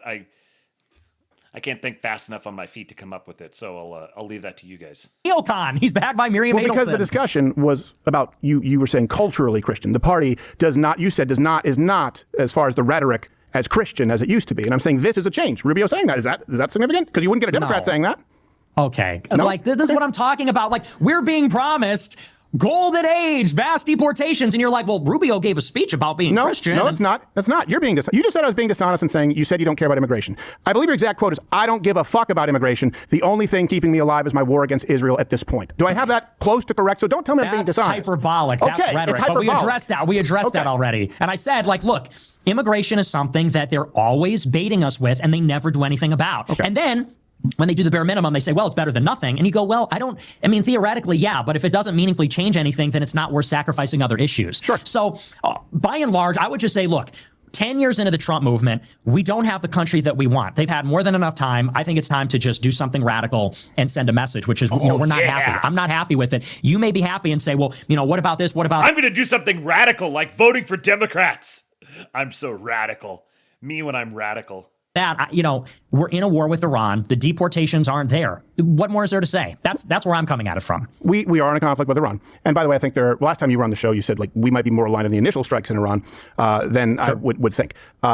Deportations are there. And again, I'll make the numbers available because even the one you said with the New York Times, they're not as much as I would like to be, but it's different from... Mel, it says a friend of mine who works doing flooring, is white, just had a bunch of helpers, brown, picked up by ICE at his job. Not doing anything. 10 to 20 million illegals. I still would ask you the same question, right? That's the point. And I get it. You don't have an answer. For me to vote Democrat, let me try it another way, okay? Because I want to make sure that we're aligned on what we want. All right. Let's say I'm a candidate, and I don't want to say your district because I don't want another angry old Jew lady to show up, but, general Illinois-ish. I'm running. I go, okay, I understand. I hear it. Young Americans don't have this as well as As they should. Okay, look, all right, here's what I'm going to do for you. I am going to vote for, and I'm going to support, of course, pausing all illegal immigration. We're going to close the border down. We're going to start building the wall. Okay, we're going to do this. Okay, we're blocked by Democrats, but here's what we're going to do. We're going to reduce H1Bs by 87%. These things are suppressing your wages. All right, we're going to do everything we can to bring down the cost of rent. We're going to do everything we can to try and make housing more affordable. Here's what we're going to do as far as jobs. Okay, jobs. We're going to punish companies that are offshoring. We're going to use tariffs. We're going to incentivize companies that are onshoring. We're going to codify these taxes into law. We're going to try and do this to remove the effects that are suppressing your wages as a young American so you don't see what the Democrats would have, which is a 20+% unemployment rate. We're going to get rid of DEI. We're going to get rid of, just for you guys, we're going to get rid of racially based admissions. We're going to have a Supreme Court that rules on these and overturns them. More money back in your pocket. Try and make sure that we can employ American workers. America first. But that's enough because I will do that. And how do I be the guy to get your vote, Nick? Mass deportations, build the wall, keep us out of war with Iran. Period. That's all you had to do. That's all they had to do to keep me happy, and that's all the next president has to do to make me happy. Okay. It's not happening. So how do I, so it comes down to those, we understand that requires, right, going through Congress. So what you really mean is use the nuclear option to get the wall passed. You don't even, Stephen, you don't even need it because they passed the big, beautiful bill. They have the money. They got $190 billion. Wasn't that the pitch? We're going to cut Medicaid to pay for a corporate tax rate, but that's okay because we're going to allocate $190 billion to fund DHS in perpetuity, $90 billion for ICE, $20 billion for a border wall. But it's not that they can't do it. They won't do it. ICE and CBP didn't even shut down when the Democrats shut down DHS because they were funded through the next 5 years from the BBB from last year in June. But they're not doing it because they don't want to get rid of the farmers. They don't want to get rid of this, that, because the donors don't want them to. They don't want to build a wall for reasons like Trump can't get his favored companies to get the contract. So they're just giving up. Like, that's the problem. You can't blame the Democrats on this one. Why are they not doing more? I mean, you tell me. They have the money. Why are they not doing raids? Why are they not shutting everybody down? Why is the border wall not finished by now? It's not finished. It is being built.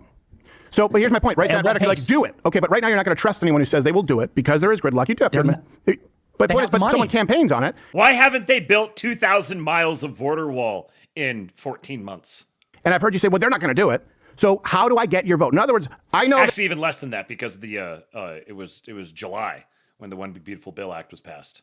Nick Fuentes and his people are going to vote Democrat. They don't have anyone. They don't have grassroots. They don't have funding. So I want to be that guy and step up as tribute.